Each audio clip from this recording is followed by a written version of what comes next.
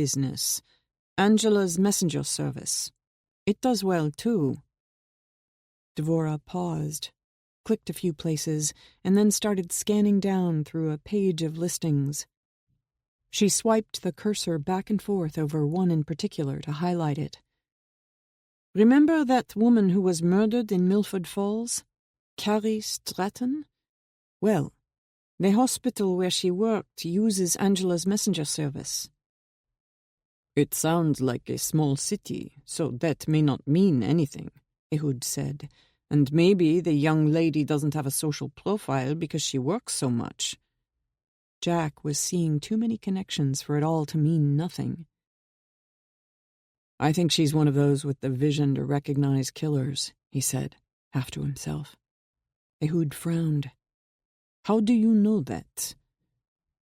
"It's what I do, Ehud. I'm very good at it." He looked up. "I need to get a plane ticket to the U.S.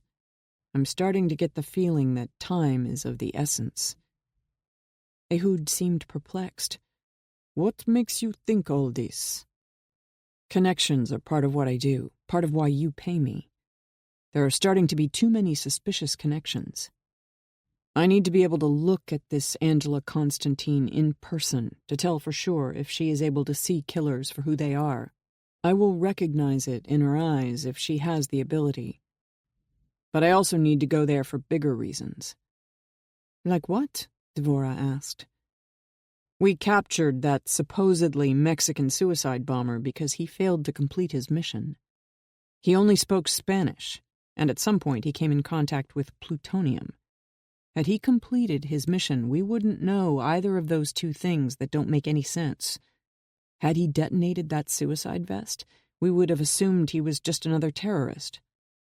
He was being used as a diversion so that an assassin, Cassiel, could kill Uziel. The thing that disturbs me the most about this man pretending to be Mexican is that he had plutonium-239 stuck in his boot. That links Cassiel to nuclear material. Now, Cassiel just happens to be right there at the scene of a massive terrorist attack at Oeste Mesa. He is on his way into the U.S. That can't be a coincidence." "What does the Mexican connection have to do with anything?" Ehud asked. "Muslims in America might be noticed. They stand out. Mexicans, though, are largely invisible in America." "That's true." "I think there might be something bigger behind the terrorist attack in the U.S., and it involves plutonium-239, nuclear material that can be used for a bomb." Jack stood. "I presume you're going to brief American intelligence agencies on what we've learned? An attempted suicide bomber posing as a Mexican who had plutonium-239 on his shoes and the rest of it?" Ehud pinched his bottom lip as he thought about it.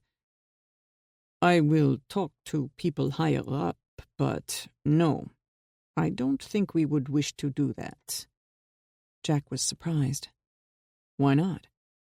"Because the American intelligence agencies would leak all of this to the press like juicy gossip. That would send people to ground and make it all the more difficult to find out what's really going on." "Leaks are an unfortunate fact of life these days," Jack admitted with a sigh. "It's been getting worse. American intelligence agencies have gradually become more dedicated to a political agenda than a security agenda. They increasingly view spying on American citizens and politicians, including members of Congress and the Senate, as their mandate and a legitimate objective." "Legitimate objective? Where did they get that idea?" "Political operatives have increasingly swelled the ranks of the agencies. Their attitudes and agendas have gradually infected the intel community. Leaking top-secret information is a tool and a weapon they use with increasing frequency. It helps the deep state grow in power all the time. Just look at this latest leak about the Russians being responsible for the cyber attack. Congress is calling for heavy sanctions, and some even want a declaration of war because of that leak, and the information is almost certainly wrong. That leak was crafted to further a political agenda, increase the budgets of the agencies, and thus increase their power. It has nothing to do with protecting America against terrorism. It is becoming more and more dangerous for us to share certain information with agencies that increasingly view Israel as an enemy. These days, many in the U.S. intel community would not be upset if Israel were to be wiped off the map. They actually think that would solve the problem of terrorism. Do you really believe the situation with American intelligence is getting that bad? Ehud arched an eyebrow. Why are you no longer working with them to find people who can recognize killers, the way you now do for us? Because it is politically incorrect. That's why, Ehud said, answering his own question. They care more about being politically correct than protecting lives. In that case, Jack finally said, I think I'd better get to the U.S. in a hurry and see if I can fit some of these pieces together. Jack pointed up at the big monitor showing Angela Constantine's face, and she is one of those pieces of the puzzle. I don't know where she fits in, but I think she does. Ehud frowned suspiciously. I thought you wanted to take a break from this never-ending war. Jack gave him a look.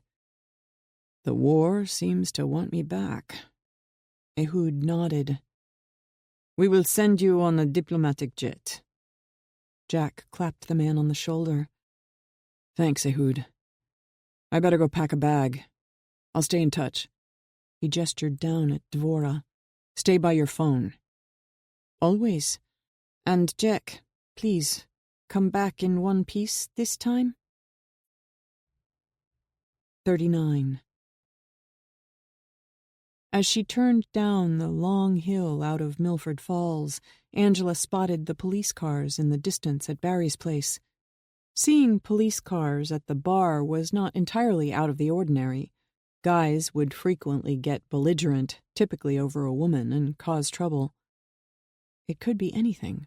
A word, a look, or the wrong gesture. Sometimes women helped instigate it. Some women got off on men being jealous over them. With some booze, men's inhibitions tended to evaporate, and they would decide to settle scores. If it looked like it was going to come to blows, and especially if it did, Barry would push such fights outside into the parking lot. If he thought it was serious enough, he would call the police. Angela wondered what sort of jealous nonsense it was this time. As she got closer, Angela spotted an ambulance backed up to the door at the rear of the building. Because the ambulance was at the back door, she became more alarmed, worrying that maybe Barry had been hurt in a robbery. As hard as he worked all the time, it could even be that he had a heart attack or something. There was a small crowd standing around, in addition to at least a half-dozen police. Some of the police, their pads and pens out, were questioning people in the crowd. A second ring of people stood farther back, out of the way of the police. They appeared to be curious onlookers. It was now obvious to her that whatever it was serious. Angela rolled quietly into the parking lot and parked away from the crowd and the police. She recognized some of the gathered people as locals who frequented the bar. As she sat in her truck watching the police talking to several women who worked in the bar, the ambulance pulled away, its emergency lights strobing the scene. It turned on its siren as it pulled out of the parking lot and headed up the hill toward the hospital. As the ambulance went up the hill, a white crime scene van pulled into the parking lot and parked by the rear of the building. Several people with equipment emerged and went inside. Angela needed to find out what was going on, so she carefully pulled out her gun, then the suppressor, and hid them under the floor mat where it went under the seat. She hated having to do it, but she also pulled her knife out of the sheath in her boot and slid that under the passenger floor mat. All she needed was to have an overzealous cop, like that bitch from the hospital, Officer Denton, spot the weapons and arrest her. Getting caught carrying a concealed weapon was trouble enough, but having a suppressor in her possession would be much bigger trouble. That prick John Babington would love to prosecute her for that. Angela spotted Tiffany, one of the girls who served drinks, all by herself, some distance back from the crowd, watching the police. She was in high heels with ankle straps and a skirt so short it barely covered the bottoms of her ass cheeks. Her heels and knees were pressed together as she hugged her bare midriff. Most of her hair was piled up on top, with some strands hanging down strategically, along with lots of stray wisps going everywhere. Tiffany always said that it gave her that just-fucked look that guys liked, which made her better tips. When Angela quietly approached her, Tiffany turned to see who it was. It wasn't cold out, but she was shivering as she cried. Tears dragged long streaks of black mascara down her face. "Tiffany, what the hell is going on?" Tiffany swallowed. "It's Barry. I don't know if he's going to make it." Angela put a comforting hand on Tiffany's back. "What happened? Did he have a heart attack or something?" She didn't want to ask if he'd been shot in a robbery for fear of making it be true. Tiffany took a tissue when Angela offered it. She pressed it under her eyes. "No, someone beat the shit out of him." "Is that what the police said?" "No, I'm the one who found him when I came into work just a little while ago." "Do the police know who did it?" Tiffany shook her head. "I don't think so." Angela gave Tiffany a suspicious look. "Do you?" Tiffany stared off at the gaggle of police and onlookers. "Yeah.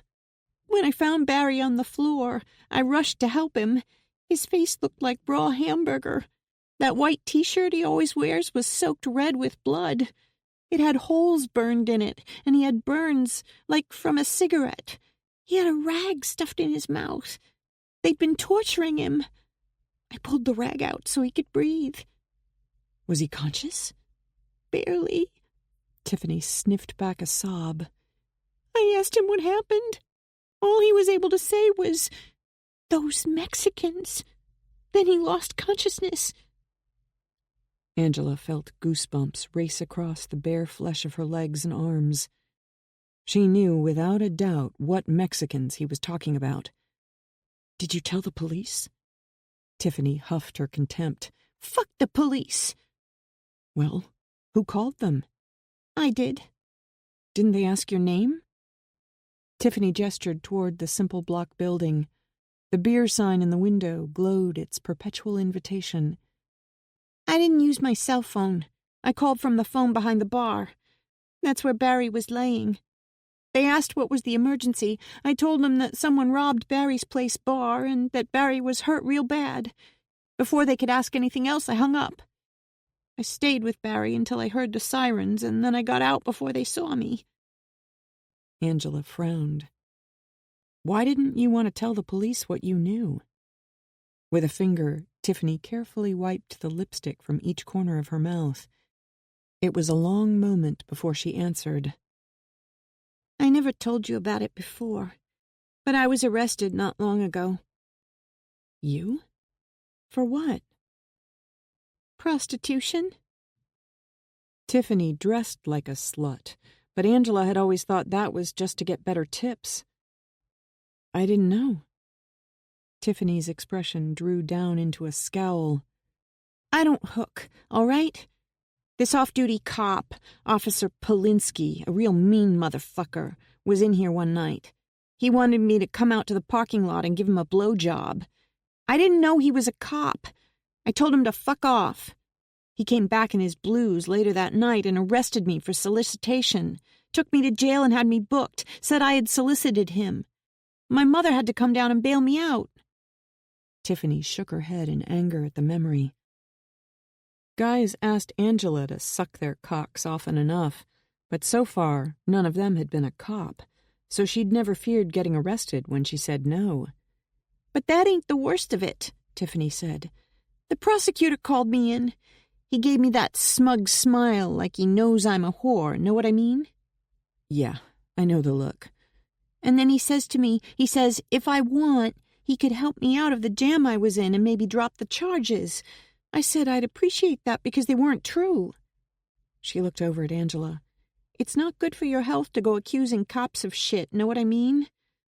So I said it was just an honest misunderstanding. Angela nodded.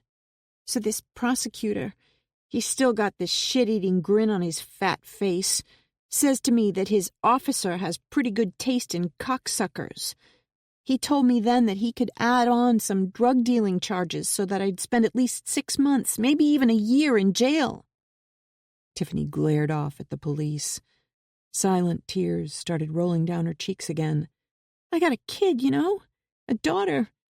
This fucker says that he could make sure that when I was convicted, the county would take away my kid. She wiped the tears from under her eyes with the tissue. She's only 3. Geez, Tiffany. I had no idea. Angela had been taken by the county once when they sent her mother to rehab. It had been a fresh kind of hell, one invented by the legal system. They had Angela in their clutches for 6 months before she was tossed back into the frying pan. He asked what I'd be willing to do to get the charges dismissed so I could keep my kid.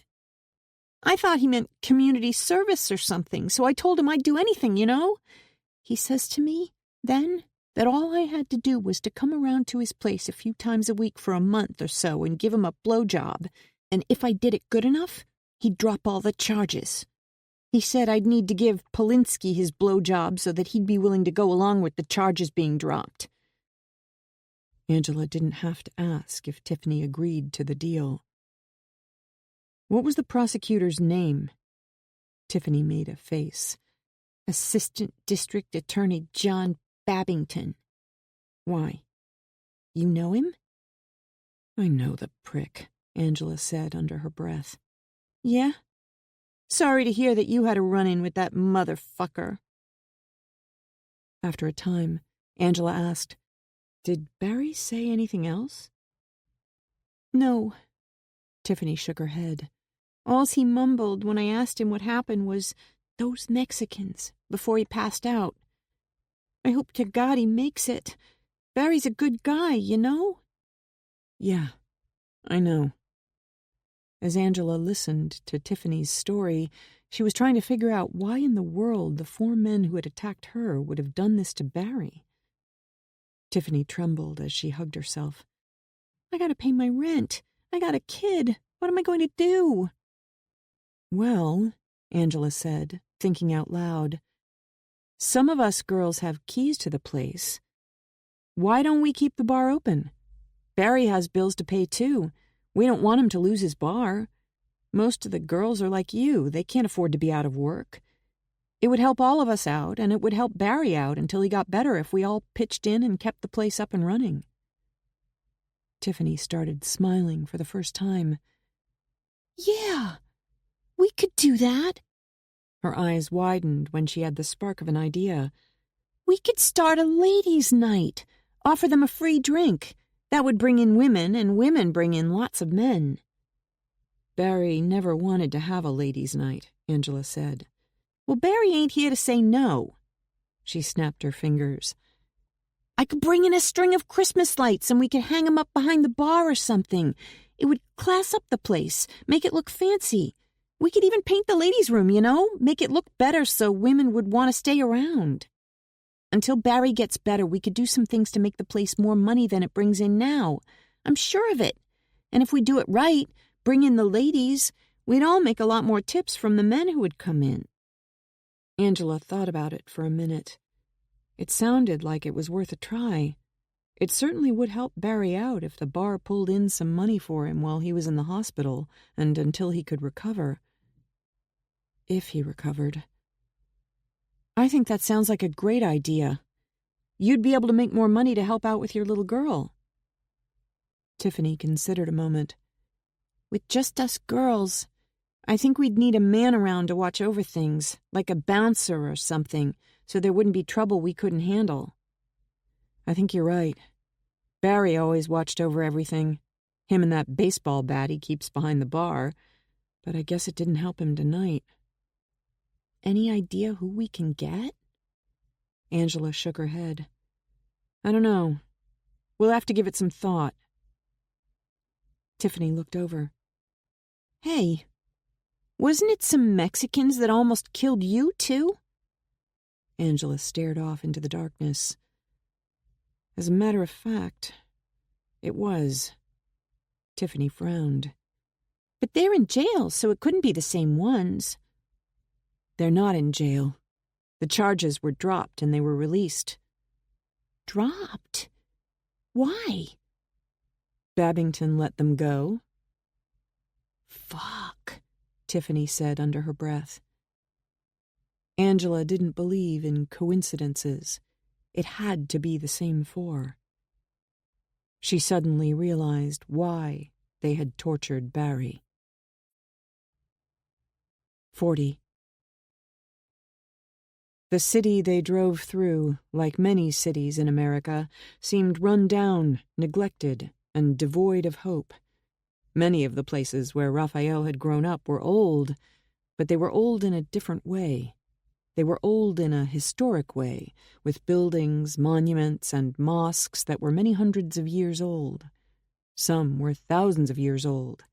In his land, history lived in all of them. History never died. Everything in these cities looked merely decades old, and already they were unkempt and rotting. The people in America were weak. Their lives were aimless. They did not accept Allah. Soon many would die under the withering light of the sun Raphael and his brothers would unleash on them. Raphael spotted the beige Toyota off to the side of the parking lot of the convenience store. Because the building they owned where they would assemble the bomb was remote and difficult to find, Miguel had suggested they meet at the convenience store, and then he would guide them to the building just outside town. Raphael pulled his used cargo van into the lot and tapped the horn once. The cars that were escorting the van and protecting its cargo were spread out all around them. Some waited out on the street, some were behind, some were out ahead, making sure they would not encounter any problems. A hand extended up in recognition from the front passenger window. The four-door Toyota Camry turned on its headlights and pulled out in front of Raphael to lead the way. As they left the lights of the city behind, the countryside became dark and forbidding. Raphael had never seen so many trees in all his life as he saw driving across the country. They came right up to the road all around. It was claustrophobic. As was typical, Cassiel hadn't spoken for hours. He silently watched the American landscape go by out his window. "So," Raphael said, "what do you think of America so far?" Cassiel continued looking out the passenger window as he spoke. "I have been to America before." Raphael briefly glanced over as he turned a corner, following the Toyota onto a different road. "You have?" Cassiel nodded. "As a matter of fact, I came to this very city, Milford Falls, several years back. It looks the same." Raphael was surprised to hear it. "Why were you here?" Cassiel was still looking out the side window. "I came here to kill some people." Raphael glanced over to meet Cassiel's gaze. "You should rejoice, then. You are about to have the chance to be part of killing many more people." Hassan had told him that Cassiel was a killer. In fact, he had been about to be put to death for killing a family in Iran, but Hassan thought that a man like that would be useful for their mission. Raphael didn't agree. Every detail of their mission had been painstakingly planned and every need supplied. He didn't see what Cassiel could add to their mission. It felt more like he was babysitting a moody child than having the fellowship of a brother in arms. The Toyota led them through a dark countryside until they entered what appeared to be an industrial area, but it looked long deserted. Raphael saw no cars, no people, no signs of life. The buildings were decaying and looked to have been abandoned for many, many years. Windows were broken out. Many of the walls had spray-painted words or symbols that made no sense. Where Raphael came from, people who did this kind of thing would be put in jail or in work camps, or might even be put to death. But America was a land devoid of morality. As they made their way through a maze of crumbling buildings, he saw sprawling areas surrounded by chain-link fencing and barbed wire. The whole place was a maze of ruins. Raphael realized that Miguel was right to suggest leading them in. He would never have been able to navigate the concrete labyrinth of American industrial decay on his own. As they pulled up to the end of a large building with a curved roof and almost no windows, one of their men, waiting outside, jumped up and rolled a big door to the side. He waved the Toyota, Raphael's van, and all the escort of vehicles inside. Because the building was so large, it swallowed all the cars and trucks so that no one going past would have any idea that there was any activity inside. There were only a few battery-powered work lights on, leaving most of the cavernous building dark. One of their men motioned to Raphael where to park to be in position for unloading. The Toyota parked off to the side. When Raphael climbed out of the van, Miguel rushed up to greet him. The smiling man gripped Raphael by the sides of his arms, leaned in, and ceremonially kissed each cheek. "We are so relieved that you have made it here safely, brother," Emilio said. "We followed with great interest the glory you brought to us at the border crossing. It was a tremendous strike against the infidels." Raphael nodded. "It was everything we have planned for all these years. Esteban and Javier brought great glory to themselves and are now with Allah." A cheer went up for their martyred comrades. Miguel regarded the stranger suspiciously. "Who is this?" Raphael held out a hand. "This is Casiel. Hassan assigned him to come with me. Casiel has special talents that may be useful.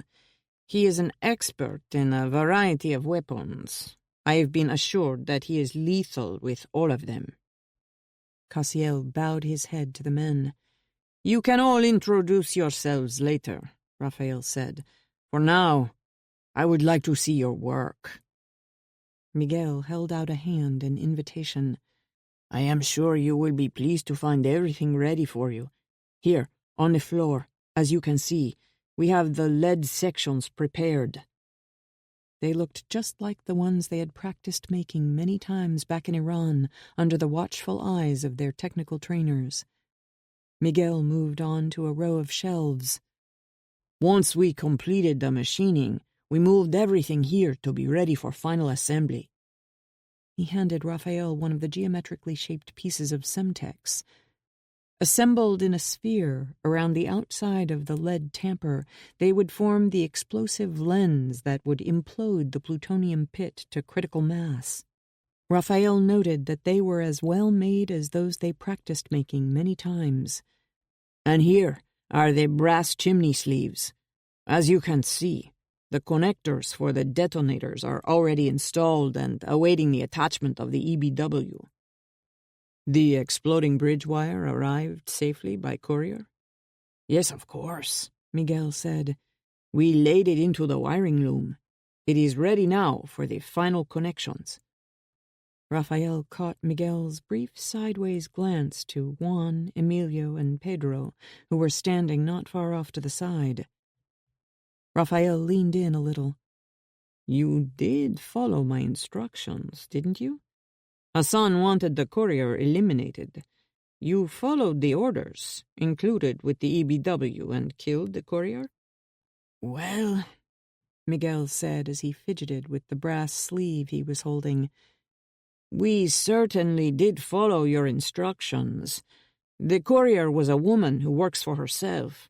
He gestured offhandedly. "We hanged her." "You hanged her?" Raphael looked to the sheepish faces of the other three. But you didn't say if you killed her, as instructed. We beat her so she was hardly conscious, and then we put a rope around her neck. We hanged her up by her neck. Miguel gestured off to his right, over at the other place where we did the machining. We had things we needed to do over here, so we left her hanging there by her neck to choke to death. Did that kill her? Did you see her dead? Actually, no. Miguel turned his palms up. Who could know that a person could escape from that? It was impossible for anyone to escape from that rope. We were sure of it. So then, this woman, you say, could not possibly escape. Escaped. Miguel shrugged self-consciously. There was no way for us to know. Raphael took a settling breath as he gritted his teeth while looking around at the four men. Well, yes, there is a way to know. You stay there until she is dead, or, better yet, you cut off her head. We were working hard on finishing the job so that we would be ready for you, Raphael. That was what was most important. The woman went to the police, but they let us go because they believe we are Mexican immigrants. The police are not interested in charging us with a crime. We know that we must fix this, so we went to the bar where this American whore works to find out where she lives. At first, the man who owns the bar wouldn't tell us. In the end, he told us how to get to her house. And did you kill him so he couldn't tell the authorities you were the same men who tried to kill his courier? Miguel nodded furiously.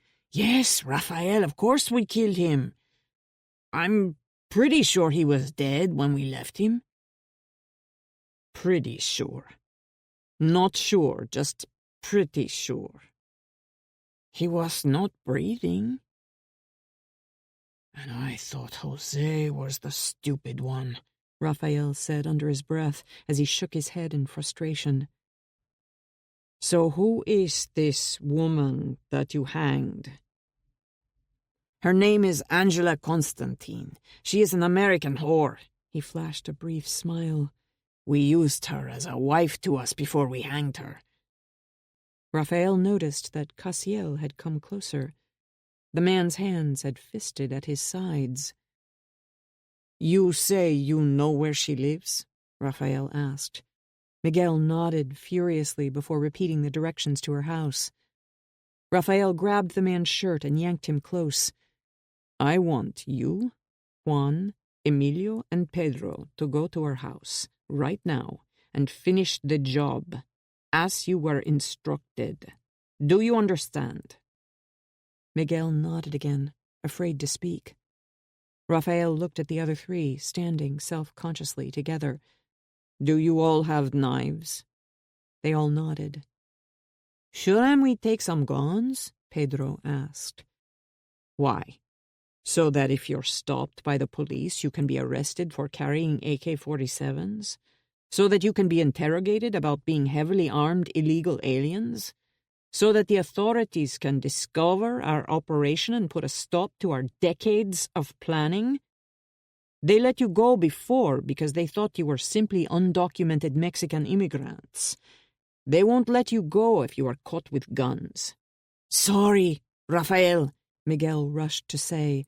No guns. We can do what is needed with our knives. I think I should go with them, Cassiel said in his gravelly voice. Raphael thought the man looked a little too eager to go back to his personal fetish. No, this is not your responsibility. Miguel and his men should be the ones to take care of it. Miguel nodded again. We will, Raphael, I swear. Raphael swept a finger back and forth, pointing at the four men. I want you to cut off her head and bring it to me. Do you think you can do that correctly this time? Do you think that you four strong men with knives can handle this one woman who escaped from you already once before? Yes, Raphael, they said as one. We handled her easily before, Miguel added. She's not big enough to cause us any problem. He dismissed her importance with a casual flick of his hand. Our only mistake was being too eager to get on with our work and not staying to see that she was dead. That's all. We will take care of it. Then get going and finish it before she can cause any trouble. The 4 men all scrambled to get into the Toyota. All right, Raphael said to all the other men standing around him as the door rolled to the side and the Toyota drove off into the night. You all know what to do. You all know what this means for us, for our cause. Our computer team in Russia successfully launched the cyber attacks so that we might be able to succeed with our part of the mission. American intelligence agencies have blamed the Russians for the cyber attack. America is angry and demanding retaliation. Our comrades running those servers in Russia are standing by for the second phase. Just before detonation, they will launch a second wave of cyber attacks. Those cyber attacks will hopefully cause U.S. defense agencies to assume that the nuclear attack that we launch was the second phase of a Russian attack on America. This will hopefully result in the U.S. launching a nuclear strike at Russia. Once those missiles are in the air, Russia will counterattack with their own missiles. This all means that within a matter of minutes, World War III may be underway. The great Satan will be destroyed. But even if such a nuclear war does not develop, America will never recover from the blow we strike. Hundreds of thousands of infidels will die. Vast territory will be uninhabitable. The electromagnetic pulse will take out much of America's infrastructure. The U.S. will be thrown into chaos. Many millions more will starve to death as they shiver in the darkness we have brought upon them. Our strike, carried about by those of us in this room, will be a turning point for the Islamic world. We now know how to get nuclear material into America.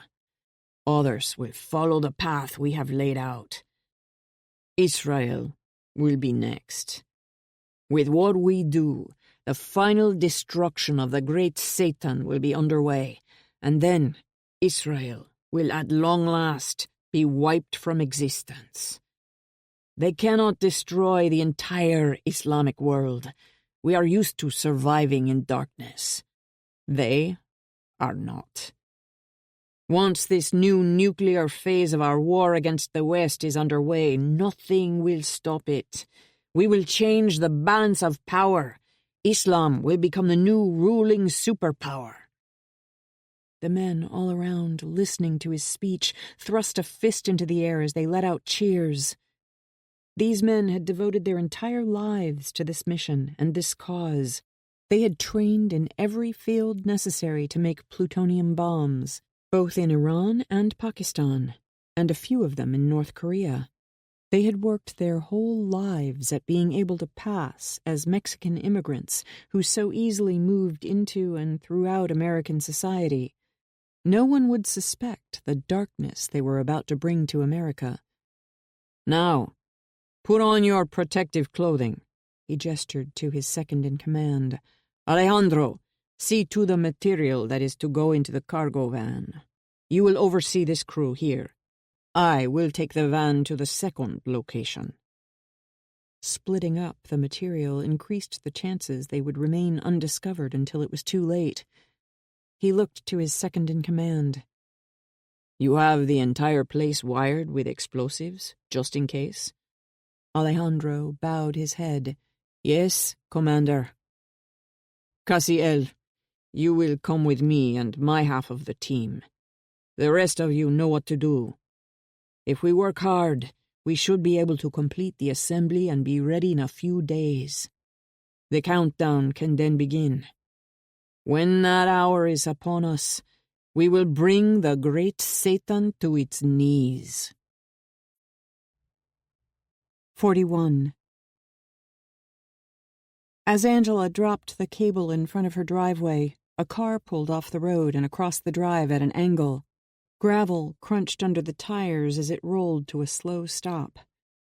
It was hard to see in the dark with the headlights blinding her, but she thought it looked like a government-issue sedan. She was reluctant to draw the gun she had in its holster at the small of her back, because it might only be someone who was lost. More than that, though, it would be a big mistake to draw a weapon if it turned out to be an unmarked police car. But out here on this lonely stretch of road, it could easily be trouble of one kind or another. So as she walked around to the driver's door, when she heard the window rolling down, she was ready to draw the weapon at the first sign of trouble. Angela leaned down a little, but stood back to give herself room to draw her weapon if she needed to, and enough room that the person in the car couldn't grab it. The door popped open just enough for the interior light to come on and showed John Babington grinning up at her. His suit jacket and tie were lying over the passenger seat. His shirt collar was unbuttoned. "I need to have a talk with you," he said. Angela was sick about what had happened to Barry.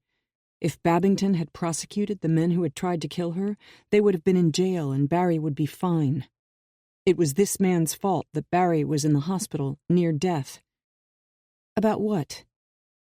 About the serious charges against you. This was new. What charges? "Well," he drawled, "that's what I'm here to talk to you about. Took me some digging to find out where you live. Why don't I follow you up to your house and we can talk about it?" He winked at her. "I'm sure we can work it out." This was not the way legitimate prosecutors conducted business, but Angela knew better than to flat out tell him to fuck off, even though that was what she really wanted to do. John Babington was about the last thing in the world she wanted to deal with at the moment. She knew, though, that sometimes you just had to take opportunities when they presented themselves. She smiled down at him. "Sure, okay." Angela got back in her truck and drove up the road to her house. Babington followed and pulled around to park next to her. As she unlocked the front door, he stood uncomfortably close behind her. She turned on the living room light as she walked into the house. She was still wearing the low-rise cut-off shorts for her job tending bar. She knew he was watching her ass. There was little doubt about what he had on his mind. She expected that he wanted to make her a similar offer to the one he'd made Tiffany. Angela turned around and tried to sound apprehensive. This time, she was not in his office in a building full of police and security. This time, he was on her ground, and he had no idea who he was dealing with. "So, what did you want to talk to me about?" "You don't want to go to jail, do you?" "No, of course not," she said, deliberately elevating the concern in her voice. "Can you keep that from happening?" He made a face to indicate maybe. He ran a finger up and down the side of her arm. "You rub my back, I rub yours, so to speak. Know what I mean?" "No," she said, playing dumb so that he would spell it out. He finally dropped the pretense and reached down to put his hand on her crotch. He felt confident because there was no one to see him doing it. Angela didn't move. He reached around with his other hand and grabbed her ass so that she was sandwiched between his fat mitts. "Does this help you get the picture?" he asked. "Are you making me the same kind of offer you made to Tiffany?" He grunted his displeasure. "I'm going to have to teach that little cocksucker to keep her mouth shut, at least when she's not with me." "You know," Angela said as he fondled her ass, "your cell phone can be tracked. Not saying that I would, but if I were to report that you came here to proposition me under threat, the state police could trace your phone's locations and see that you were here tonight." "That's why I left my cell phone at work," he said with a smirk. He tilted his head as if to say he was one step ahead of her and she was outsmarted. She gave him a coy look from under her brow. I guess, then, that I'm kind of in a spot. Babington arched an eyebrow as he wormed 2 fingers under the crotch of her shorts. Yes, you are, little lady. Now, I'd hate to have to see you sent to jail, so maybe we can work something out to clear up these pending drug and weapons charges. Angela pushed his hand away from her crotch. I can't think with you doing that. What's to think about? He asked. A little trailer park whore like you screws different guys all the time. None of them can keep you out of jail, but I can. You swear that if I agree you would make sure there are no charges? You swear that will be the end of it? He shrugged. I come over for a visit from time to time. You take care of me, and I will keep charges from popping up. You mean this is something ongoing? I'm always going to be under threat of going to jail? He rolled his eyes back as he smelled the fingers he'd had inside her shorts. I don't think you have anything to worry about. You're saying I have to give you sex, or you will bring me up on false charges? His look darkened. Look, I'm not playing games here. I could easily put you in a great deal of legal jeopardy. It will cost you everything you have and then some to fight it. You will still end up in jail in the end and have a mountain of debt as well. I can keep that from happening. I'm getting tired of the questions. I suggest you agree before I change my mind. Angela reached down and grabbed his erection through his dress pants. She pressed herself up against him. If you would handle my legal problem, then I think I could handle your problem. His grin widened. Now you're talking. We start tonight. Right now. All right. Angela tilted her head. I like to get all crazy with guys down in the basement. I have a special room set up. She squeezed his erection as she smiled up at him. Know what I mean? The thought clearly excited him. Lead the way. Angela looked back over her shoulder and smiled as she unlocked the basement door while he felt her up from behind. She flicked on the light and skipped down the stairs to get away from his hand. He wasted no time in following her. At the bottom, he looked around, trying to figure out what kind of sex room she had set up. Angela flashed him a flirtatious smile. Why don't you have a seat, Mr. Babington, and I'll handle everything. He flopped down onto the metal chair, his head still swiveling around. Angela swung a leg over him to straddle him as she sat on his lap, facing him. Without saying anything, she unbuckled his belt and unzipped his pants. That seemed to reassure him and get his mind back on track. She rested her arms on his shoulders, locking her fingers behind his head so that her face was mere inches from his. This kind of what you had in mind? He was sinking into a trance of desire. Uh-huh.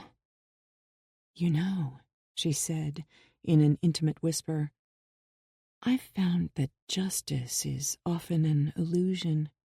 He grunted. Indeed it is. In fact, I've found that the law has little to do with justice, that laws are merely a way for some people to have power over others, and that if you want justice, sometimes you have to make it happen yourself. Know what I mean? He frowned, trying to figure out where she was going with this.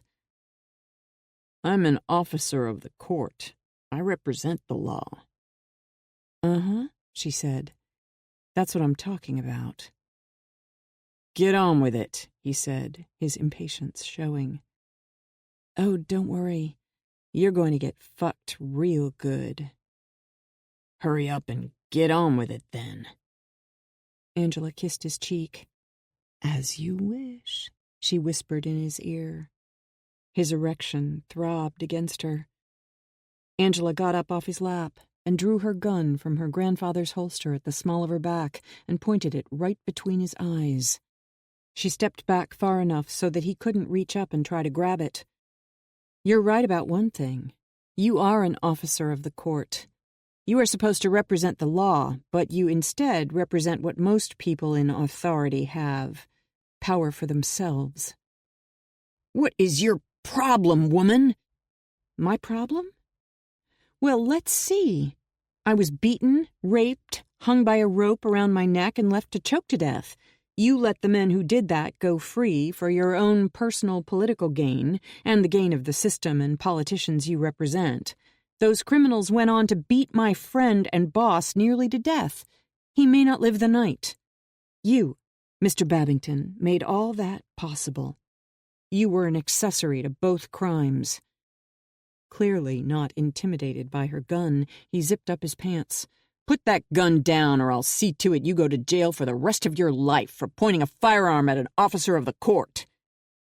"Then I guess, if I'm going to serve the time, I might as well do the crime." "I followed the law with those undocumented aliens. The people of this state want them protected. That's what I did, the people's bidding. What you did, Mr. Babington, was side with killers rather than their victims." He stood in a huff. "I don't know what kind of game you're playing, young lady, but I'm leaving.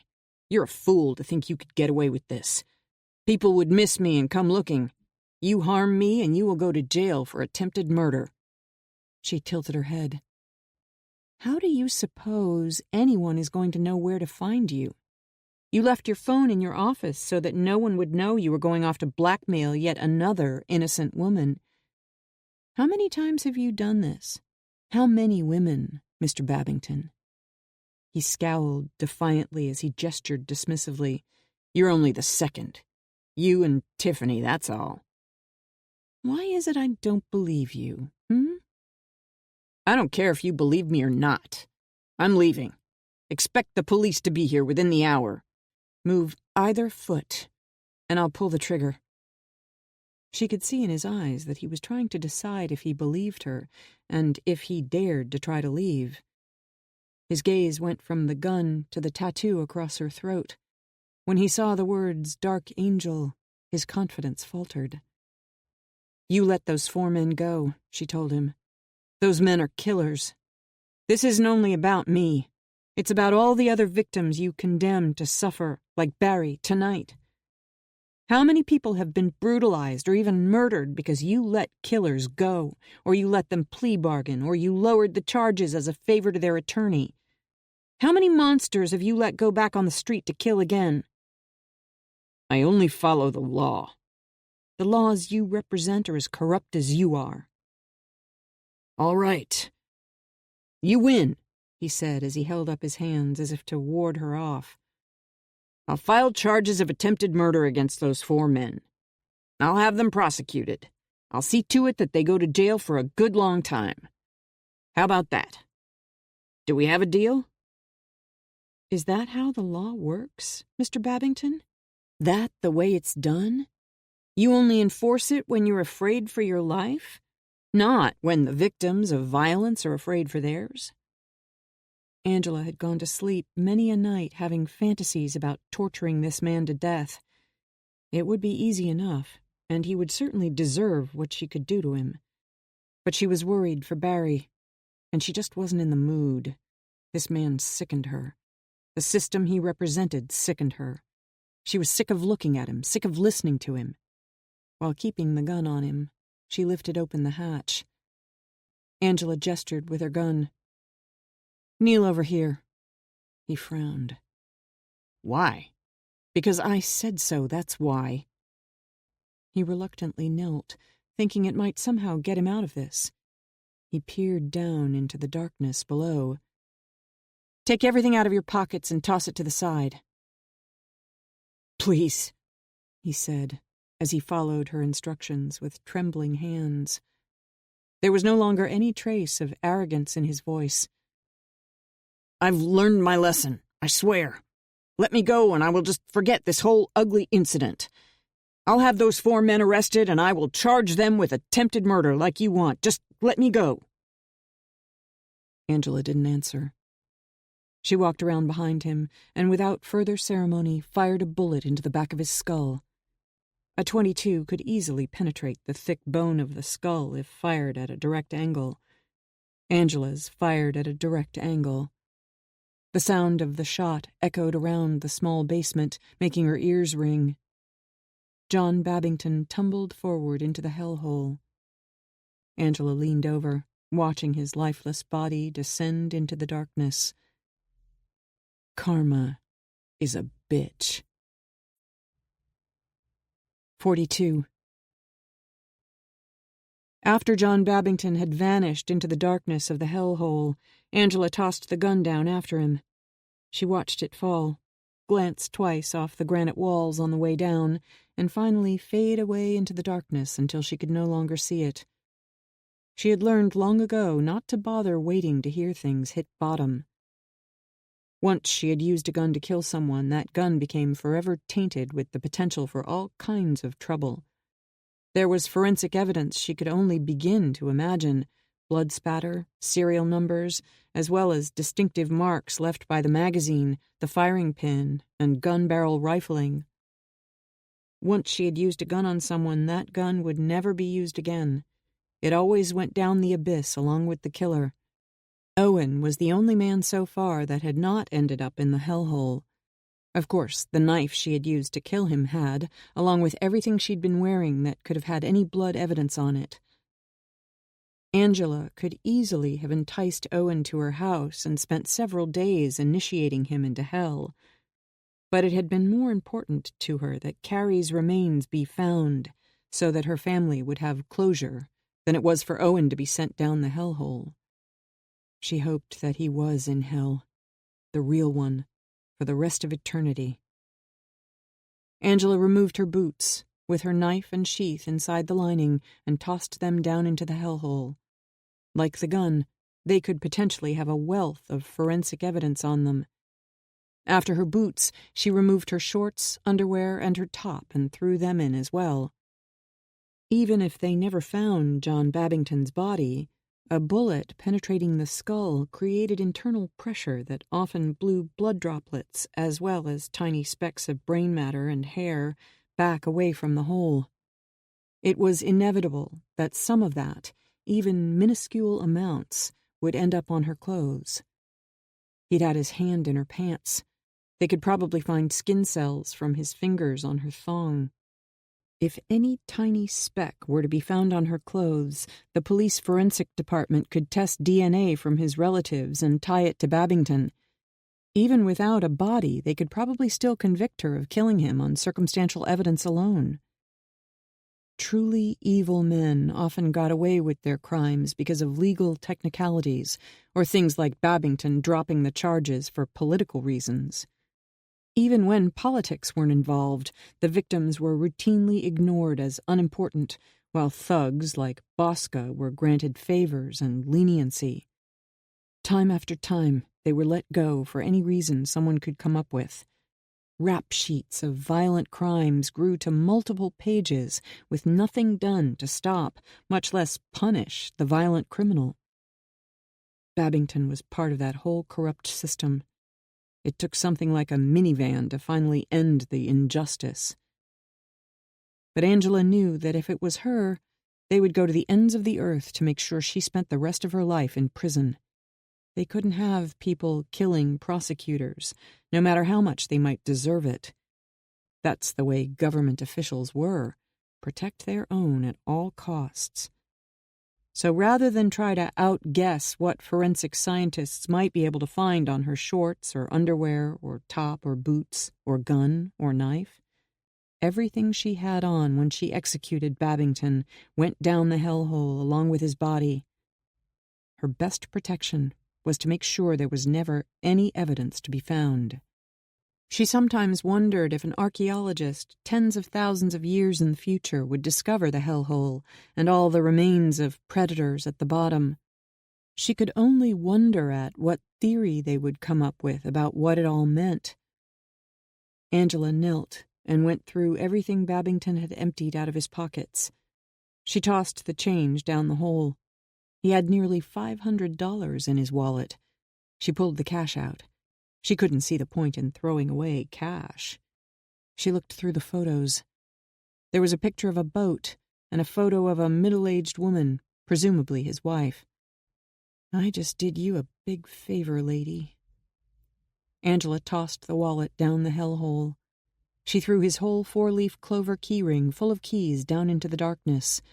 His luck at getting away with the things he did had run out. She stuck her little finger through the keyring with his car keys and remote and set them up on the counter.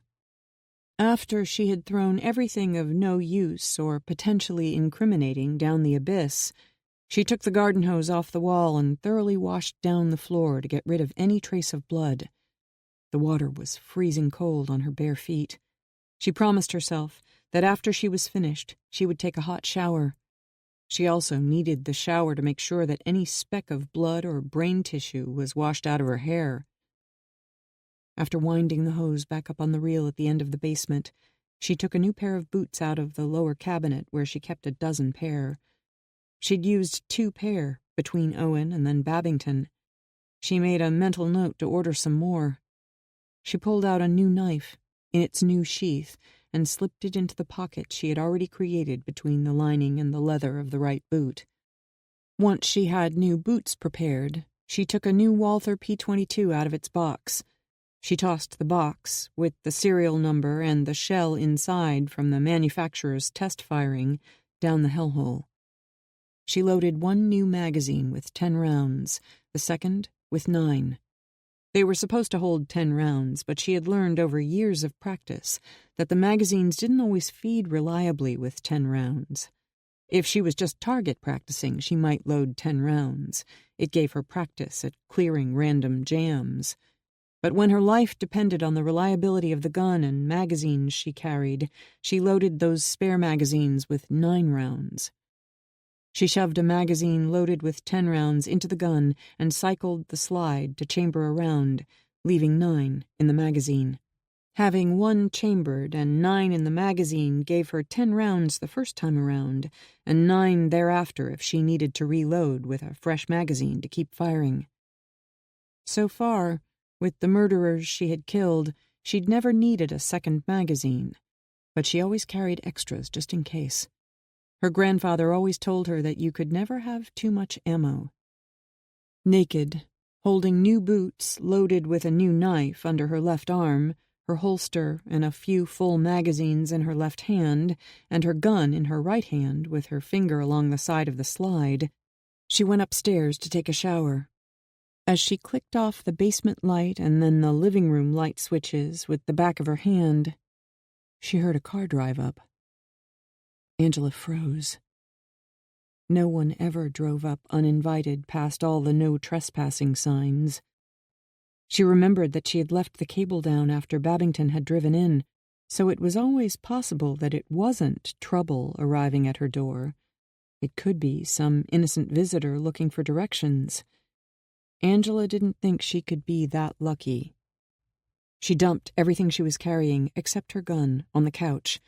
The hall light was still on, but otherwise the place was dark. She peeked out the door. The beige, 4-door Toyota Camry that she knew all too well was just coming to a stop. Angela held the gun behind her back and stepped out onto the porch, naked. 43. All 4 car doors popped open. The 2 men on the passenger side stepped out first. In the moonlight, she could see that it was Juan and Pedro. Angela, gun in hand, was already in a near trance, the same as when she practiced with her grandfather's target. She had put thousands of rounds into that steel triangle. Tens of thousands of rounds. Hundreds of thousands of rounds. That triangle haunted her dreams. An ear-to-ear grin grew on Pedro's face. "Ah, I see the American whore is naked and eager to—" She put a round through the center of his face, stopping him cold. The bullet entered through the soft area of that triangle formed by the points between the 2 eyes and tip of the nose, the triangle her grandfather had told her about when she was younger and had her practice hitting. The bullet ricocheted around inside Pedro's skull, turning his brain to pulp and instantly ceasing all neurological function. He dropped where he stood before he had been able to complete the sentence. The way he went down, it looked as if his bones had dissolved. Even as Pedro was still falling, Juan pulled a knife and screamed some sort of battle cry in Spanish that she didn't understand. He charged for the porch. Angela was in no hurry. Her aim had locked onto him. He was that target, wobbling, moving, swaying. Angela shot him between the eyes. He fell dead at her feet. Even as the sounds of the 2 shots were still ringing through the night air and the 2 men were hitting the ground, the other 2 men realized they were in trouble and slammed their doors shut. The driver threw it into gear and matted the gas pedal. Wheels spinning, the car reeled around, throwing up a cloud of dust as it raced back down the driveway and into the darkness. Angela didn't shoot at the escaping car. She didn't think a .22 bullet would penetrate the metal of the car reliably enough to kill the driver. A shot through glass at an angle would deflect a bullet. She doubted that the small caliber slug would blow out a spinning tire. Shooting at the car would be little more than random shots in the dark. She didn't like low-probability shots. Besides, she didn't want the shot to be luck. She wanted to look into their eyes when they died. She wanted her face to be the last thing they saw, as they knew they were an instant away from death. Angela's immediate urge was to go after the 2 men, but she was naked. By the time she threw on some clothes and grabbed the keys to her truck, she knew they would be long gone and she would be unlikely to find them. It would be a series of choices, left or right, and in the end, they would probably be gone. She would find them, and when she did, she would kill them. Just as she had promised that night in that filthy room on the greasy moving pad.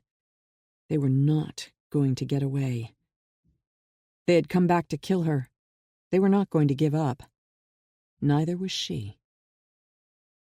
The most important issue at the moment was the 2 dead guys in her front yard, and the car of the now officially missing Assistant District Attorney John Babington sitting in front of her house. She believed that she knew generally where she could find the other 2 men. She thought they were up to something in the old industrial area, so they weren't likely to leave town. They weren't going anywhere for now. She had been out to the deserted industrial area many times looking for them, so far with no luck. But they were still out there somewhere. She knew they were. The fact that they had just shown up at her door to finish the job they had started that night proved it. She would find them, sooner or later, and if they showed up at her house again, all the better. Angela squatted down beside the 2 dead men. Her address was listed everywhere as a box at Mike's mail service. The address of her house was not listed anywhere or easy to find. They had tortured Barry until he told them where she lived. She didn't blame him for talking. In fact, she wished he had told them what they wanted to know before he had been so badly hurt. Anyone was going to talk under torture. Holding out during prolonged torture wasn't going to accomplish anything, because they would give it up in the end anyway. She knew that well enough. Angela found a knife on Pedro. It was inside a sheath tucked down in his pants.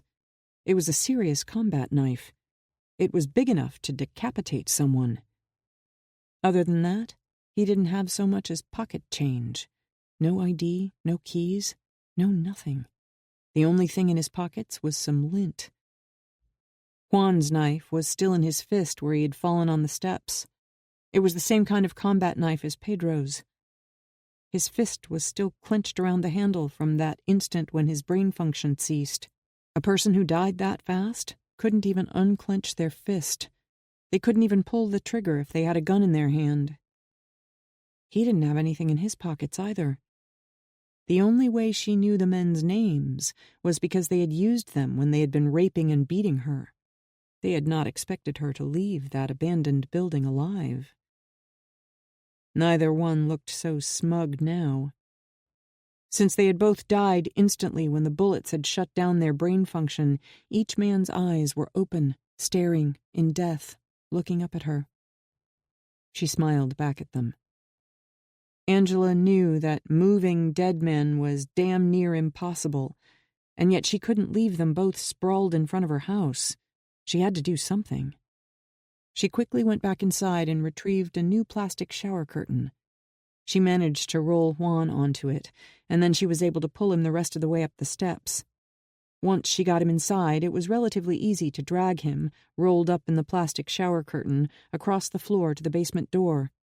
There, she rolled him off the shower curtain and let him tumble down the steps. She used the same plastic shower curtain to drag Pedro to the basement doorway and dump him down the steps as well. She flicked on the light again and went down to find Pedro's lifeless corpse sprawled atop Juan. Fortunately, neither man was big. She opened the hatch, then grabbed Pedro's wrist to drag his body close. Once she had him to the hatch, she rolled him into the hellhole. She did the same with Juan. There was a little blood on the shower curtain, but like anything else with evidence on it, it had to go. Rather than let it billow out on the way down and possibly get hung up on something, she folded it up to make a relatively heavy, compact bundle and then threw it in after the men. 2 down, 2 to go, she said under her breath as she tossed the second gun that day into the hole. She closed the hatch. Using a .22 kept the bullets contained within the skulls. That meant a minimal amount of blood. Lots of guys thought big guns were best, but a .357 would blow out the back of the skull and spray blood, bone, and brain matter all over the place. It made a huge mess that left evidence everywhere, and, importantly, the victim was no deader. That was why assassins liked to use a .22. But even with only a .22's small entrance wound, there was still some blood. The shower curtain contained what blood there was as the men were dragged through the house until the bodies were in the basement. The outdoor hose and then rains would wash away what little there was outside. Angela again pulled out the hose and washed down the steps and basement floor. By this time, her feet were freezing. She still had the problem of what to do with Babington's car. 44. Angela went back upstairs and finally took a hot shower. She shivered under the stream of water until it banished the chill. She took special care to wash her hair thoroughly. She dressed in jeans and a longer top to hide the gun she holstered in her waistband. Worried about leaving any evidence in Babington's car, she put on a hoodie and drew the drawstring tight around her face. She wanted to make sure she didn't leave any of her hairs in his car. She picked up the car keys with a little finger through the key ring. Not wanting to leave any fingerprints, she retrieved a pair of disposable gloves and stuffed them in a pocket. She left her phone at home on her nightstand, for the same reason Babington didn't bring his phone. She didn't want anyone to be able to track its position to where she would leave his car. After she locked her front door, she pulled on the gloves, opened the car door, and started Babington's car. She stopped at the entrance to her drive and put the cable back up to make sure no one wandered up her drive. It was late in the evening, but not so late that people driving around would be viewed suspiciously. There was no traffic on the road leading away from her house. There rarely was, but once she got into town, the traffic started getting heavier. She didn't want to take the chance of having someone recognize John Babington's car with her driving it, so she took side streets, rather than 4-lane roads where people could pull up beside her at traffic lights. Once she reached an upscale motel near downtown, she parked on a side street right around the corner. The parking lot of the motel was likely to have surveillance cameras. She didn't want to be recorded driving or getting out of Babington's car. She kept her hood up over her head in case there were any cameras pointed out at the street she intended to walk down just around the corner from the motel after leaving the car. She hoped that when the car was eventually found, the police would theorize that John Babington had been going to a late-night liaison and parked where his car wouldn't be seen on the motel's cameras, and that he was then robbed, taken somewhere else to be murdered, and his body dumped. With the density of the surrounding forests just outside town, that happened occasionally, and the bodies were rarely found.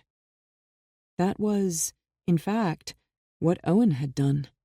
He had dumped his victim's body like trash. If not for Angela, seeing in his eyes what he had done, Carrie Stratton likely would never have been found. Angela might have been born broken, born a freak, but at least she could use that for something good. Angela locked Babington's car with the remote. She peeled off the disposable gloves and put them in the pocket of her jeans along with the car keys. Later, she would toss the keys and gloves down the hellhole. She kept her head down, hood up, and started walking. When the strip mall finally came into sight, Angela was relieved to see that the lights were still on at Drenovich Tactical. She had ditched the car where she had because that motel was only 1.5 miles from Nate's place. Nate had done a good job teaching her what she needed to know, but now she needed him for something else. She pushed back the hood and opened the door. Nate was sitting alone at the desk, doing paperwork. He stood in surprise. "Angela, what are you doing here at this hour?" Angela stuffed her hands in the pockets of the hoodie. "I need a favor." Nate shrugged. "Sure. Anything. What do you need?" "I need a ride home, if it's not too much trouble." "No problem.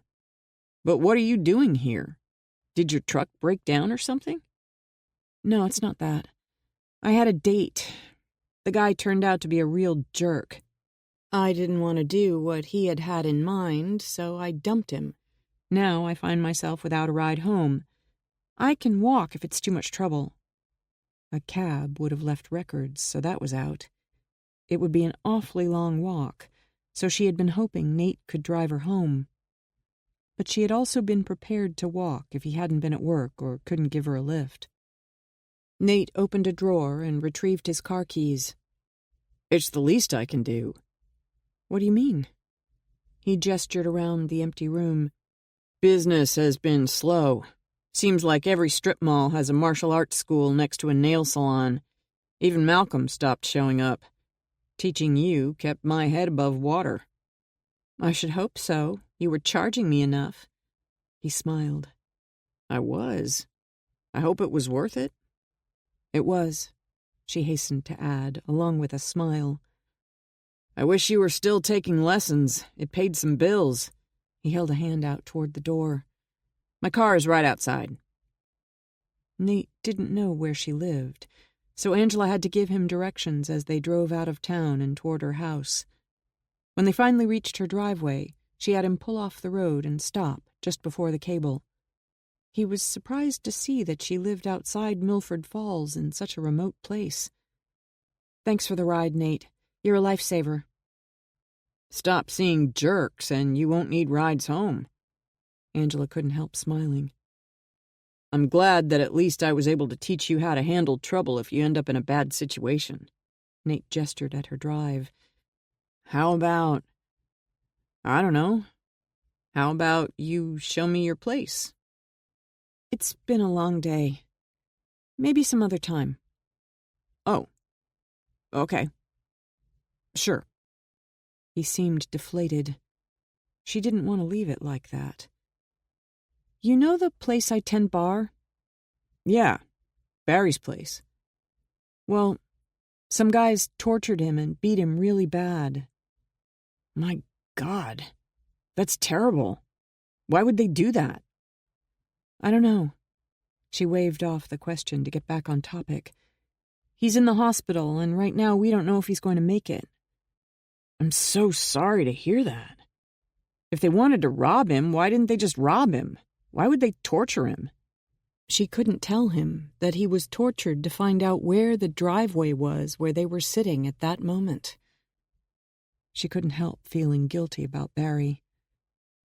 "I don't know," she lied again, as she ran her finger back and forth over a piece of chrome on the center console. Listen, Barry is in bad shape. Even if he makes it, it's going to be quite a while until he is back on his feet. I don't want him to lose his bar in the meantime. Me and some of the other girls are going to open the bar tomorrow and keep it up and running for him. You know, until he gets better.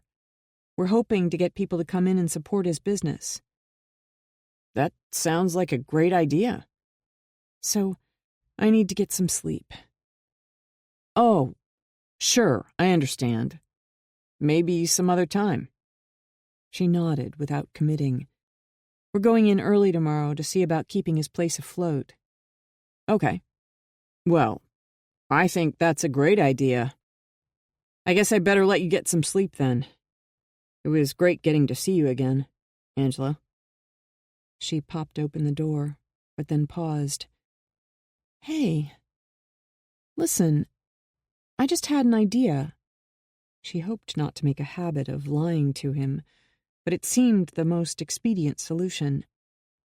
Us girls could use a guy there to kind of watch over things while we're working. You mean you need a bouncer?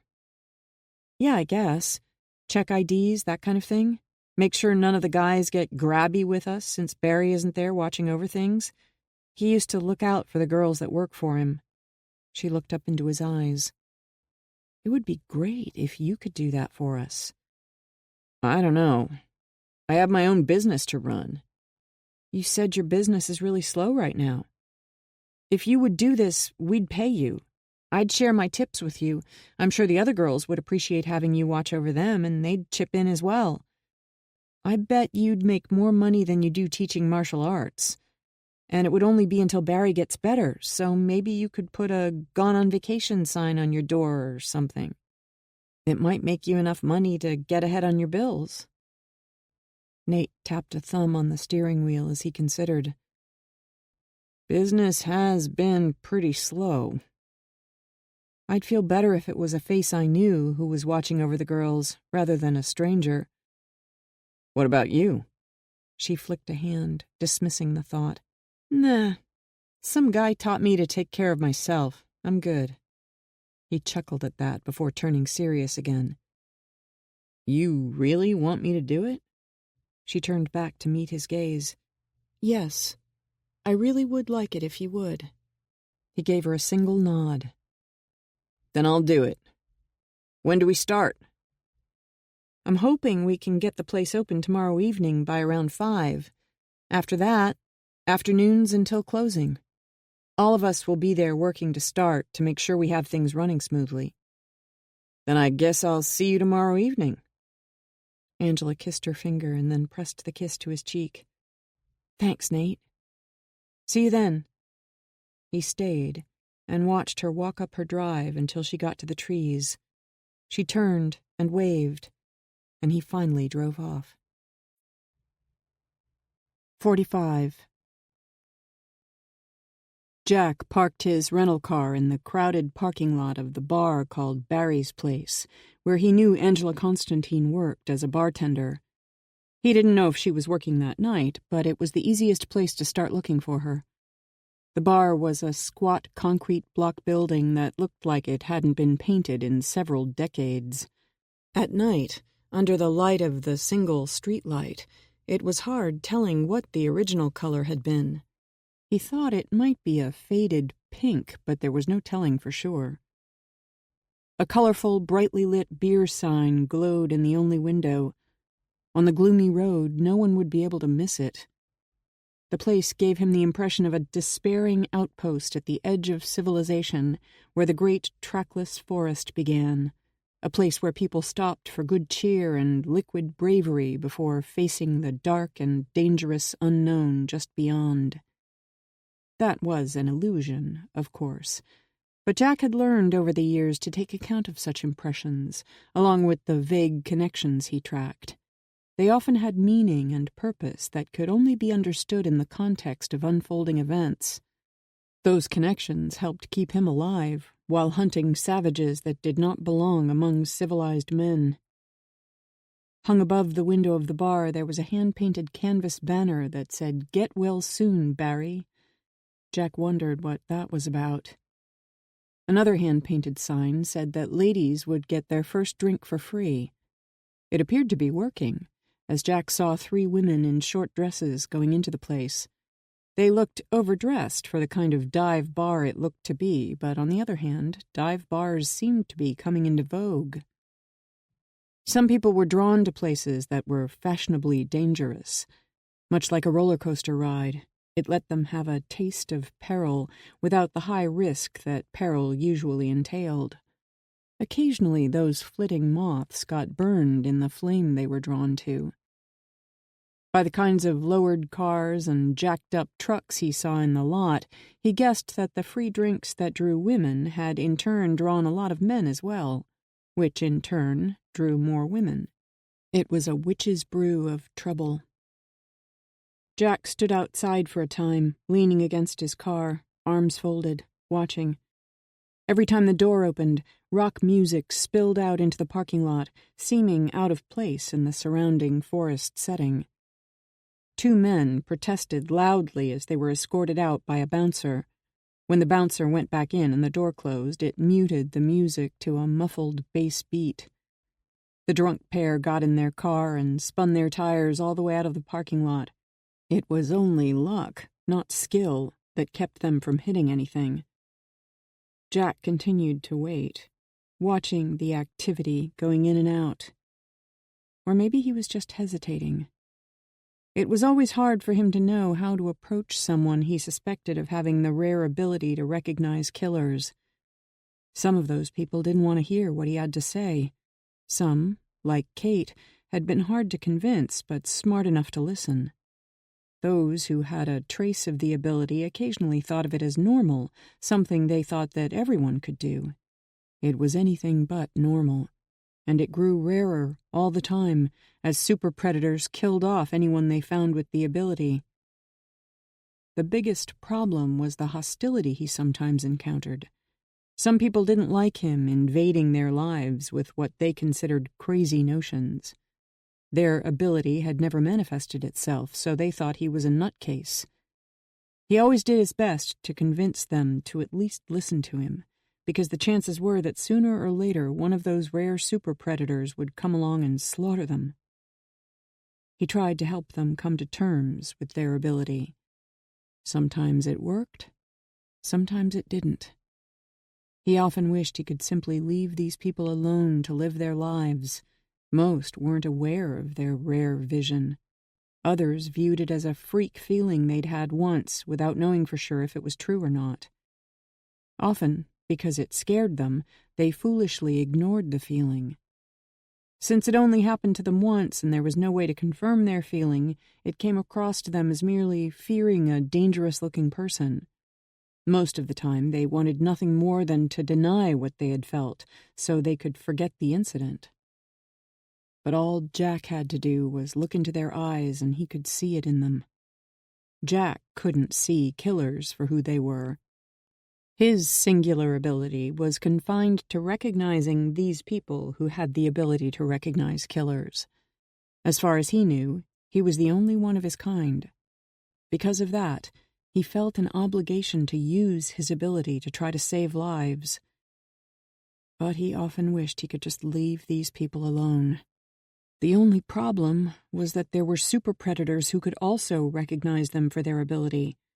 That kind liked nothing more than to eliminate those individuals, the way a wolf liked to be rid of the sheepdog. This rare ability was genetic, so it often passed down in families. Because of that, those super predators would sometimes kill the entire family to wipe out that trait. Jack wished he could leave this woman, Angela, alone to live her life in this backwater town. In such a small city, he expected she had never actually encountered a killer. But he was also aware that people with this ability somehow drew predators to them. He didn't know how or why. He only knew that they did. He also knew that members of Angela Constantine's family, both in America and in Italy, had already been murdered by a super predator named Cassiel. Since Cassiel was back in the United States, it was certainly possible that he would come after Angela or her mother. From what Jack had learned about Sally Constantine, he was far more concerned about Angela. On top of that, there were troubling connections that he had to look into. Jack sighed as he started across the parking lot, sorry that he was going to have to intrude in this woman's life and possibly scare the wits out of her with talk of killers. He hated it when that happened.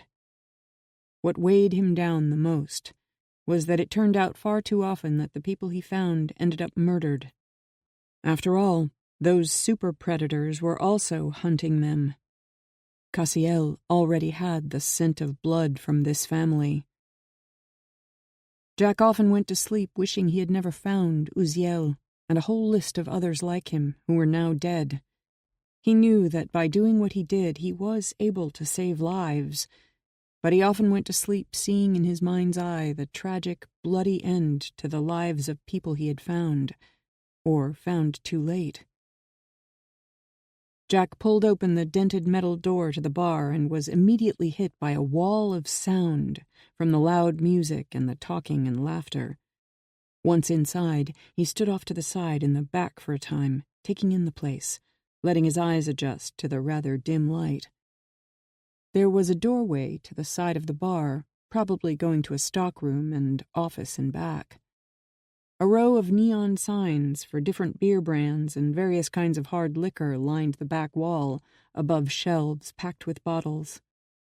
In the center of the ceiling, a rotating ball sent little spots of light dancing around the room, playing over all the people, making them seem to melt together into a single undulating mass.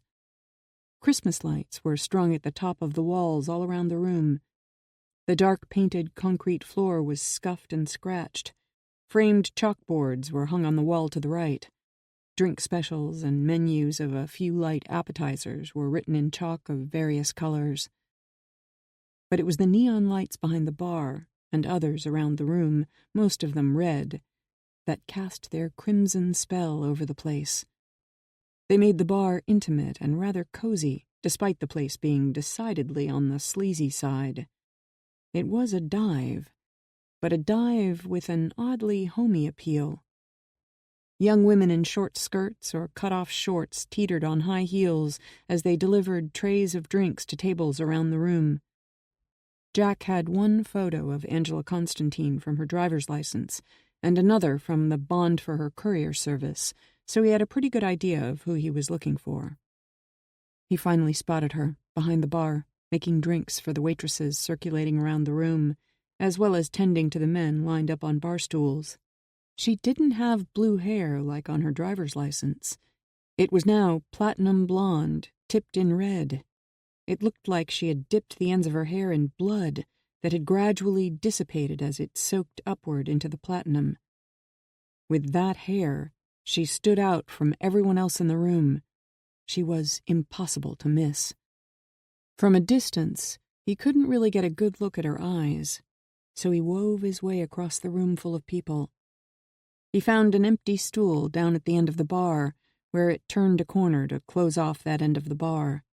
It left just enough room for one bar stool. Being where it was, around the corner at the end, it afforded him a view down the length of the bar and behind it. The seat would allow him to get a better look so he could assess Angela Constantine. Even though he had seen a couple of photos of her, she was not at all what he expected. Not in the least. She was altogether more than he had expected. She had on blue jean shorts with pockets hanging down below the cut-off legs. Her open front shirt, over a tube top, showed her navel and a lot of territory below it before reaching the low top of the shorts. Most of all, her shorts showed off her stunning long legs to full advantage. Her shorts didn't leave much to the imagination about what little they did cover. She had on suede boots that came up almost to her knees and only served to help draw attention to the length of her bare legs. When she came closer to serve a guy sitting not too far away, Jack saw that she had several tattoos on her arms, but they were unlike any tattoos he had ever seen before. They were not done as art or decoration. Each was small, and they clearly were not intended for others to admire. They obviously had some meaning to her, and that's all they were there for. They were personal. On the inside of each wrist was a small tattoo of a delicate feather. Those were the only slightly decorative tattoos of the lot, and yet they were too small to be decoration. It looked more like it was meant to be a reminder to herself. He guessed it was in reference to her name, which meant angel in Italian. Her fingernails weren't long, but they were painted a deep blood red.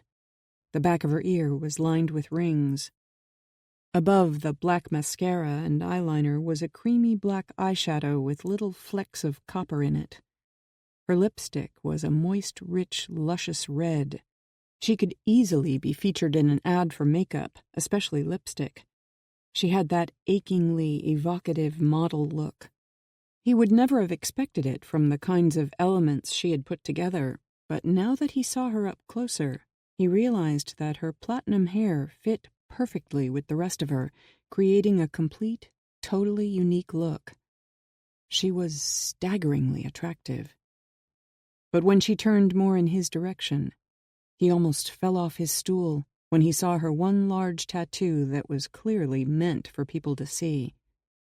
At first, from the side, he had thought it was a dark-colored choker or tall neckband of some sort, but it wasn't. It was a tattoo.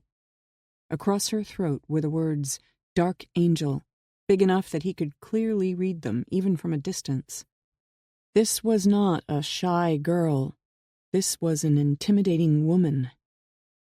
When she finally came down to the end of the bar to see what she could get him, her gaze met his. For a fraction of a second, she paused as she saw his eyes. In that instant, he could tell that she recognized in his eyes that he had killed people. In his case, they were predators, not innocent people. If she was aware of her ability, she would be able to grasp the distinction by what she saw in his eyes. As stunningly beautiful as she was, her eyes were possibly the most remarkable feature about her. It was stone-cold obvious to him that she had the ability to recognize killers. But there was so much more. She leaned over the bar to be heard over the music. "What can I get you?" He had already decided on the straightforward approach, but he couldn't help being mesmerized by her eyes, by her very presence. He was used to seeing people who could recognize killers, but her eyes were all of that and a whole world of difference more. "I need to talk to you about the kind of men you can recognize with those eyes of yours." She leaned in closer on one elbow. "Fuck off." That had not been what he expected. "Listen to me. I need—" "You heard the lady," a man standing just over his right shoulder said. "You need to leave." Jack could tell that the bouncer was not someone to be taken lightly. This was not the time or place to press the issue. Starting something with a bouncer wouldn't help him talk with her. Besides, his intent was to help people, not hurt them. He reluctantly slid off the bar stool. He turned back to see Angela standing motionless, watching him. "This is more important than you realize," he said. "Please, think it over." Before the bouncer could force him out, Jack left. 46. Jack decided to sit in his car and wait for Angela Constantine to get off work. Now that he'd found her, he didn't want to lose contact and have her go to ground. He'd spooked people before, and then had a hell of a time reconnecting with them. Several times he had found them again only after they had been murdered.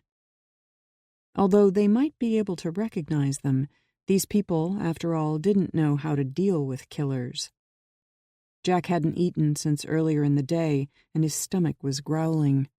He'd slept most of the time on the Israeli diplomatic jet as it flew all night from Israel to New York, but it wasn't a restful sleep. They went into JFK Airport to clear customs and let off a couple of diplomatic staff personnel to go meet with Gilad Ben Ami in New York City. That delegation was the cover story, anyway. They could have gotten special diplomatic clearance and not have had to go into JFK, but Ehud thought it better if they didn't unduly raise the suspicion of U.S. intel that they were conducting a mission of some kind. Ehud had said that if there really was something important going on that Jack needed to investigate, then U.S. intel could possibly become a hindrance and or even potentially blow Jack's cover by unmasking his identity. Such leaks and unmaskings were becoming more and more common and had already gotten several agents killed. There were super predators who, besides hunting people with the special ability to recognize killers, also hunted Jack. That was a big reason he stayed off the grid. If those predators could somehow find him and eliminate him, it would be far easier to kill the people he was trying to protect. If anyone in any of the American intelligence services leaked information about Jack to the press, those predators would then have a much easier time of finding him. The press loved printing spy stories and revealing names. The consequences were unimportant to them. Some in the intel agencies wished those consequences on him, and so they were only too eager to leak to the press. There were many in the press who loved nothing more than to help get an undercover operative killed. It made them feel important. They cared more about puffing themselves up than about the lives their reckless reporting cost. On top of that, there were hundreds of thousands of people with top-secret clearances who shouldn't have them. Jack's expertise was not politically correct, so there were those who would be only too eager to destroy his ability to find the kind of people he looked for. There were even those who would leak the story or reveal his name in the hopes of getting him killed. Political correctness didn't extend to the lives of those they didn't like. Jack's safety, and thus the safety of those he tried to help, depended on him remaining a ghost. After clearing customs at JFK, by mid-afternoon they had hopped over to the Elmira Corning Regional Airport in central New York State, where he had a car waiting for him. He knew, of course, that American intel would be tracking an Israeli plane, so Ehud managed to let it be known that it was a vacation flight to the Finger Lakes region for some of their people. After getting his car, Jack had parked it and then walked until he found a used car lot with an older Ford that seemed to be in good running condition. He paid cash for it and used one of his fake IDs to make the purchase. If the intel services were tracking his rental car, which he assumed they were, that would break the link with a dead end, at least for a time. Jack had been in a hurry to get to Milford Falls and find Angela Constantine, so he had filled his new car with gas and driven the rest of the way without stopping. All he had with him was a protein bar and a bottle of water that he'd picked up at the gas station. Now that he was waiting for Angela to come out, he didn't want to leave to go get something more to eat, so he ate the bar slowly to make it last. He briefly considered using the time to go see Sally Constantine, but his experience told him that Angela was the one he needed to talk to, and he feared losing contact with her. After having seen her eyes, he knew beyond a shadow of doubt that she was the one. He didn't know if she might get off work any moment, or not, until the bar closed. He had the truck she drove in sight, so that he wouldn't miss her leaving. He was determined to stay there until she came out. A little after 1 a.m., she finally emerged from the bar and walked toward her truck. The bar was still open, and the lot had about 24 customer cars still there. Jack got out of his car and made his way toward her pickup. She saw him coming. She'd seen him the first moment she came out of Barry's place, but that was okay, because he wanted her to see him. He didn't want to look like some psycho trying to sneak up on her. As she reached her truck, he walked up on the passenger side so she would feel safer with the truck between them. He knew that a woman who was this attractive and dressed the way she did in those shorts and boots undoubtedly had to deal with guys hitting on her all the time. She glared at him from the other side of the truck. "I thought I told you to get lost." Jack held up a hand in confession. "You did. Look, Miss Constantine, I've come a long way to speak with you. Just let me show you one photo." 1. And then if you still want me to leave, I will. I swear. Not interested, she said as she unlocked her truck. He spread his hands to show her that he wasn't holding a weapon. Just 1 photo. That's all. I'll stand over here, and you can stay over there, and I'll slide it across the hood of your truck so you can look at it. She watched him with those eyes that had him sweating. Why? What is this photo supposed to tell me? That I should go out dancing with you? Jack couldn't help smiling at the way she'd put it. No, I'm not trying to get you to go out with me. I'm not hitting on you, I swear. Just take a look at it, okay? This is really important. Her steady gaze was still locked on him. Important to who? To you or to me? Just look at it. Would you please? He hated the way he sounded like he was begging, but he supposed he was. She let out a deep breath and stepped from the driver's door to the opposite side of the hood of her truck from where Jack stood, waiting. And once I look at this photo, then will you leave me the hell alone? Jack nodded his sincerity. If you want me to, yes. All right.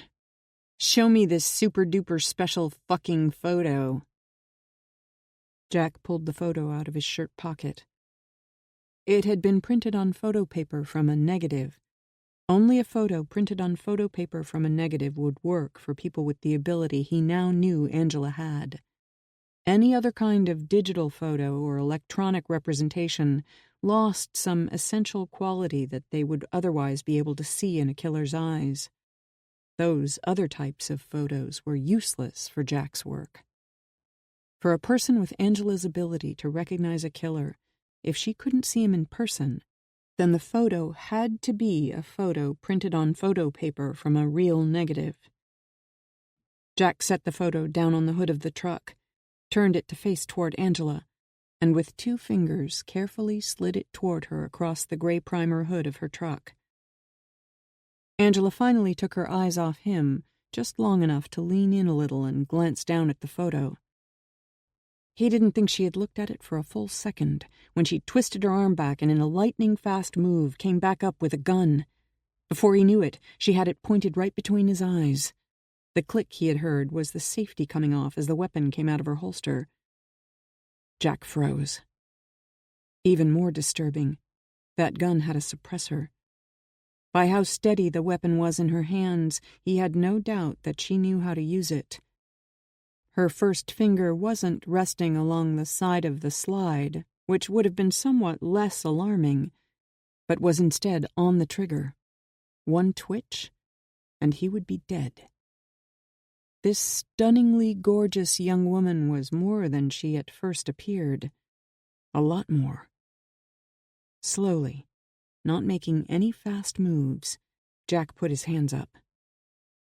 "Where is he?" she hissed. "Tell me where I can find him." This girl was a live hand grenade wrapped in a lollipop shell. Without realizing it, he had just pulled the pin. 47. Jack tried to keep his voice calm.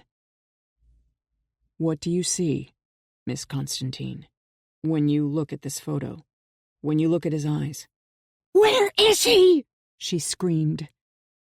I don't know. I'm trying to find him myself. That's why I wanted you to look at the photo. I was hoping you might be able to help.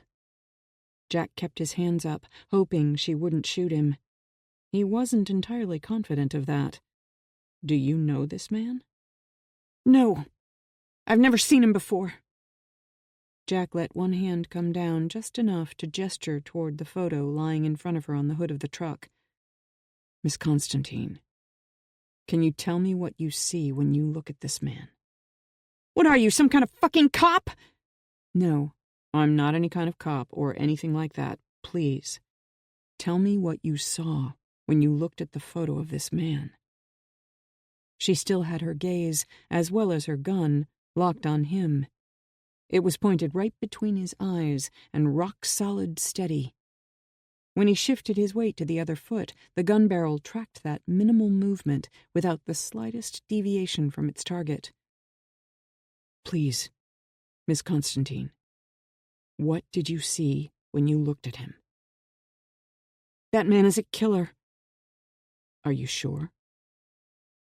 She glared at him a moment before speaking. "When he was still in his teens, he had a girlfriend, Zara.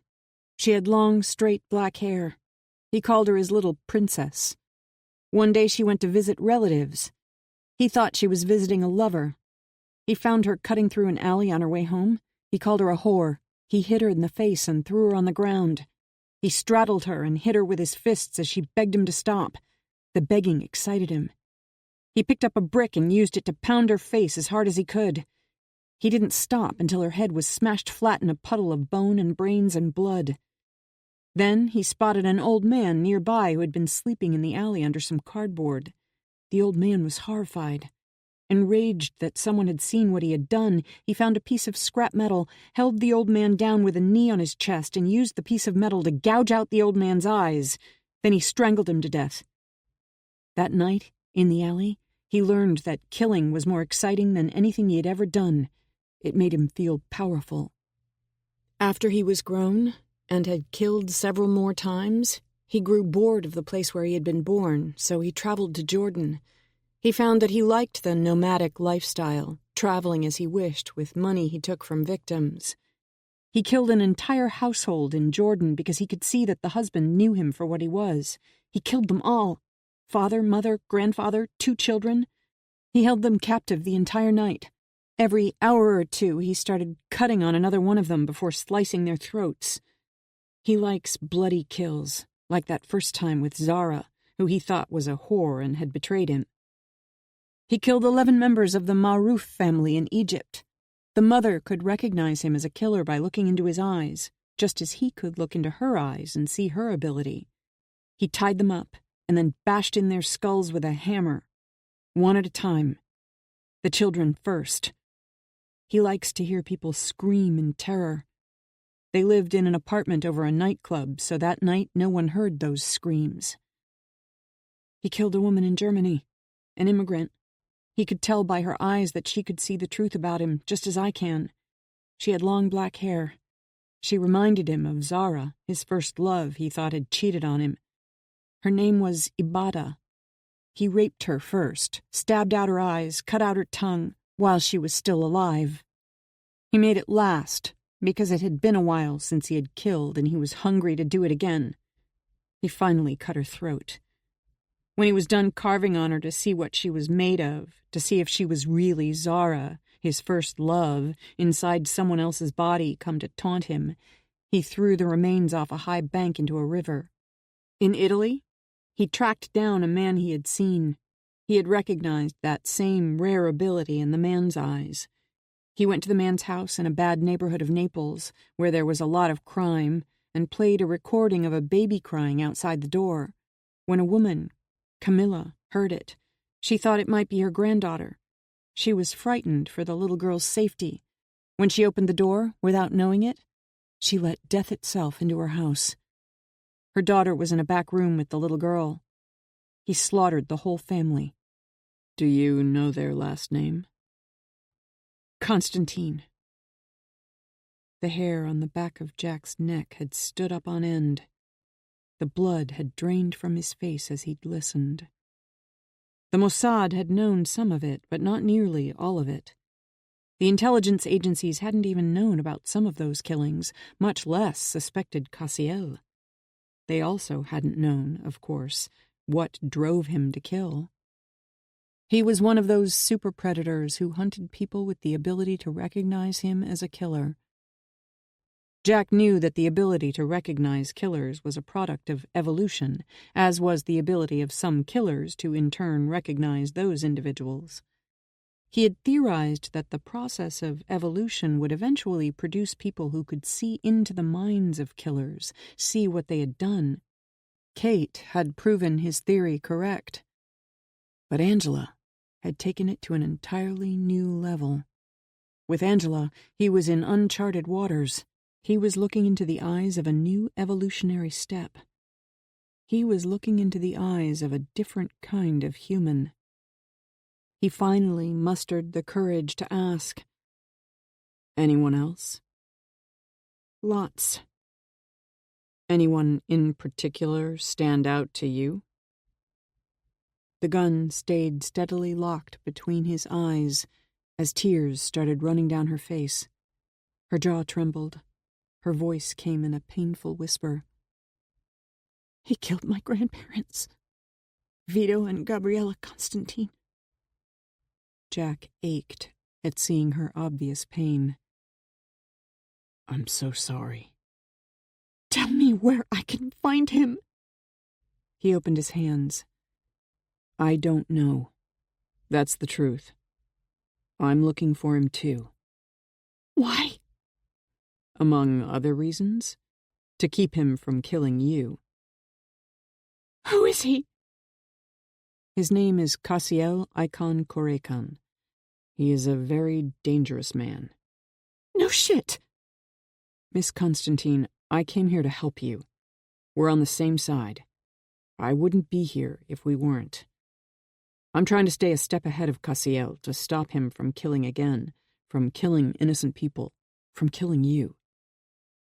"You didn't come here just to save my ass. You came here for some other reason. What do you want from me?" "Do you really need to keep that gun pointed at me?" "You've killed people. A lot of people. You usually use 2 small knives. You have one in each back pocket. You favor cutting their carotid arteries so that they lose consciousness quickly and die shortly after, simple and quick.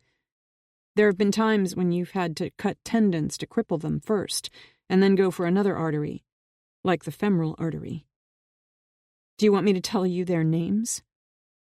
"No," he said quietly. He swallowed back the anguish. "I don't need you to tell me their names." "You're a lot faster at killing than most people would believe possible. That's why I have a gun pointed at you." Jack knew this woman was not playing games. He suspected that if he lied to her, she would know that too. "There have been people, good people, innocent people, that I wanted to protect. People who couldn't protect themselves. People who were afraid, terrified. People like those Cassiel murdered. I killed those murderers to stop them from killing any more innocent people. If you can see in my eyes those I killed, then you must know I'm telling the truth, that they needed killing. Despite what some would say, I really don't think that's wrong. Do you?" After staring at him for a long moment, she finally clicked on the safety and raised the barrel away from him, holding the gun up against her right shoulder, pointed skyward. "No, that's not wrong at all." Some of the tension went out of his muscles. He sagged just a little with relief. He was relieved, too, to see her finally holster the weapon at the small of her back. "There are a lot of things I'm unsure of, things I'm trying to find out to help me keep innocent people from being murdered," he told her. "I think you might be able to help me. In fact, you already have, with part of it, by recognizing what kind of man Cassiel really is just by looking at his photograph." The fury seemed to have drained out of her voice. "I've never had that kind of reaction just from looking at a photo." He wondered if she had ever seen real killers and had a similar reaction. "Well, that's part of why I'm here, to help you understand all of this.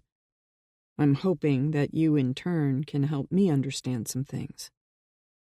She looked back over her shoulder when she heard the bouncer call her name. He trotted across the lot and came to a stop beside her. "You," he said, glaring at Jack. "I thought I told you to leave her alone." Angela put her arm out to stop him from going around the front of the truck to confront Jack. "It's all right, Nate." "It is? Are you sure?" "Yes, I'm sure." He leaned closer to look at her face. "You've been crying." "No, it's not that," she said as she pulled a tissue from her pocket and quickly wiped off the mascara running down her face. "It's the smoke in there from that jerk's cigar. It made my eyes burn and they're watering, that's all. Thanks for letting me know that it's running my mascara." He didn't look to believe her. "Angela, I don't—" She put a hand on his shoulder as she smiled at Jack. "He's someone I haven't seen in a very long time. It's kind of dark back in the bar, so I just didn't recognize him, especially with the smoke burning my eyes, that's all." Nate still didn't look convinced. "Really? What's his name?" Jack realized he hadn't told her. He immediately stretched over the hood of the truck to extend his hand. "Hi, I'm Jack Rains. I knew Angela from before, when she was younger." Nate shook the hand. "You don't look that much older than Angela." Jack grinned. "Why, thank you. Aren't you kind?" Angela looked from Jack's eyes back to her knight in shining armor. "Thanks, Nate. But everything is fine." She put a hand against his chest. "Why don't you go back in and watch out for the other girls? I've had a long day. I just want to go home and get some sleep. I'll see you tomorrow." Nate finally gave in. "Sure. Nice to meet you, Jack." He turned toward the bar, but then turned back. "Sorry about before." He flicked a hand toward the bar. "You know, in there, before Angela realized she knew you." Jack flashed him a smile. "Forget about it." "Smooth," she said to Jack, once Nate had disappeared back inside. Jack turned his attention back to Angela. "Look, Miss Constantine, there are a number of serious things I need to talk to you about. I don't think we have a lot of time." She continued to appraise him for a moment. "All right, get in the truck. I can at least hear you out. But you have to promise me first that the minute you find out where Cassiel is, you'll tell me." "Deal," Jack said, as he opened the passenger door. 48. Closing the doors to the truck shut out a lot of the harsh light from the street lamp. With the sounds from outside also shut out, she didn't have to talk very loud to be heard. "All right, this is your chance. Talk." "Listen, Miss Constantine, you said you weren't a cop." Not knowing her point, he paused. "I'm not." "Then stop calling me Miss Constantine, would you? Only the fucking police call me Miss Constantine. If you're not with the police, then who do you work for?" "I have to admit I like Angela a lot better." "Good. I asked who you work for." "Actually, I work for myself." "Doing what? And what do you want with me?" "First of all, it's obvious that you can recognize killers by seeing their eyes." "Obviously." "The first thing I need to do is to help you understand why it's possible for you to do that." "I know why I can do it. I don't need your help to understand it." Jack hadn't expected that. He'd never met anyone before who was aware of their ability and seemed so confident in their understanding of it. "Get on with it," she said before he could think of what to say. "I have someplace to go." She'd just told Nate she wanted to get some sleep, not that she had somewhere to go. He turned to look out at the darkness. "This late?" "I asked who you work for. You weren't entirely honest in your answer. You also said that you came a long way to see me. Where did you come from?" "Israel." "You live there? You work there? This is not making a lot of sense." "All right.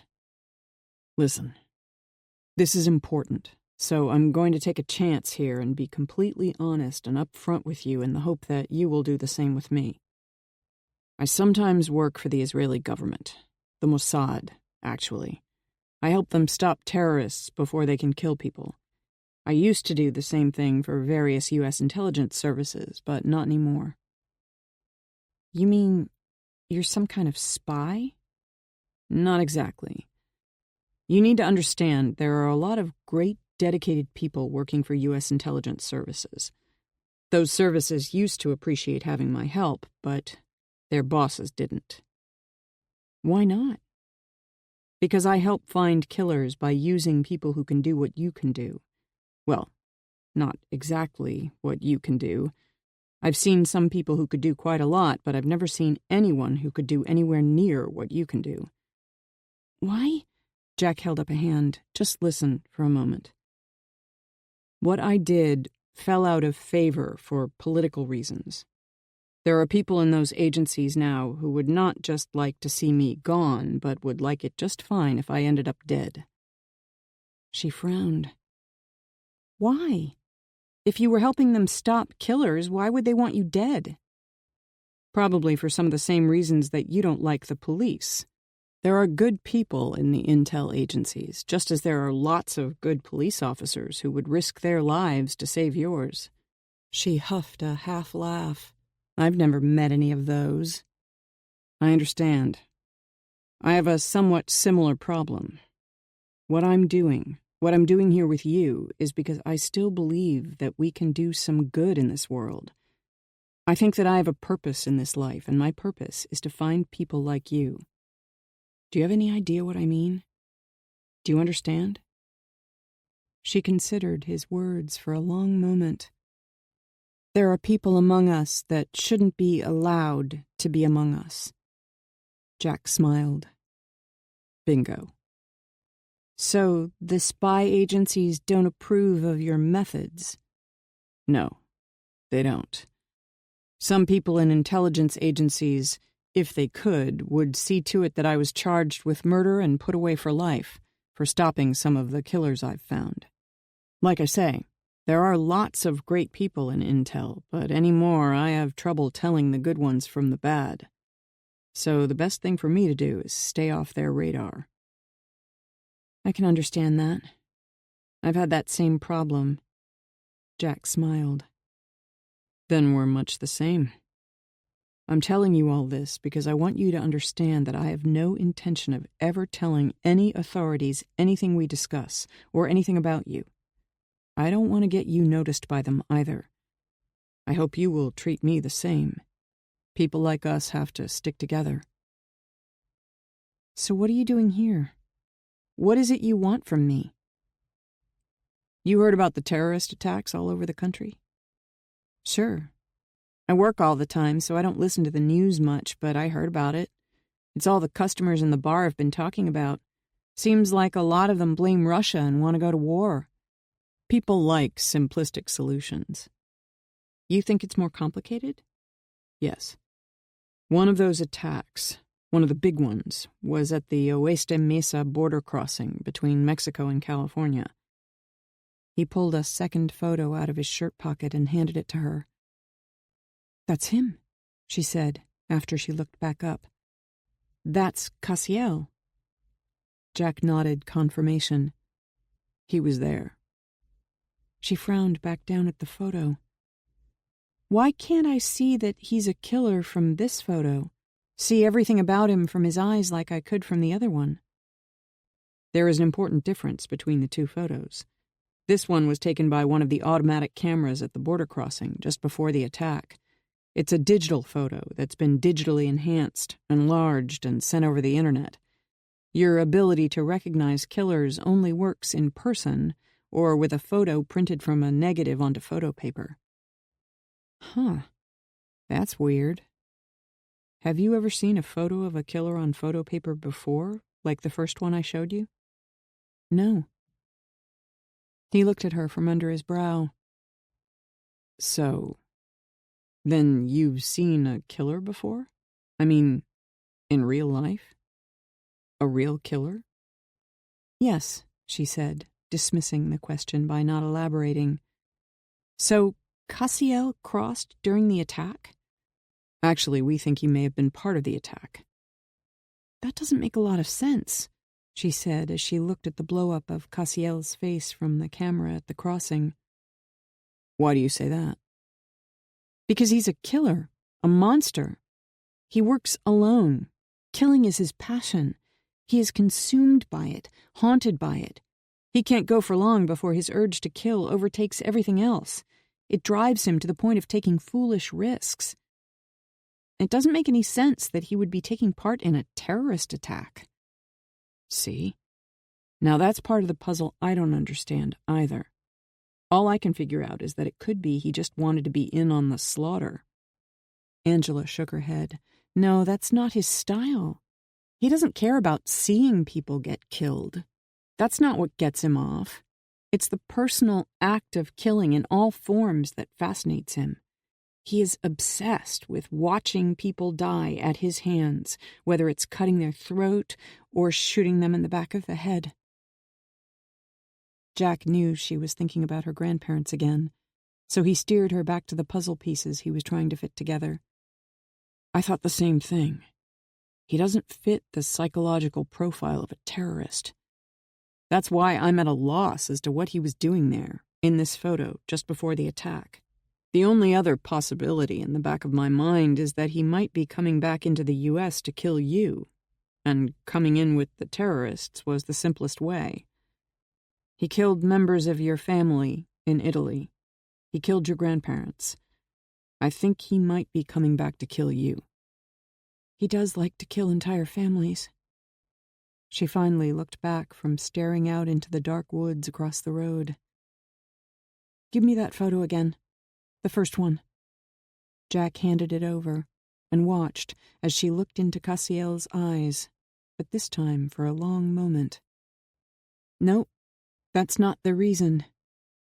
He was careless. He killed a woman and her family, Khorshid Hamidi. Funny. She frowned thoughtfully. I've never heard any of these names before, but I know them now simply from looking into his eyes. You were saying he was careless? Yes. He killed that family and was captured by Iranian authorities. She was the daughter of an imam. They were going to put him to death. He was spared to be part of this mission, this terrorist attack.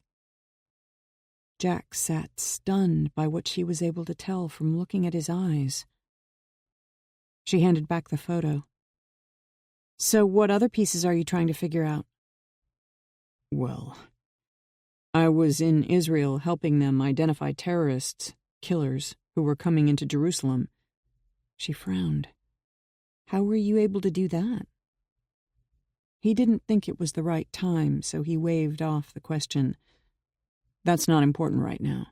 The important part, one of the pieces of the puzzle that I think involves you, is that we captured a suicide bomber before he could detonate his bomb vest. That's fortunate.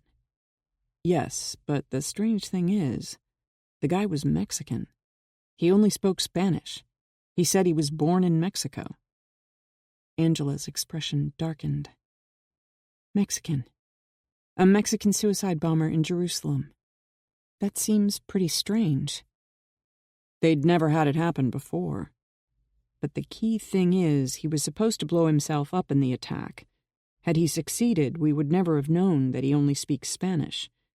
He could see that behind her eyes the wheels were turning. One of my talents is that I find connections in things that at first don't seem like they fit together.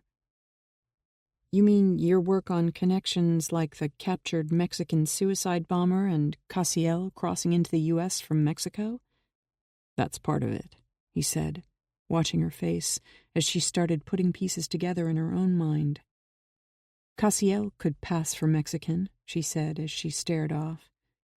He speaks several languages. Spanish is one of them.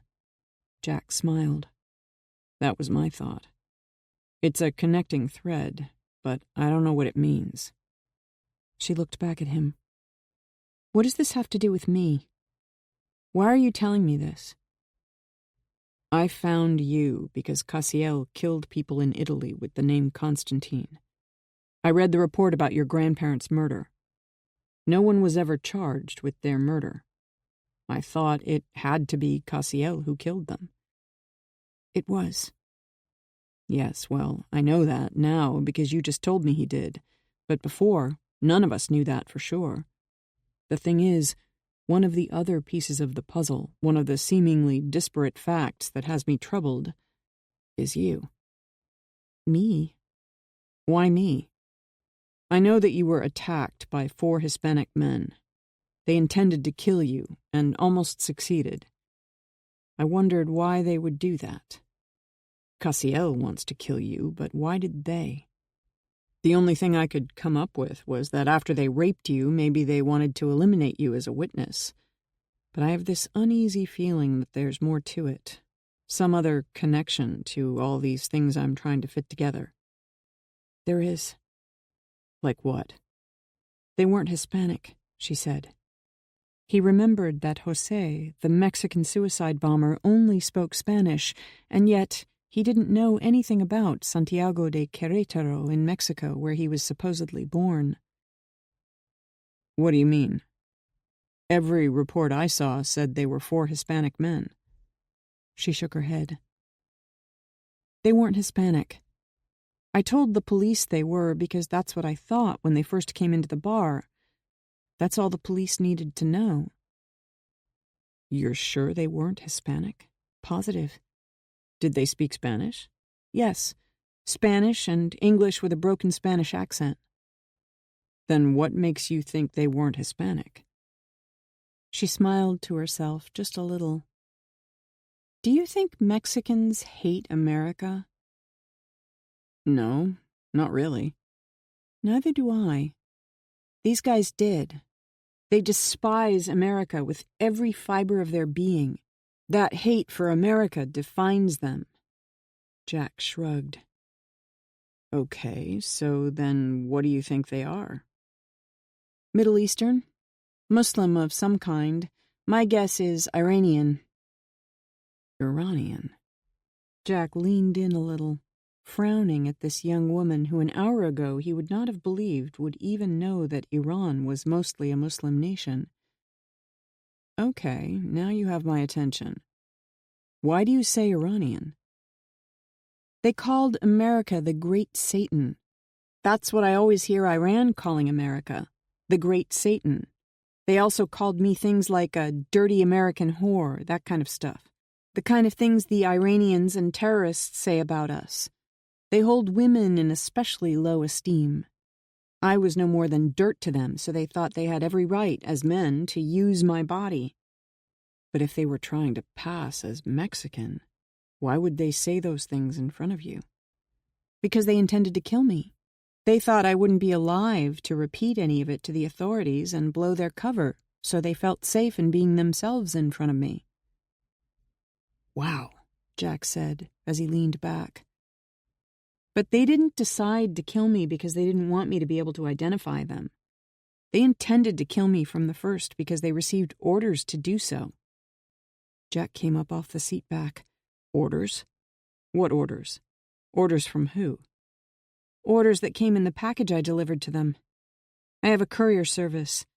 I delivered a package to them, to Heartland Irrigation, and inside there was a letter ordering them to kill the courier. Jack stared off into the darkness as he thought about it. Do you know what was in the package? Angela shrugged. Some kind of long tubes. They were clear. I could see wires inside the tubes. Jack stared at her a moment. Can you describe the wires? Well? Wait, she pulled out her phone. Let me see if I can find a picture of what the wires looked like. She typed something into a search engine. She clicked a lot of screens looking for one that had the right kinds of pictures. When the images came up, she started flicking her finger to scroll down through dozens of pages of photos, all the time murmuring, no, no, no. After searching for a time, she abruptly halted.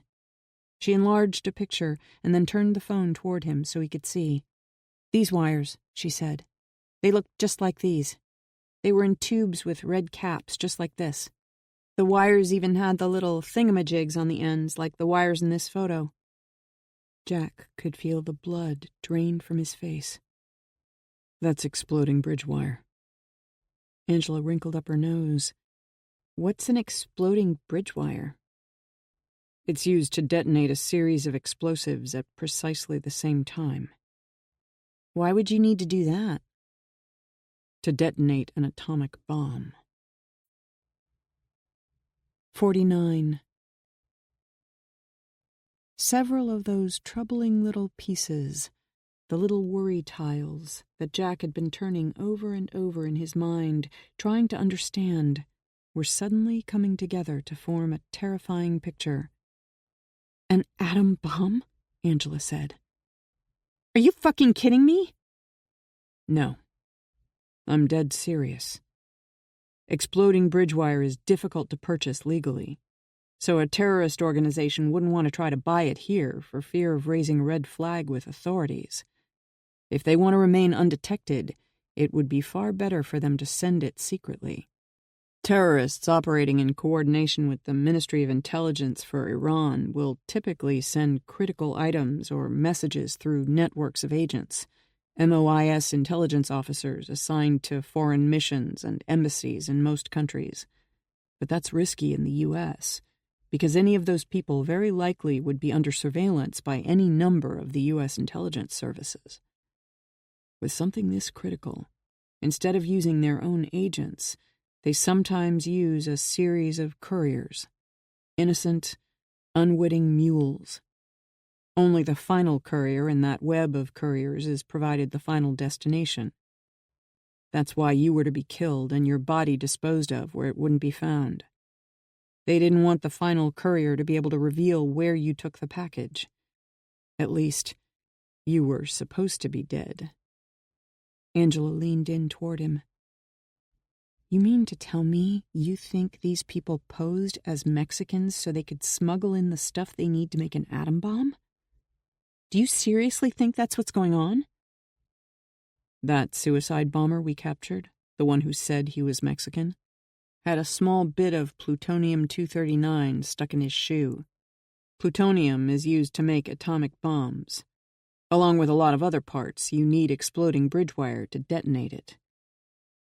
Angela held up a hand to stop him. All right, but just because you have the plutonium, that doesn't mean you could really make an atom bomb.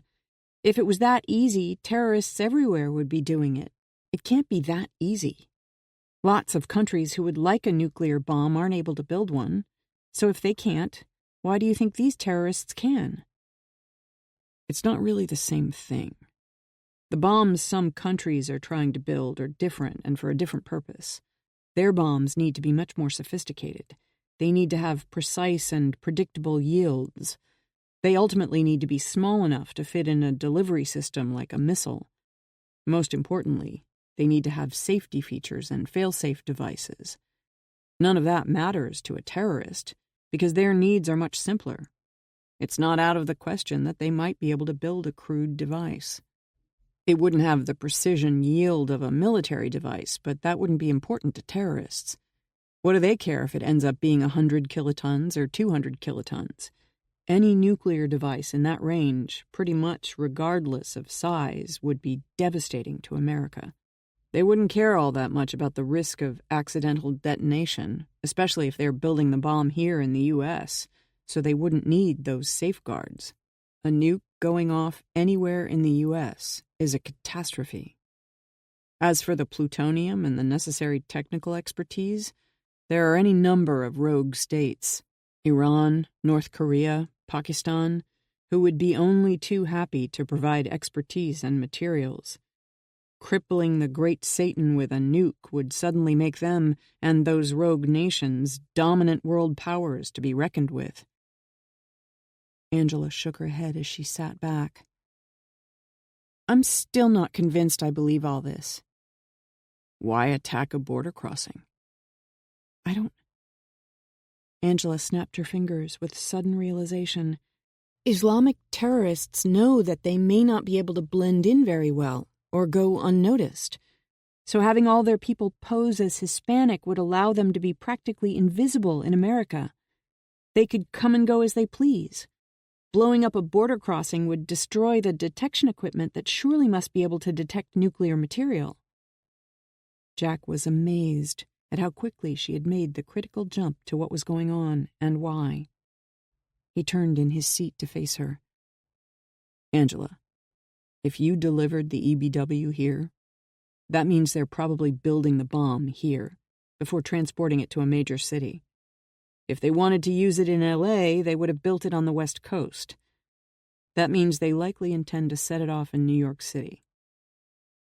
Milford Falls isn't that far from New York City. Where was the place you delivered that package? I've already been there looking for those 4 men. They've cleared out. Take me there. I want to see it for myself. She looked out the windshield, almost as if she could see the place. I was going there now anyway. I suppose I could take you along. Why would you be going there now, in the middle of the night? I made a promise. I intend to keep it. Jack thought he knew what she meant. Is it far? Not too far. But I wouldn't get my hopes up if I were you. It's in a massive, deserted industrial area. It's easy to get lost in there. I suspect those men are still there, somewhere in those deserted buildings. Now I know why. I've been going there a lot, spending time learning the layout of the place. Looking for those men? Yes, she admitted. But so far, I haven't seen any sign of them. Jack rubbed a finger along his lower lip. Such a deserted industrial complex sounded like the perfect place to build a bomb without being disturbed or discovered.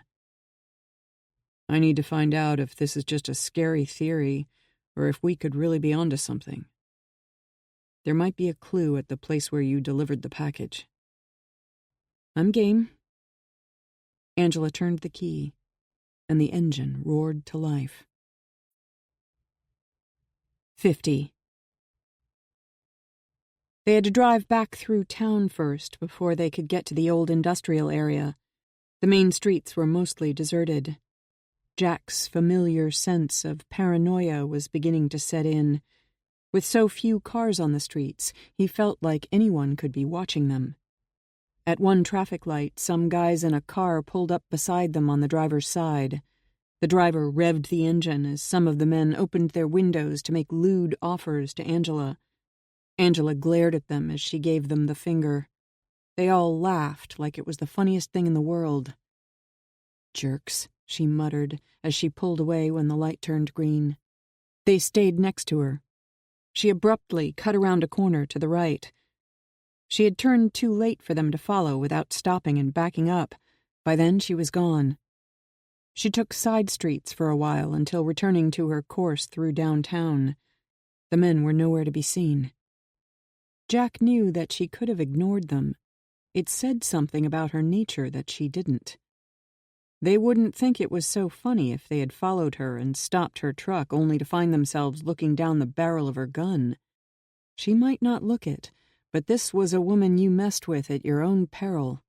The fact that she went out all alone to a deserted area late at night, hoping to find the guys who had tried to kill her, also said a lot. Jack had only met this woman, and already he felt a bond with her. It was rare to encounter another person who shared an understanding of the things he dealt in, and more than rare that she was prepared to handle them alone. As they left the lights of Milford Falls behind, they drove for a time down a lonely, winding highway. Trees in the darkness to either side of the road flashed by in a seemingly never-ending procession until the road eventually emptied them out in the middle of a vast, deserted commercial landscape. It was an eerie scene. Lit by moonlight, the place felt like life on Earth had died out long ago, and they were the last people alive in the world, wandering among the crumbling remains of civilization. Angela drove slowly into the maze, looking left and right around every building. He could see windows broken out on most of the buildings. All of them were dark. After they made their way through the tangle of deserted buildings, stacked industrial equipment, and fenced implement yards, she turned down a road going past a long building and then parked at a door along the side. The door had a hand-painted address on it. "This is where I delivered the package," she said as she cut the engine. "If you want to look around inside, I'll keep watch out here." Jack thought that wasn't a bad idea, but at the same time he didn't think it was a good one, either. "All right. I'll try to be quick." "It's pitch black in there," she said. He pulled out his small light and clicked it on briefly to show her how powerful it was. The door wasn't locked. It scraped on the ground as he opened it. Inside the enormous building, there were walls for several rudimentary offices. Between several of the office spaces stood gray metal shelving. Some of the shelves had crumpled, dirty blankets left on them, but there was nothing underneath. There was a filthy, greasy moving pad on the floor. He knew why Angela hadn't wanted to come inside. Jack looked around for a good 10 minutes, trying to find a clue as to what the men had been doing. He found a variety of milling machines back beyond the shelving, but they had been cleaned and the floor vacuumed. A specialized search team could probably find a speck of something, but he couldn't. Since the site had been abandoned at this point, with the clock ticking, whatever had been there was irrelevant. They needed to find where whatever they had been making had been taken. As he climbed back up into her truck, she said, "Told you." Jack sighed. They appeared to have been using milling machines for something.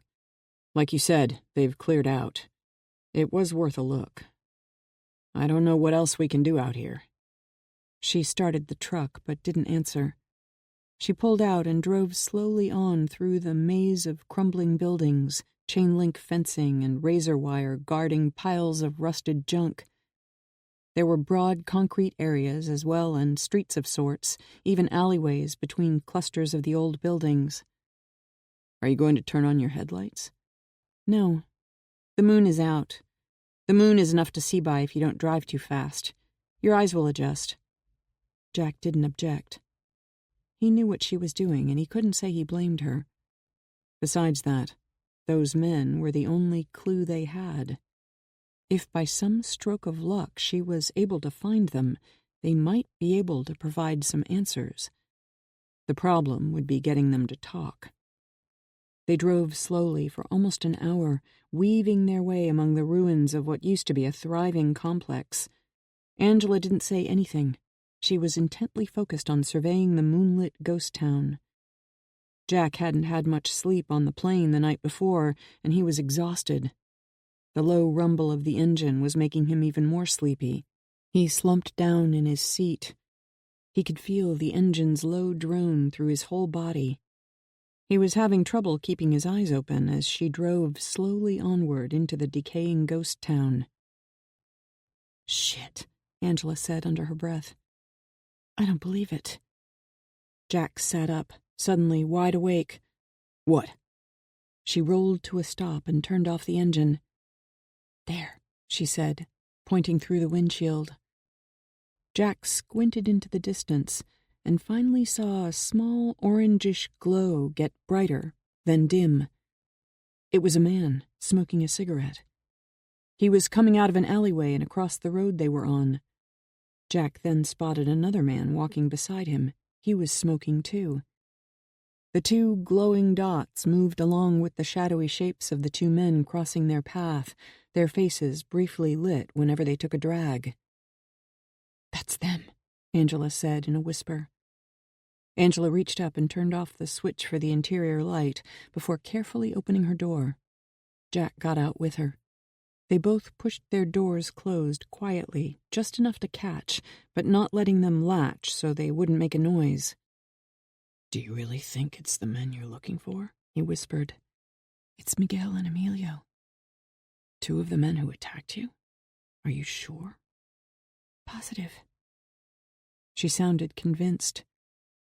He didn't know that he was. He thought that it might simply be two vagrants.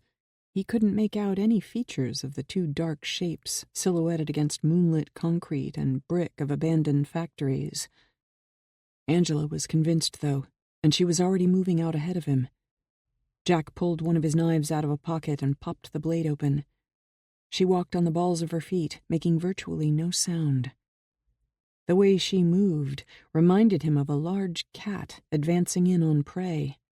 She would freeze in place, watching, motionless, then move again in short dashes. Jack stayed close, trying to mimic her movements. As he started to hear their voices chattering in Spanish, she moved slowly as she kept her eyes locked on the men. When they talked and laughed and looked the other way, pointing off at something, she moved more swiftly. Jack was surprised that she still hadn't drawn her gun as she closed the distance to the men. He was alarmed when she suddenly broke into a run. As fast as she was moving, and with her long legs, before he knew it, she had opened some distance out ahead of him. He was even more alarmed that she didn't have a weapon in hand as she rapidly closed the distance to the men. Both men halted abruptly when they saw her coming. They flicked their cigarettes off to the side and drew big knives. Jack could see the moonlight glint off the combat blades. They started running toward her. It seemed insane. A girl in cut-off shorts and boots with no weapon to hand, her platinum-colored hair flying out behind her, her arms pumping as she charged at a dead run toward two men with knives. Jack didn't think this would end well, and it was too late to stop her. 51. Just before Angela reached the men, she bent down without slowing and snatched up something. Jack thought that it looked like a metal rod of some kind, possibly a length of rebar, about 3 feet long. She must have seen it lying there in the moonlight when she broke into a dead run. She had been trying to get to it before the men with large knives reached her. As the men charged toward her, she abruptly stopped. She twirled the rebar in her fingers like a high school cheerleader twirling a baton. Just before the men reached her, she tossed it up in the air and caught it by one end. Holding it like a baseball bat, she took a mighty swing as the man out in front reached her. Her swing connected with the man's hand as if she were knocking a ball out of the park. His knife flew away into the night. He let out a cry of pain as he crumpled to a knee. Angela used her swing to spin herself around and slam the rebar into the other man's forearm just as he tried to stab her. Jack could hear the bone break. Holding his broken arm, the man staggered back a few steps. The first man had scrambled back to his feet and recovered his balance. He lunged at her to catch her in his arms. Gripping the rebar in both hands as he came at her, she rammed it, end first, into his face so hard that it speared all the way through his skull and broke out the back. The man's dead weight twisted as he toppled, ripping the metal rod through his head from her grasp. Angela ducked into a squat as the second man leaped toward her. His arm reaching out for her went over her head. Angela pulled a large knife from her right boot. As the man was still staggering past her after missing, she pivoted and with 2 lightning strikes sliced through his Achilles tendons. He howled in pain and shock when the tendons snapped back up into his legs, the calf muscles pulling up into fat knots of unconnected muscle. He tried to walk on stilted legs, but toppled to the ground. He sat up, trying to reach his crippled legs with his one good hand. Angela threw a side kick into his face, slamming him back down onto his back. Without an instant's hesitation, she landed on him, straddling his chest with her bare legs. She pressed the point of her knife to the fleshy spot just below his left eye, right above the cheekbone. Blood ran from his broken nose. It was clear to Jack that if he moved, he would gouge out his own eye. The man knew that as well, and froze. Well, well, well. If it isn't Miguel, leader of his merry little band of rapists. Sorry. I am truly sorry, señorita, he pleaded, holding his hands up to the side in surrender. Angela smiled. I seriously doubt that you're the least bit sorry, at least not yet. But you will be. Where did you take the material you made? Jack asked from over her shoulder. The Semtex explosive you were working on. Where did you take it? Jack put a hand on Angela's shoulder, not knowing for sure what she had in mind. Angela, he cautioned in a low voice for her alone, we need to get information from this man. She shot a look of fury back over her shoulder. Oh, he's going to give us information. You don't need to worry about that. She turned back to the man under her. Isn't that right, Miguel? You're going to give us the information we want, right? Please, señorita, I am so sorry. Answer my friend's question. Where is the material I saw when I delivered the package to you? Where did you take it? I don't know. I swear. At his denial, and without hesitation, Angela pushed the knife in under his eye and levered it underneath, popping the eyeball out enough for her to rip it out with her other hand. She held the mess of it in her bloody fingers up in front of his good eye as he shrieked and flopped under her. "Stop screaming or your tongue is next." She didn't raise her voice. She was so calm, so dead serious, that it made her words far more frightening. The man wept in terror, but he stopped shrieking. "Please, no more." He suddenly reached for her hair with his good hand to try to gain control of her. Jack was just about to intervene to protect her when, with 2 swift slashes, she cut the tendons in the crook of his arm and then at his shoulder. The nearly useless arm dropped to the concrete as he shrieked in pain. She put the point of the knife in his mouth to make him go quiet. "I'll ask you again. Where is the material I saw when I delivered the package to you? I want you to think very carefully before you answer, because if you lie to me again, I'm going to start cutting things off you, things you would not like to be without." She put the point of her knife against his cheek and, with a quick circular motion, cored out one of his larger moles. He cried out, "I'm going to cut off something more important if you don't tell us what we want to know." To make her point, she moved back, stabbed her knife into his leg, making him gasp, and then pulled the double-edged blade up the length of his pants. The blade was so sharp it cut through his pants, underwear, and leather belt. With the tip of the blade, she flopped the front of his pants and underwear to the side. "There's your disgusting little balls now." She leaned closer. "Why, Miguel, this little dick of yours is all shriveled up. Not so much fun like the last time you showed it to me, right, Miguel?" The man was trembling in agony and fright. Tears streamed from his good eye. Blood ran from the empty socket as well as his broken nose. As afraid as Miguel was, in as much pain as he was, he rolled his head from side to side to let her know he wasn't going to talk. He looked prepared to let her do her worst, to die for his beliefs, but he was not going to reveal any information. His willingness to die before revealing anything was where interrogations usually hit a wall. This was already well beyond the bounds of civilized men. But Jack believed these terrorists were assembling a nuclear bomb. If this man didn't talk, Jack was going to have to call in help. It could easily be too late by the time they searched the entire complex, or worse, for all Jack knew, they could have already loaded that bomb into a truck and be driving into a major city. There was simply no time to waste. Jack would normally have stopped her long ago from what she was doing to this man, but this was that hypothetical situation come to life of what you would be willing to do to get information out of a terrorist if you knew hundreds of thousands of people would die if you didn't get him to talk. This was no longer about what was proper or right, but about the survival of untold numbers of innocent people. Jack contemplated having Angela move aside to let him try, but she was locked onto this man in a way that was profoundly frightening. Something told him to stay out of it. Angela scooted back up to again sit on his abdomen to hold him down, not that he was going anywhere. She placed the tip of her knife under his right eye. "I think that by now you know I don't believe you, and you also know that I'm not playing games. Maybe you had some grand vision of dying a glorious death, striking a blow for your idiotic cause. Maybe you even thought that if you got caught, you would be put in prison and that no one would hurt you because Americans always treat terrorists with respect and they don't believe in behaving in the same barbaric way you do.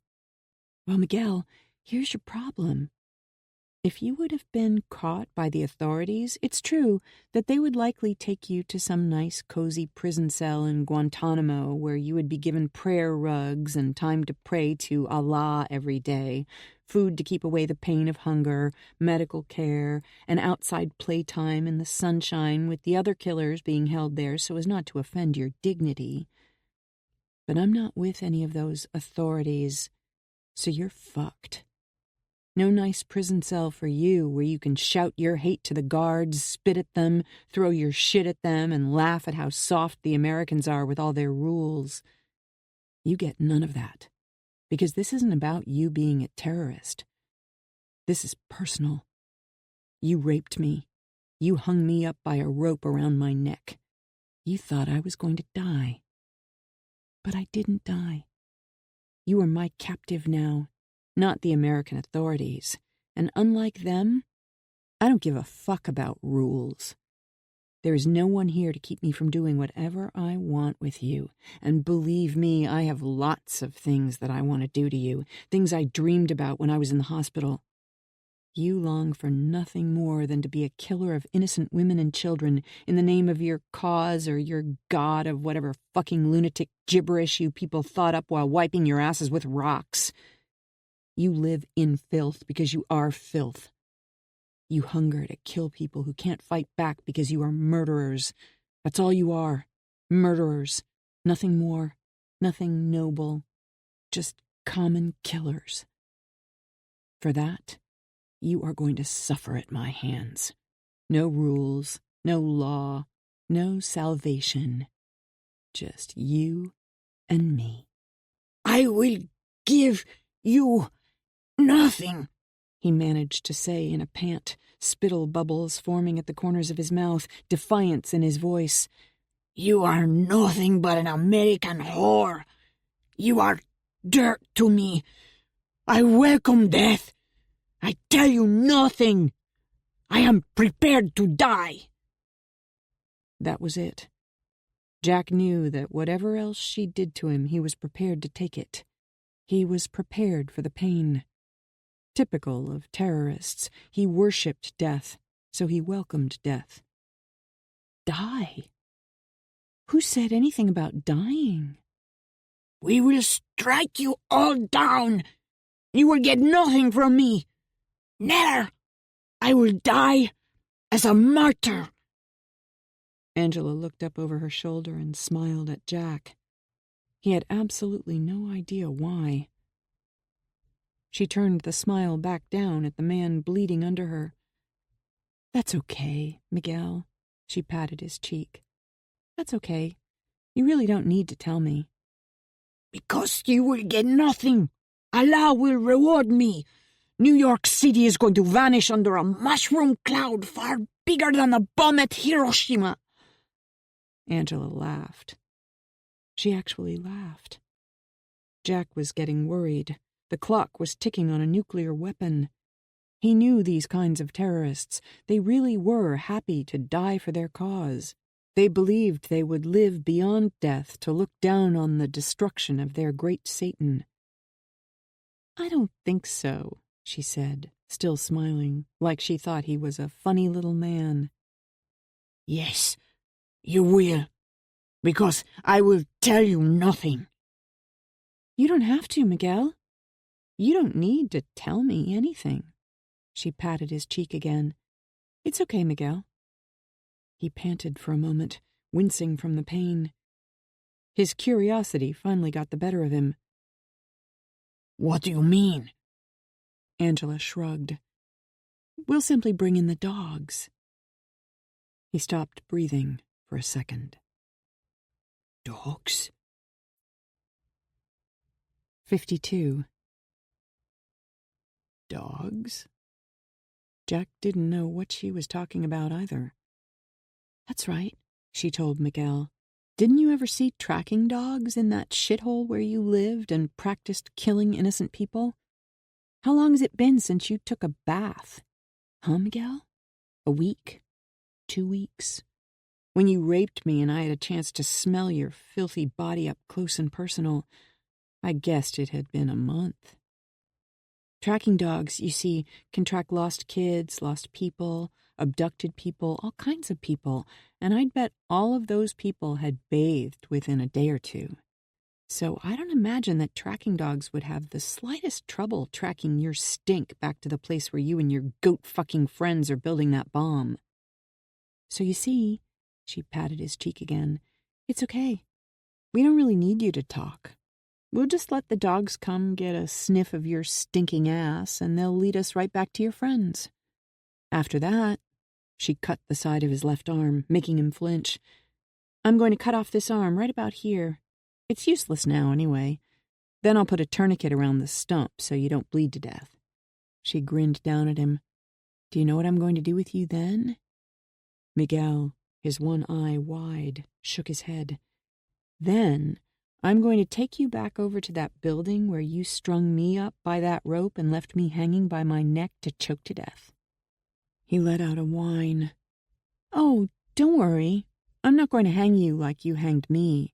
She swept a hand before him. "Put that thought right out of your mind. It seemed like an eternity to me as I was hanging there, unable to get a breath, choking to death. But I imagine that in reality it wouldn't have taken long to die that way. It would have soon been over." "You see," he said in defense, "we wanted you to die quickly. We had mercy on you to give you a quick death, so you would not suffer." "That's nice," she said, smiling down at him again. "But you haven't earned the right to die quickly.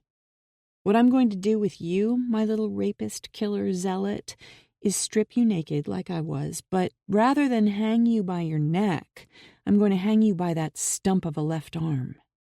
You know what I'm going to do then?" He was too transfixed by her to answer. "Then I'm going to let those dogs that tracked your scent back to your friends come in and have at you as you hang there, helpless." "Dogs?" he whined. "A pack of big dogs like that will go all crazy wild over fresh meat. They will strip your leg muscles right off the bone and eat it while you watch, unable to do anything to stop it. Since you'll be naked, the dominant dog will likely go for your genitals first. Do you know what the English word genitals means, Miguel?" When he didn't answer, she jostled them with the tip of her knife. "It means these little boys here. Dogs like these tender parts. It's a prized treat." Her voice was so calm, so soft, so sexy, that she was even frightening Jack.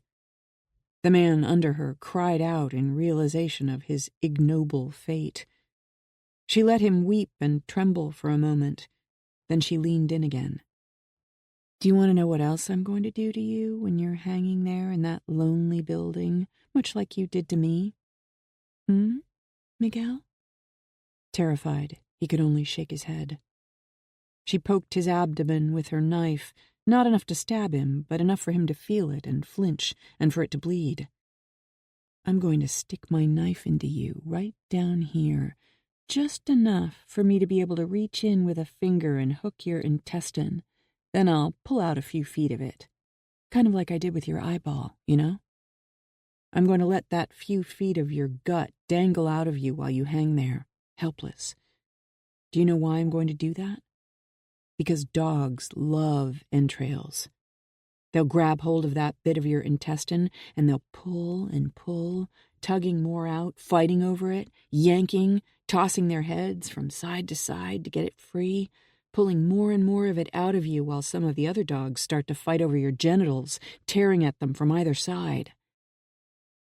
Every agonizing day you hang there, still alive, the meat hanging off your bones, every horrifying hour, every terrifying, torturous second that will seem like it lasts forever, you will wish for nothing more from your God than to die a quick death. But your God will not come to grant you that quick death. The dogs, though, when they get hungry, will wake from their nap to rip some more meat from your bones." She grabbed his right wrist and twisted it. "And bones can hurt a lot, Miguel." Jack could hear the bone in his broken forearm crunch and grind together as she twisted his wrist back and forth. Miguel shrieked in pain, his cries turning to sobs at what awaited him. Jack could see that the man was starting to go into shock. She didn't have much time left to get him to confess what he knew. He thought she knew it as well. "So, Miguel, I'm going to give you this one last chance to spare yourself that very, very long, agonizing, humiliating death for nothing. One last chance to answer before we bring in the dogs. One last chance to tell me where your friends are, to tell me where they are building that bomb. One last chance to earn yourself a quick death so you can go be with Allah." "But if you don't want to tell me," she said as she patted his cheek again, "that's all right. We will simply go get the dogs, and they will track your stink back to them in no time." She leaned in and looked into his eye. "Time's up." Miguel shook and cried as he muttered prayers in Spanish. Finally, he lifted his broken right arm over his chest and pointed the best he could to his left. "I need more than that," she said, sounding totally unimpressed. "That way," Miguel said. "The way you saw us coming from. Go that way until you get to the yard with all the train axles. Turn left. Go maybe 300 meters until you see an alleyway to your right. If you look down that alleyway, you will see the end of a big brick building with an arched roof. You will see a rolling door on the end. That is where the others are." Angela looked back up at Jack. He nodded that he believed the man. Thinking they had tracking dogs meant they would quickly find where he had come from anyway. Tracking dogs meant he would suffer for nothing. That ruse had taken all the fight out of him. Resistance had become pointless in his mind. "Do you remember my promise to all of you when you were beating me nearly to death?" "No, señorita," he whined. She put the tip of her knife on his chest, just off to the left side of his breastbone. "I promised to kill all of you, remember?" He nodded, reluctantly. "You should have believed me. I've killed your 3 buddies, this one tonight and the other 2 when you drove up to my house. Remember? Only you are left. All your training, all that planning, and all that work you've all done is going to mean nothing now that you have betrayed all your friends." Angela rose up enough to put both hands on the end of the knife handle as she stiffened her arms. "Oh, and Miguel, I want you to know, we don't have any dogs." He cried out at realizing he had been tricked. She dropped her full weight onto the knife. It sliced his heart in half, and he was dead in seconds. Jack wiped sweat from his face. That was the most brutal interrogation he had ever witnessed, and he had witnessed a number of them in other countries. It was also the most efficient and effective. This woman was utterly ruthless. He could have stopped it at any time, and might have, except that he was now sure that these terrorists had a nuclear weapon. It was viable, and they were on the brink of using it. If that happened, New York City would become a radioactive wasteland. The electromagnetic pulse from that bomb would likely knock out all electronic and electrical devices for a large part of the East Coast. The consequences for the country were unimaginable. The world would be forever changed. At that moment, in this place, in a situation this incredibly dangerous, he doubted anyone but this girl with her knife could have gotten the information any faster. He didn't really know anything about her life, but everything in her life had led her to being the right person in the right place at the right time. In the end, it wasn't really the torture, it was the trick she had played on him. The word picture she had painted in his mind about the dogs, the things she had already done gave her the credibility to make that trick work. She had blood on her hands and arms almost up to her elbows. Her bare legs were smeared with blood. "I know that what you just did was far from easy or pleasant, but I hope you will take comfort in knowing that you may have just saved the lives of countless people." "Are you kidding?" She swiped some hair off her cheek with the back of her wrist. The blood on her matched her lipstick. "I haven't felt this alive for a long time." Jack again wondered who the hell he was dealing with. Angela pointed off into a weedy area. "Help me drag these 2 over there." Jack peered off into the moonlit weeds. "Why?" "We can't afford to have any lookouts patrolling the area discover them and send up an alarm. There's a cistern over there. We can dump them down inside." That actually made sense.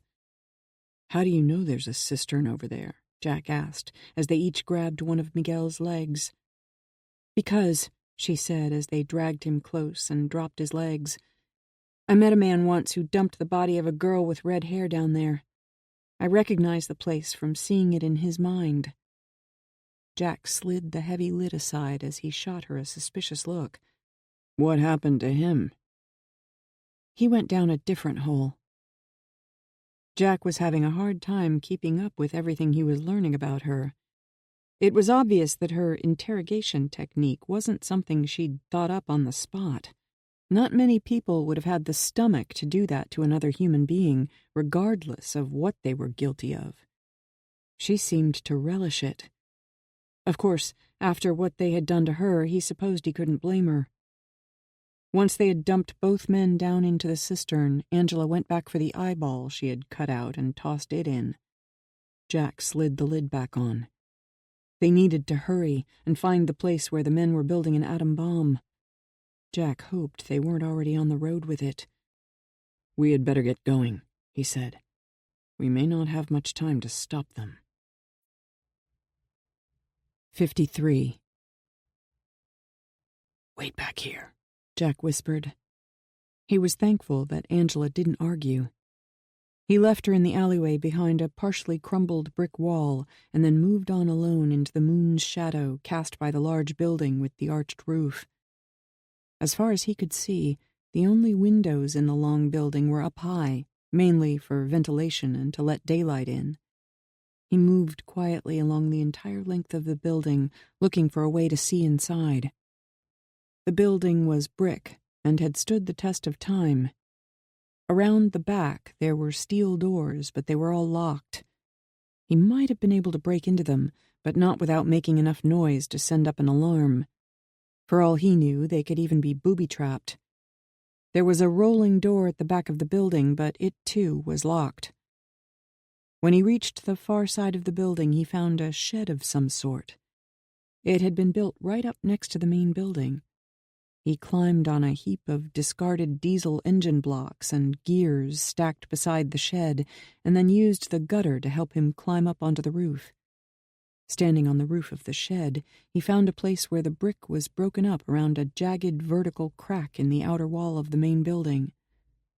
Jack pushed on the bricks around the broken area, looking for any that were loose. He found several. After jiggling them a little to see how easily he would be able to pull them out, he found one that was looser than the others. He carefully wiggled it out, inch by inch, being careful to make sure none of the other bricks would come tumbling down. He was armed only with a couple of small knives. He knew how to use them, and they were often better in close quarters, but they were no match for guns at a distance. He had learned that lesson the last time he had brought a knife to a gunfight. It did not end well. He had spent months in a coma and then recovering in the hospital. If that experience taught him anything, it was that he didn't want to get shot again. It had also lost him Kate. She believed he was dead, and so she had gone off the grid to keep any super predators from finding her. Unfortunately, Jack couldn't find her either. It was discouraging to try so hard and not even be able to get any leads on her whereabouts. At the same time, he was, in a way, happy about it because she was keeping herself safe from any killers who might also be trying to find her. After he had finally managed to wiggle the brick out of its place in the wall, he carefully set it down against a ledge so it wouldn't fall off the roof and possibly alert the men inside. He leaned down and squinted through the hole to see what he could of what was inside. The first thing he saw almost made him fall off the roof. There, in the middle of the room, was a spherical device about 3 feet in diameter. Several men were holding half of a metal outer shell up to it, as another group of men were feeding a mass of wires through an opening in the shell. A cargo van sat not far away, both of its back doors wide open. A bundle of electrical cables hung out the back. The bomb didn't look like some of the more sophisticated devices he'd seen, but with all the clues finally making sense, he didn't doubt that at a minimum he was looking at a crude nuclear weapon. Except it wasn't nearly as crude as he would have hoped. This was a relatively sophisticated device, and he would bet that its yield was enough to take out much of a big city like New York. He could see machined brass sleeves for the exploding bridge wire already placed in the Semtex. The way the explosive was precisely shaped into geometric pieces that were being assembled into a sphere looked to have been done with care and precision. The plutonium-239 the Mossad had found in the tread of José's boot was bomb-grade plutonium, which told him that it surely had a plutonium pit. He could see the lead shielding of the tamper beneath where the Semtex was still being placed. For the moment, where the plutonium for the bomb had come from was irrelevant. The only thing that mattered was that it was here, now. Jack was sure now that this was undoubtedly the reason they had blown up the Oeste Mesa border crossing. They used the diversion of all the other terrorist attacks to dilute the importance of that one. Different terrorist organizations claiming credit for various attacks created confusion among the intel agencies as to what was going on. That confusion had helped them to get the plutonium pit and associated material needed for the bomb across the border and into the United States. Everyone thought all those attacks were the big event. The other terrorists might not have realized they were pawns being used as a diversion. But they had served the desired purpose anyway, and while all that was going on, this group had gotten the most crucial material for their bomb into the country. Everyone was searching the country for Muslim extremists, raiding mosques, making arrests, pulling in and questioning known radicalized people on watch lists, and poring over Islamic chatter. No one was looking for Mexicans. Jack estimated that the bomb was possibly only hours, but no more than a day away from being fully assembled and ready. He was sure that by morning it would be loaded into the van and on its way. From what Miguel had confessed, the target was New York City. There was no reason to doubt that. With no time to waste, Jack slid back down the roof and jumped to the ground. He moved quickly but as quietly as possible as he made his way back from the building with the bomb to where he had left Angela. When he got to where she was supposed to be, he didn't see her. He looked around when he heard dripping water and finally spotted her, bathed in moonlight, just climbing up out of a large metal tank that had been cut in half and was lying on its side. It was partially filled with rainwater. Dripping wet, Angela climbed out over the side. Jack was incredulous. "What the hell are you doing?" She frowned at him like it was the stupidest question she'd ever heard. "Washing off all the blood." She shook water off her hands. "I don't want to get blood all over the interior of my truck." In an odd, crazy way, he had to admit that it made sense. He ushered her a safe distance away from the building with the nuke. He had seen at least a couple of dozen men inside working to assemble the bomb. There could easily have been more that he couldn't see through the small hole. He had seen a lot of AK-47s leaning against posts and tables. He didn't know if there were men other than the two Angela had killed who might also be walking around, taking a cigarette break, or even walking guard duty. If there were, he didn't want to run into them. He scanned the area one last time, then pulled his phone out and pressed one of the numbers he had programmed in. When a woman answered, Jack gave her the code in. She checked briefly, then asked what she could do for him. "Give me Dvorah. It's an emergency." It was the middle of the day in Israel, so he expected she would be available. As Jack waited, he continued to watch for trouble. Angela was doing the same. Dvorah quickly picked up. "Jack, what's the emergency?" "I'm in Milford Falls." "Did you find Angela Constantine then?" "Yes. Listen to me. You need to tell the Americans to activate Nest. They're going to need to get people in here." There was a brief moment of stunned silence before she came back. "The nuclear emergency support team? Has there been a radiological accident?" The purpose of Nest was to be ready to send teams to recover any kind of nuclear material or devices like dirty bombs. He wasn't sure they were prepared for a fully functional live nuclear bomb, but if anyone was prepared to deal with it, it was the Nest team. No. Listen to me. We've got a live atomic bomb. Again, there was a moment of silence. All right. We're contacting them right now. Is the site secure? Hell no, it's not secure. The device is shortly going to be on its way to New York City. They monitor for radiation levels all over the place around the East Coast. This is a plutonium bomb. Plutonium is hard to detect in the first place, and this one has a lead tamper around the pit. From the looks of the sophistication of it, they will probably use other shields to protect it on their way to New York City. These people know what they're doing. I expect their truck is shielded. Any radiation will likely be tightly contained. It's highly unlikely it would be detected. But even if some new super-secret detection equipment did pick it up before it got into the city proper, that will be little consolation if they set it off when they're intercepted. The blast radius, the firestorm, and the radiation would devastate a vast area. They don't need to have a direct hit. With a nuke, close will do. I've got red lights going up across the board with our contacts, Devora said. Do you have coordinates? I took the coordinates right at the site of the building they're in. Sending them now. Okay, got them. Jack knew that once the authorities secured the weapon, they would need to get the Nest team in to disarm it.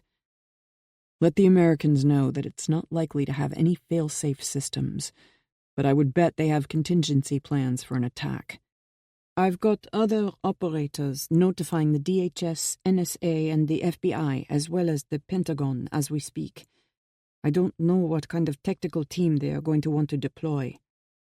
I suspect that whoever is closest will go in. All right, Jack. We're on it. We've got our entire center activated. We're lighting up the Americans. Jack let out a sigh of relief. Thanks, Devora. I'll stay on site until they get here just to make sure the terrorists don't leave with the bomb. If they do, we'll follow them and I'll update you with any information. Call me if you need anything more. Stay well back from the area in case they can't get boots on location fast enough. They may decide to send in a drone or jet to put ordnance on the site. For God's sake, I really don't think they ought to be using explosives around a nuclear bomb. Explosives wouldn't set off a nuke. It needed an electrical charge to detonate it, but there was always the risk of radioactive contamination from debris. They could inadvertently turn it into a dirty bomb. Given the situation and the potential risk, that may be what they need to do. It's their call, Devora said. Jack knew what she meant. If an atom bomb was going to go off, better it go off in central New York State than in a major population center. Please tell them I advise against any heavy ordnance. Do you think they will listen to what we tell them? No, I suppose not. By the way, don't let them know who is providing this intelligence. I'm not exactly welcome on the inside anymore. Already anticipated that, Jack. We're only saying that we have eyes-on intelligence. Since it's us calling, they will assume that it's one of our agents. Thanks, Devora. I'll call you if anything changes on the ground. After he hung up, he turned to Angela. She was watching him. I think it would be safer if we got some distance away from here. There's liable to be lots of gunfire. I wouldn't want either one of us getting hit with a stray round. Is there somewhere with some elevation where we can watch and see what happens? Angela nodded. I know a place. They rushed to the truck but drove slowly out of the industrial complex. If the terrorists had lookouts, Jack didn't want to alert them to the sound of a truck racing away. That would surely get them riddled with bullets. Once they were on the road, leaving the complex, Angela took the first turnoff onto a dirt road. It took them up through heavy woods to the crest of a hill, where she parked the truck at a gravel area at the end of the road. She grabbed a pair of binoculars from behind the passenger seat before they got out. They walked a short distance through maple and oak trees to a spot where they could overlook the entire area. Angela handed him the binoculars.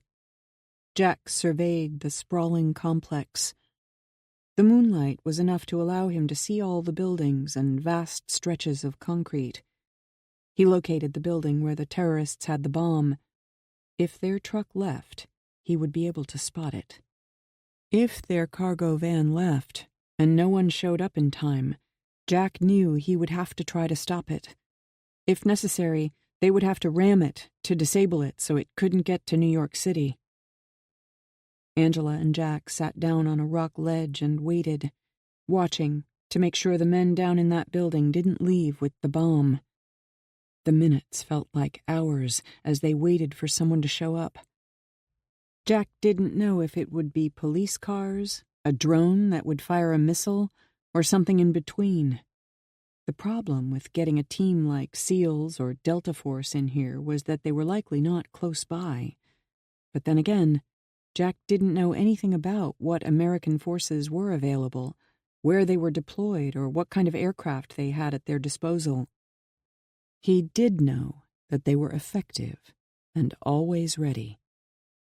He hoped they were close enough. 54. A little over half an hour later, Jack thought he heard something. He stood and took a few steps farther out from under the trees. He could feel a rapid thump-thump-thumping in his chest more than he could hear it. For all he knew, there could have been more than one running in total blackout mode. He caught a glimpse of a blurred black shape as it passed across the nearly full moon high overhead. "That sounds a little like helicopters," Angela said. "It's a military stealth helicopter. Whoever is on board a ship like that is going to be the best of the best." Jack was relieved it was that kind of team that would be handling the situation. The sound of the stealth helicopter died out in the distance. The dark scene below them was silent again. Jack watched, but couldn't hear anything or see anything. He figured they would have landed some distance away and would be approaching the building on foot. As they waited, listening to the night birds singing up in the trees and the monotonous chirp of insects, the night suddenly erupted in the crackle of gunfire. The birds broke out of the trees overhead, squawking in fright as they fled. Jack put the binoculars to his eyes and saw a crisscross of tracer rounds going in every direction. The sound of the gunfire was probably the outgoing fire from the building. That type of assault group would likely have suppressors. He handed the binoculars to Angela so she could see too. As he did so, a massive explosion suddenly lit up the night. The building with the bomb vanished under an expanding, bright yellow-orange ball of fire. Jack could see the shock wave racing across the industrial site. He put an arm around Angela's shoulders and took her to the ground with him, holding her down protectively as the shock wave and the sound of the blast slammed into the trees all around. As soon as it was past, Jack jumped to his feet and looked through the binoculars. The building was virtually gone. Only a small portion of the rear wall was still there. Bricks from the walls had been thrown out in every direction. He doubted the U.S. forces would have set off an explosion like that with a nuke inside. It had to be that the terrorists inside the building had wired the place with explosives beforehand. Lots of explosives. By the size of the blast, they obviously wanted to die as martyrs and make sure there were no survivors who could be taken prisoner and questioned. Clearly, they also wanted to take as many people with them as possible. With an explosive kill zone that large, whatever force had gone in there would have lost a lot of men. Angela took the binoculars so she could have a look. After a moment, she said, "I can see people moving around. There are men going into what's left of the building. That, and no more gunfire, is a good sign, right?" "Right." He put a hand on Angela's shoulder. "You did a good thing, Angela. It looks like we were in time. The bomb was close to being assembled, and then on its way to New York City. You saved the lives of a great many people." She didn't show any emotion, but she said, "Thanks, Jack." After a short time, Jack's phone vibrated. It was Devora. "They recovered the nuke and have it secured," she said. "It's still mostly in one piece." "My God, Jack, that was close." "Too close," he said. "Did the team report anything else?" "They lost men. I don't know any numbers. There are a lot wounded. But they have the scene secured. They haven't found any terrorists alive. They don't know yet if there might have been lookouts who survived, but they're searching now." "Okay," Jack said. "Now that they have everything under control, I think we'd better get out of here. I'll let you know if we get any other information. Just so you know, we kept your name out of it." After he hung up, he and Angela made their way back through the trees to the truck. Quiet had returned to the night. With the danger ended and the bomb secured, he suddenly felt drained. "How about running me by the bar so I can get my car? I'm exhausted. I could use a good night's sleep." "I think we both could," she said. "I'm glad I was able to help." "Help? If not for you getting the information out of Miguel, an atom bomb would be on its way to New York City within a day or two. The world owes you a lot." "I'd rather be left out of it if it's okay with you," she said as they reached the truck. Jack chuckled his understanding of her rationale. They drove back out onto the highway and turned toward the city. "You and I are a lot alike," he told her. "I don't want them to know I'm involved either." Her face was lit in the glow of the dash lights as she looked over. "Why not?" He sighed. "They don't like that I work with people like you who can recognize killers. It's not politically correct. They canceled the contract I had with them over it. The Israelis are thankful for my help, though." She looked skeptical. "You mean there are other people like me?" "Well," he said, "I know a great deal about people who can recognize killers, but I've never met anyone like you." As she was thinking it over while negotiating the curving mountain road, a car closed rapidly from behind. Its high beams lit up the cab of the truck. When it cut into the oncoming lane and charged up beside the truck, Jack could see that it was a beige Toyota. Angela glanced briefly out her window and saw the car. "Hell no," she muttered. "This isn't happening." The car cut over toward them, trying to slam into her truck to drive her off the road and into the trees. Angela anticipated what they were about to do and floored the gas. The truck accelerated so hard it laid Jack back in his seat. The car cut over, but as the truck had already shot ahead, they completely missed her. Jack looked out the back window and saw what he thought were the silhouettes of AK-47s sticking out the passenger windows. "I think you had better give me your gun." "You won't need it," she said, completely composed, as she kept the gas pedal floored. "These guys don't know what they're doing." The truck flew into the night, the tires at the edge of adhesion as they arced around curves at speeds he would have thought impossible. He knew this was no ordinary truck, and Angela was proving to be no ordinary driver. On top of that, she knew the road well. Jack had to brace himself between the door and the center console. She led the car following them on a wild chase along the mountain road, sometimes only feeding in half throttle on the straights so that the Toyota could catch up, then accelerating to stay just far enough ahead to goad their predatory chase instinct. As she reached a particularly twisty section of road that in places revealed steep drop-offs, she backed off just enough for the car to begin to catch up again, to let them feel confident they had her. Jack realized she was giving them slack and then reeling them in, playing them along until she could get them where she wanted them.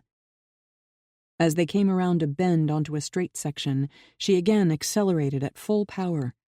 Jack glanced to the speedometer and saw that they were surging past 100 miles an hour. He looked up, and in the headlights saw a road sign with an arrow curving to the right.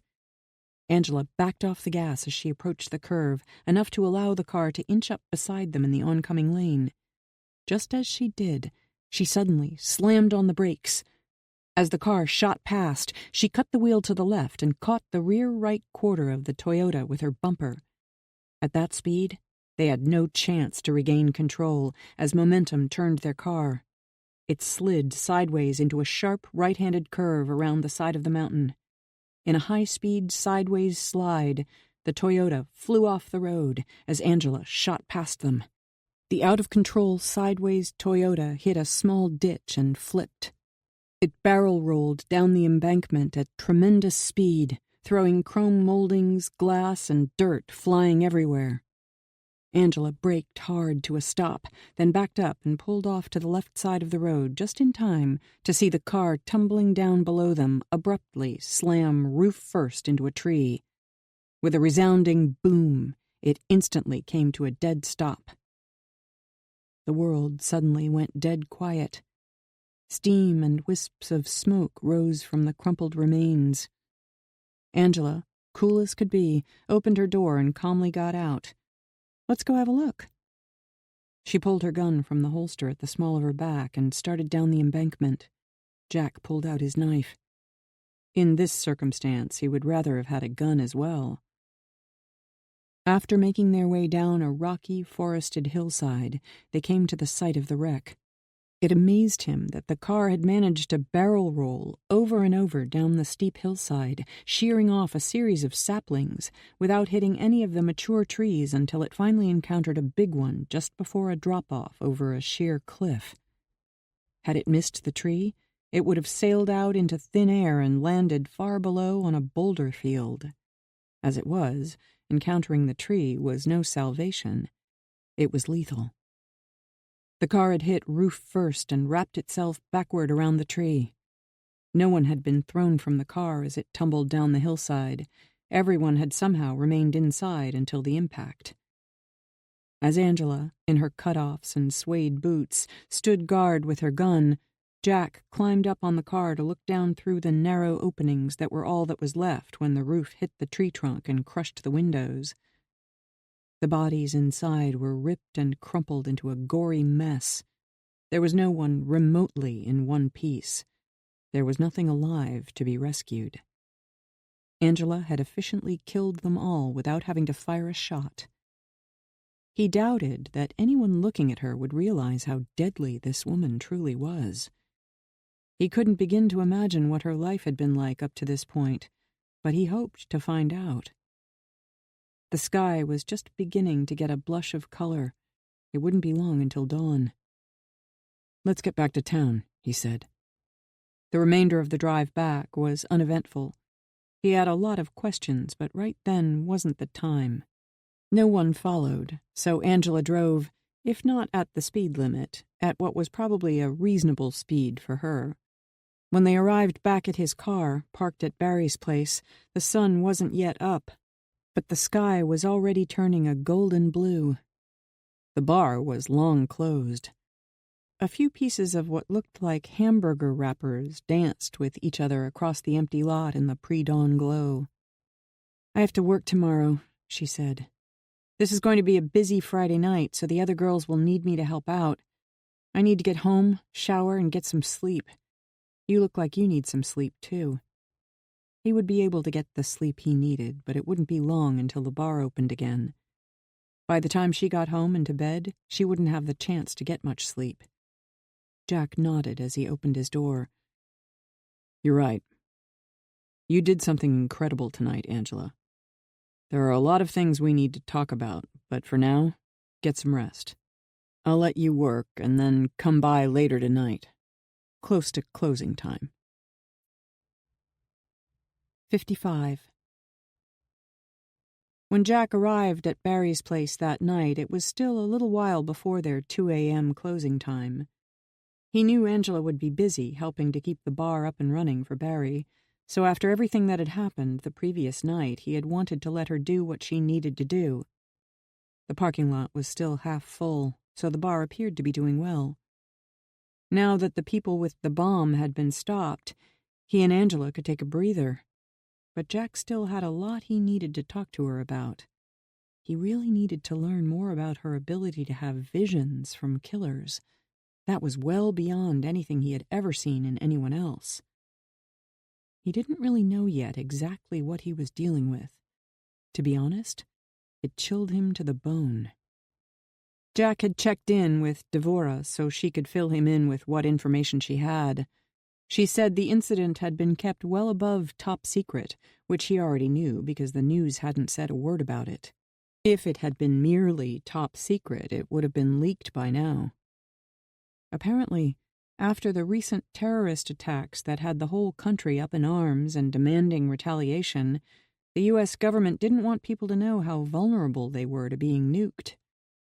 The incident had probably been kept confined to as few people as possible. Even most people in the intel community wouldn't know about it. Dvora gave him a report on the killed and injured.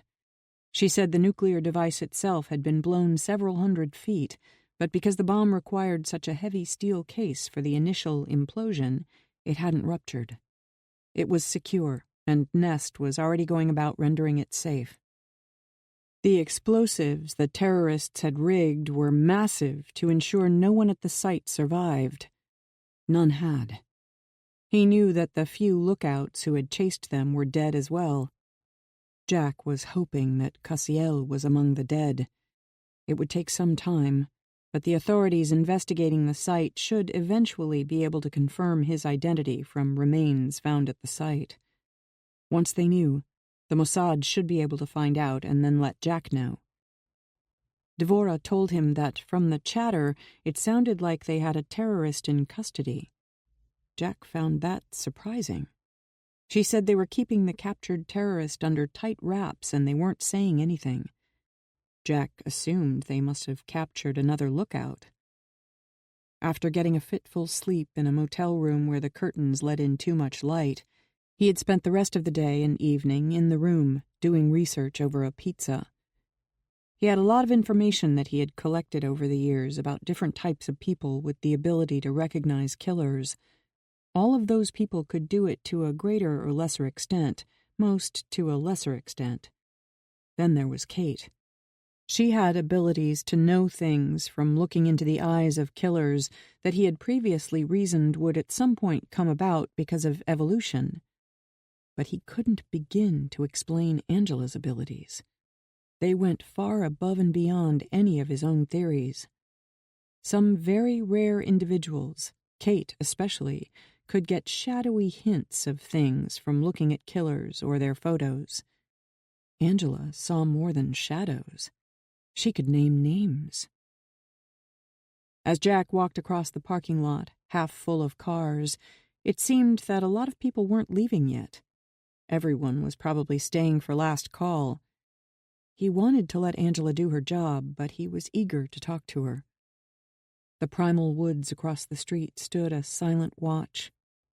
The bar, as he had first thought, looked to be a last outpost before the great trackless forests.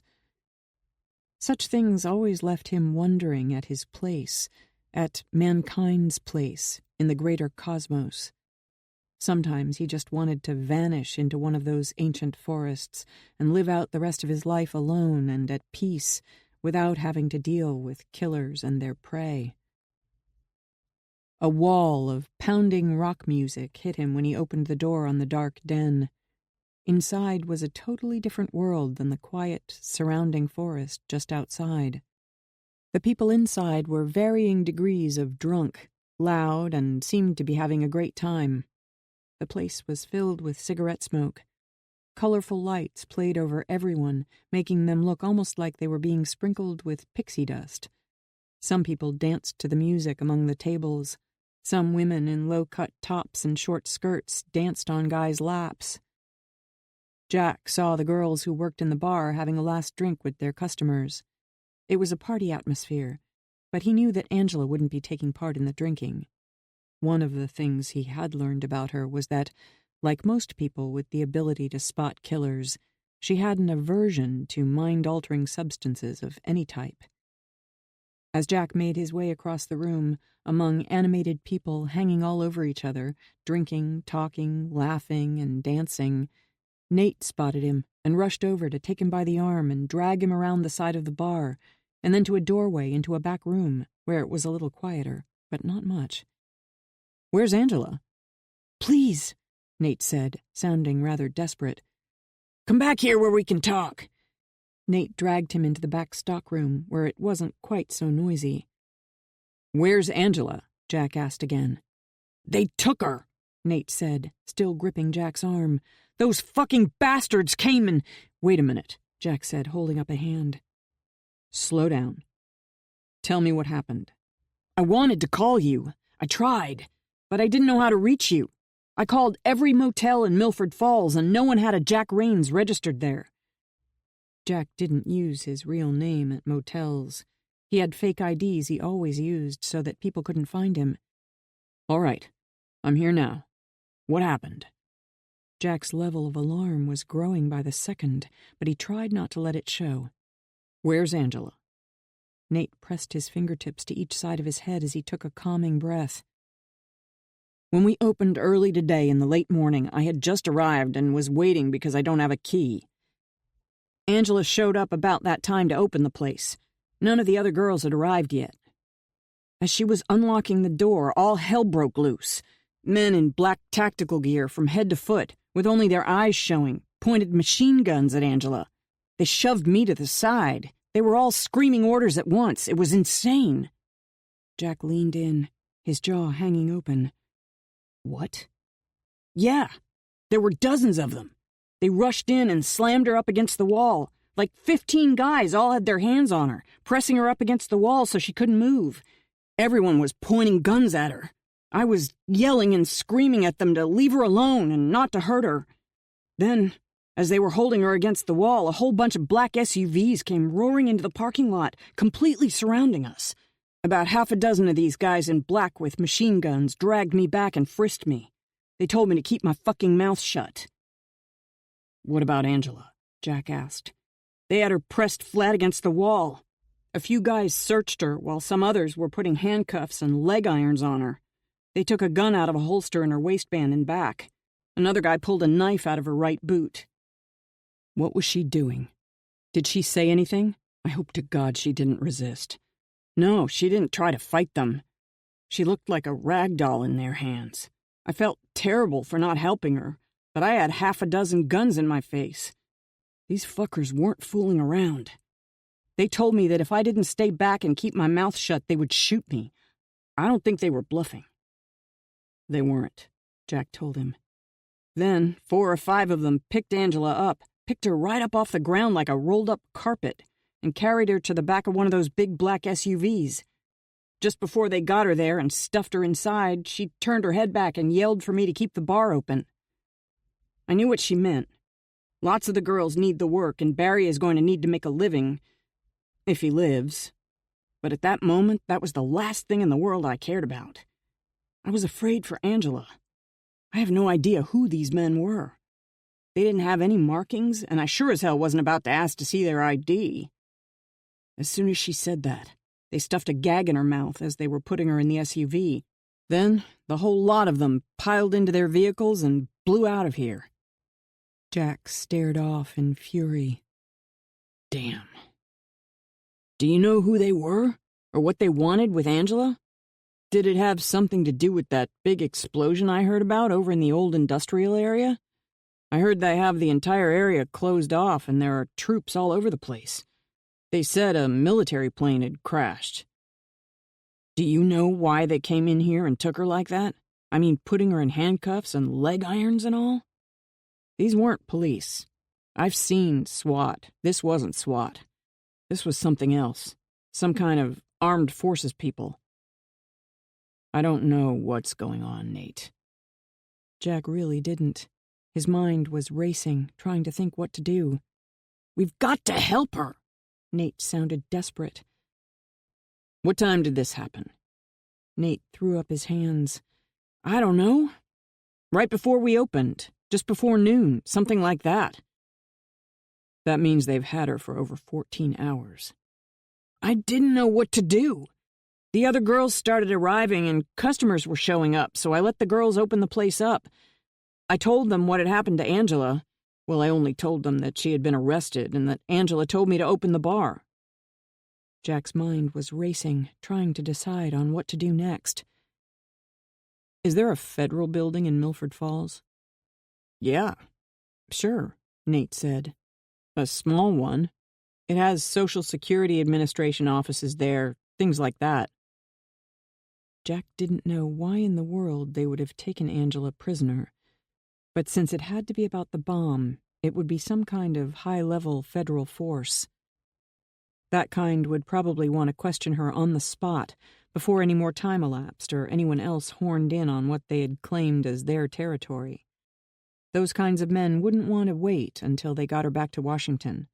They would want to be in an obscure location, since their agency was being watched all the time by reporters looking for news or leaks about the mass terrorist attacks.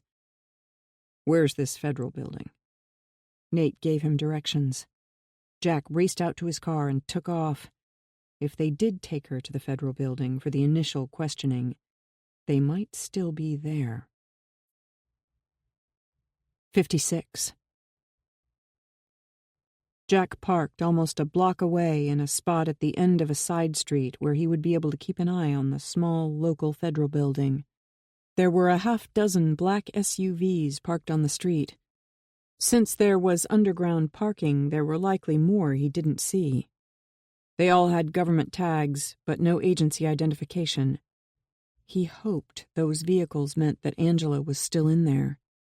He hoped, too, that he could find a way to get her out. They would never in a million years understand her and what she had done for the country. That was irrelevant to them. Otherwise, they wouldn't have picked her up and treated her like they had just captured Osama bin Laden. They had their own agenda. They'd had her in there for 15 hours. He knew she wouldn't be sleeping in a cell. These people had no intention of letting her sleep. They would be hammering away at her in a relentless interrogation. He didn't know for certain why they had her, but he had his suspicions.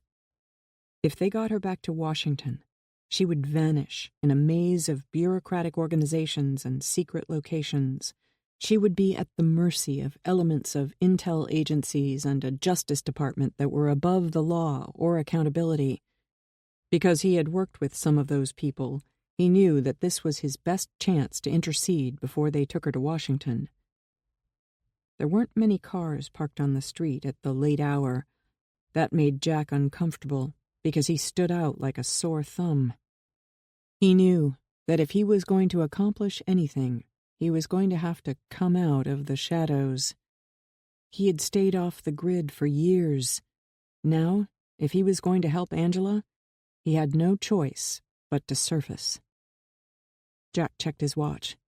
It was 3 a.m., so that made it 10 a.m. in Israel. He pressed the speed dial. Once he had coded in, Dvorah immediately picked up. Dvorah, I've got a problem. What is it?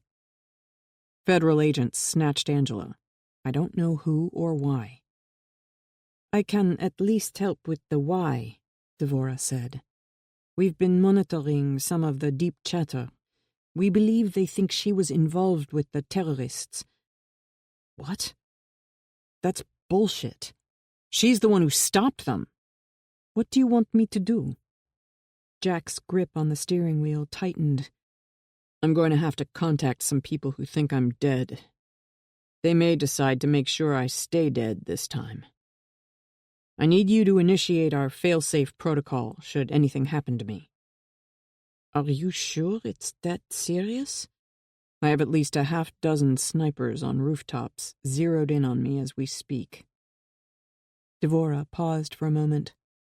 All right. I'm patching it in now. There was another pause. Okay, it's set.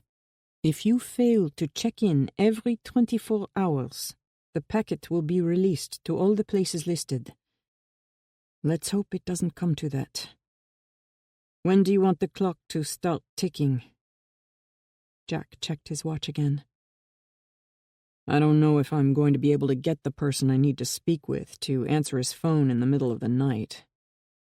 Let's make it 8 a.m. You got it. At 8 a.m., where you are, 3 p.m. here, the clock starts.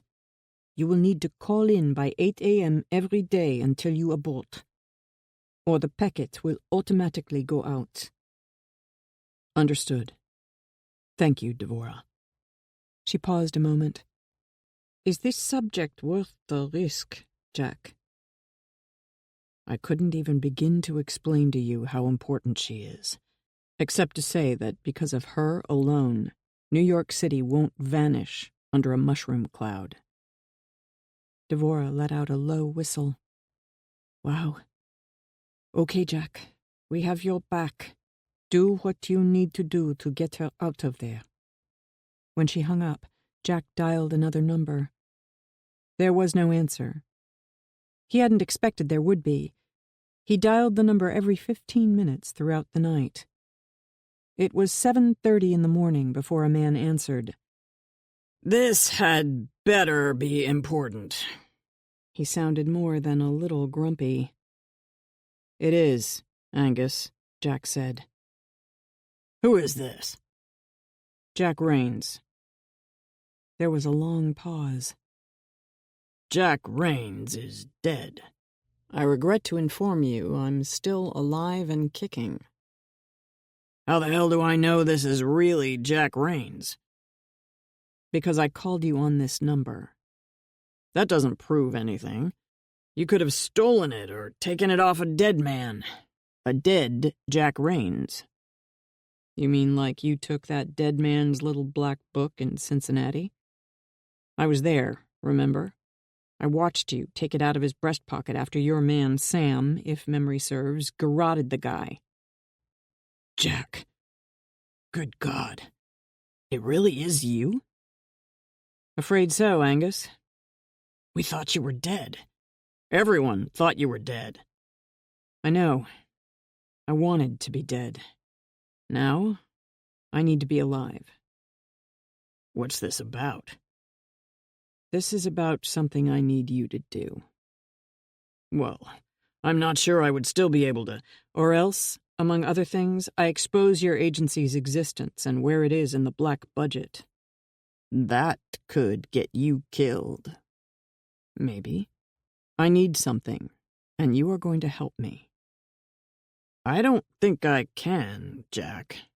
We don't have a working agreement with you anymore." "That's a really shitty attitude, Angus, considering everything I've done for you." "And we appreciate it. You saved our asses any number of times, but I must advise you not to start getting troublesome. You could find yourself dead again, only this time it would be permanent. Then what you know gets buried with you." "That's where you're wrong, Angus. You see, if I don't report in on a regular basis, everything I know about the entire alphabet soup of agencies, including yours, along with various operations that would cause an uproar if it were to be divulged, is going to be revealed in detail to Congress, the Senate, the Justice Department, the media, and posted online for everyone to see in black and white." There was a long silence. "I think you should be careful making threats, Jack." "Here's the deal, Angus. I'm not fucking around. Either you help me and do what I need done, or a whole lot of people are going to find a noose around their necks. Yours may be one of those necks." His resistance finally broke down a little. "All right, Jack. I'll hear you out. I owe you that much. You've done a lot of good things for us. Maybe I can help. What do you need?" Jack decided to let him pretend he was doing the right thing for the right reasons. "I'm in a city called Milford Falls, New York. I'm parked outside the federal building there. The first thing I want is for the snipers on rooftops to point their weapons elsewhere." "Okay. I don't know why they would be doing such a thing, but I'll put an end to it. No problem. Is that it?" "You heard about the atom bomb that was assembled here and just about to head into New York City?" "Jesus Christ, Jack. That's classified at the highest level. How the hell did you find out about that?" "I'm the one who called it in. I'm the one who provided the coordinates so a team could get in there and stop it." "That was you?" "That was me." Angus let out an audible sigh. "Okay. You have my attention. What's your problem? Black ops of some kind swooped in here and took my asset. There was a long pause before the man finally spoke. Your asset? All I'm at liberty to say is that our people followed some terrorists in a sedan and a pickup on satellite imagery as they were speeding away from the scene. Before the team could stop them, the sedan crashed and 4 men were killed. They traced the pickup to a bar and picked a woman up later. Jack took a breath to calm himself. Angus, my asset and I went in there and found the bomb.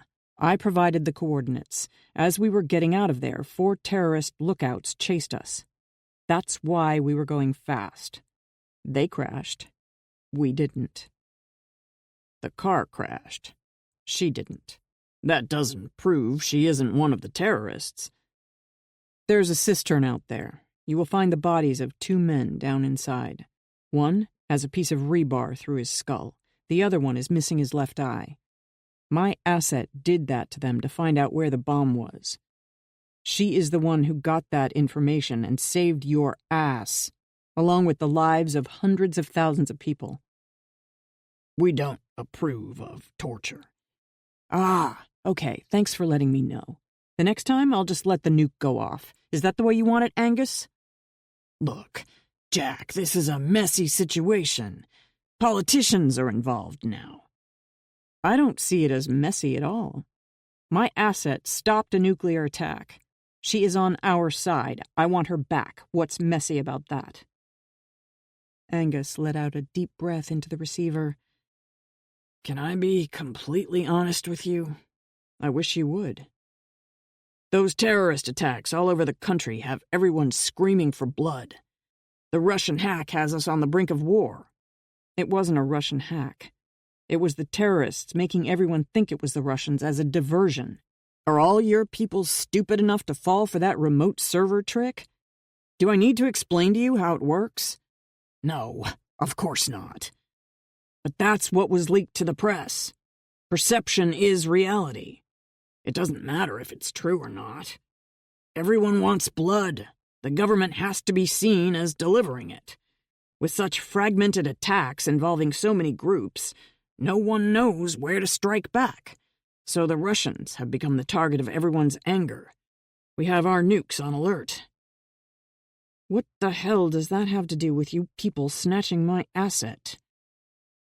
Those attacks caught every agency with their pants down. Most of those terrorists were on watch lists. You and I both know that watch lists are largely propaganda to satisfy the public. The lists don't mean squat if the people on them weren't stopped before they launch attacks. They weren't. Everyone from the FBI to the NSA to Justice dropped the ball. That's because they're all too busy spying on Americans instead of doing their job, Jack said. There are a lot of dedicated people there, or at least there used to be. You're right, Jack, but look, the agencies need to shift public anger from them by putting the blame on something other than radical Islamic terrorism. They needed a sacrificial lamb. That girl is a nobody. She's just a bartender who grew up in a trailer park. It's easy for them to paint her as a right-wing terrorist. That fits the narrative they want to push. A white female terrorist who isn't Muslim. That fits their political agenda perfectly. So they've latched onto her with their claws, and they aren't going to let go. They caught her with a knife, an unregistered gun, no permit to carry it, and an unlicensed suppressor.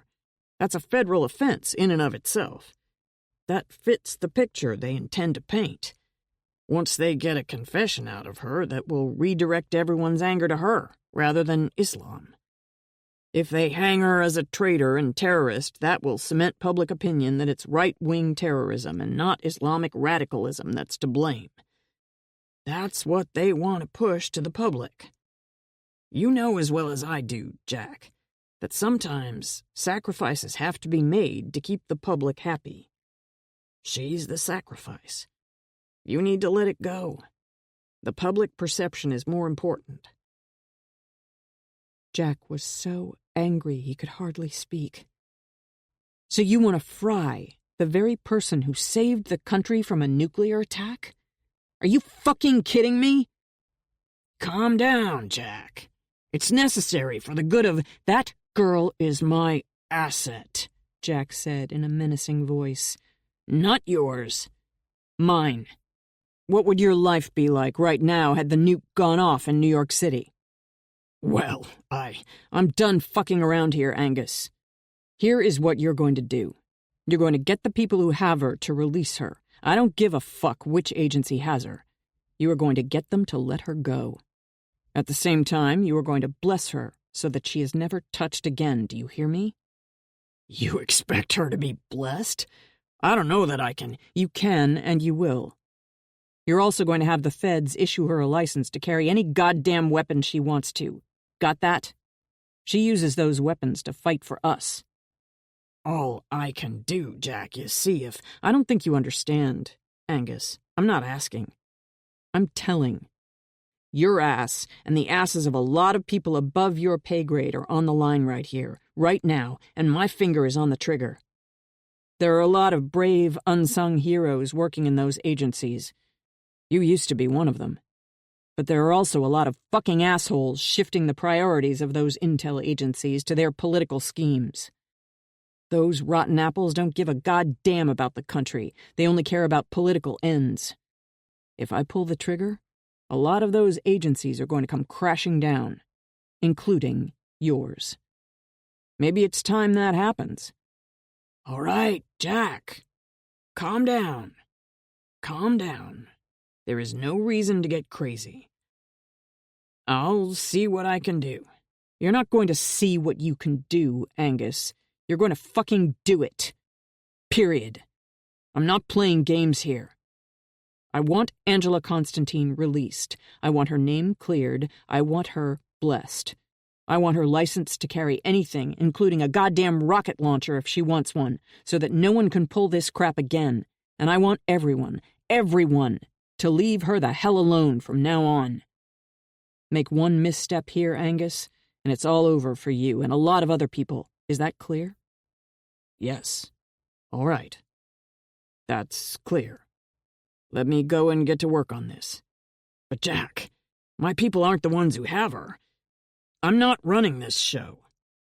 I'll need to drill down and find out exactly who is involved, what their game is, and then pull rank where I can and where I can't. I'll have to make some serious threats to get everyone marching to the same drum. Jack switched to a calm, quiet tone. All right, Angus. You do that. I'm going to sit right here with eyes on that building. If one of those snipers pulls a trigger on me, or if anyone lays a finger on my asset, or they try to run to ground with her, or you don't get her out of this exactly as I say and right bloody now, you are going down. Your agency is going down, and a whole lot of other people and agencies are going to find themselves in the middle of a wildfire they can't control. I came back from the dead to save Angela Constantine. That should tell you how serious I am. I've never threatened you before, Angus, you know that. But I'm threatening you now. I think you know I'm not bluffing. No, Jack. If there's one thing I know about you, it's that you don't bluff. But please, this is going to take me some time to unwind. Do you have the number of this phone? Yes. You go unwind it, and then call me.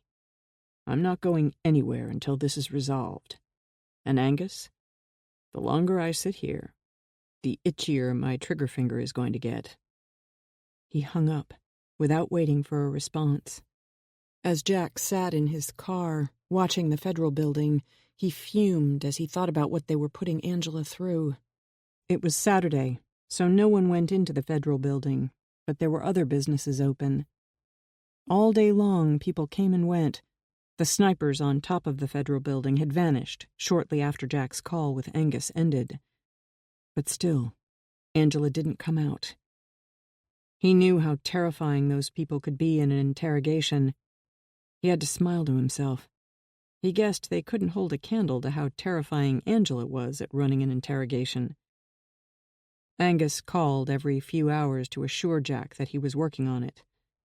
Gradually, over the course of those calls, the man warmed up to Jack, and little by little came to realize he wanted to be working on the same side as Jack, the right side. Jack thought it sounded like Angus gradually came to remember the kind of man he used to be, and why he had wanted his job. Politics were a plague to dedicated agents like Angus, but he had to play the game. Over time, it was corrosive. What was going on with Angela Constantine for political reasons was more than wrong and had nothing to do with legitimate national security. Throughout the day, Angus became ever more intolerant of it. Jack assumed that part of the reason was that Angus was encountering resistance, and Angus didn't appreciate resistance. He expected his calls to be taken and his orders to be followed. In early evening, Angus called again. "I'm still working on it, Jack. Sit tight. I'm going to get this straightened out, I swear. I'm on your side here." "Right now, I'm on Angela's side. I want this ended." I know. Please, understand. It's more complicated than you realize.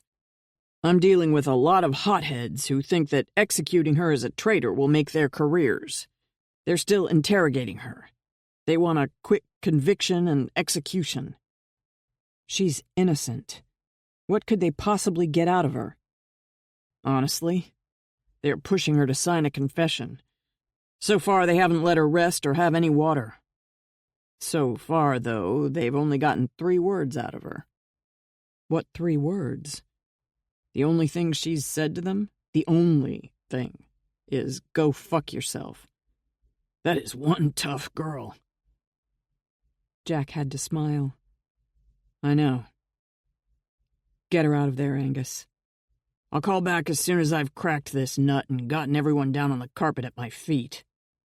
After he hung up, Jack rubbed his eyes as he slid down in his seat a little and then folded his arms. He was tired, worried, angry, and frustrated.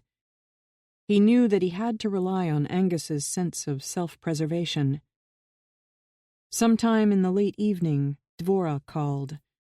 She told him that they were picking up a lot of internal friction between agencies. She said that whatever was going on behind the scenes, it was big. They want a scapegoat, he told her. Now that they have a rope around her neck, they don't want to let go. Let me know as soon as you get her out. Jack promised he would, and then went back to waiting. A little after midnight, his phone rang again. He answered it immediately. 57. Agent Lumley placed the knuckles of his fists on the far side of the table and leaned in, his face hovering in close to hers. Angela was handcuffed to the chair she was in, so there wasn't much she could do about it. "I've about had it with you, Constantine." Angela didn't say anything. He slapped her hard enough that she thought it might have loosened some teeth. "You're a worthless human being." She wiped the blood running from the corner of her mouth on her shoulder. He straightened and took a long swig of water from a half-full bottle.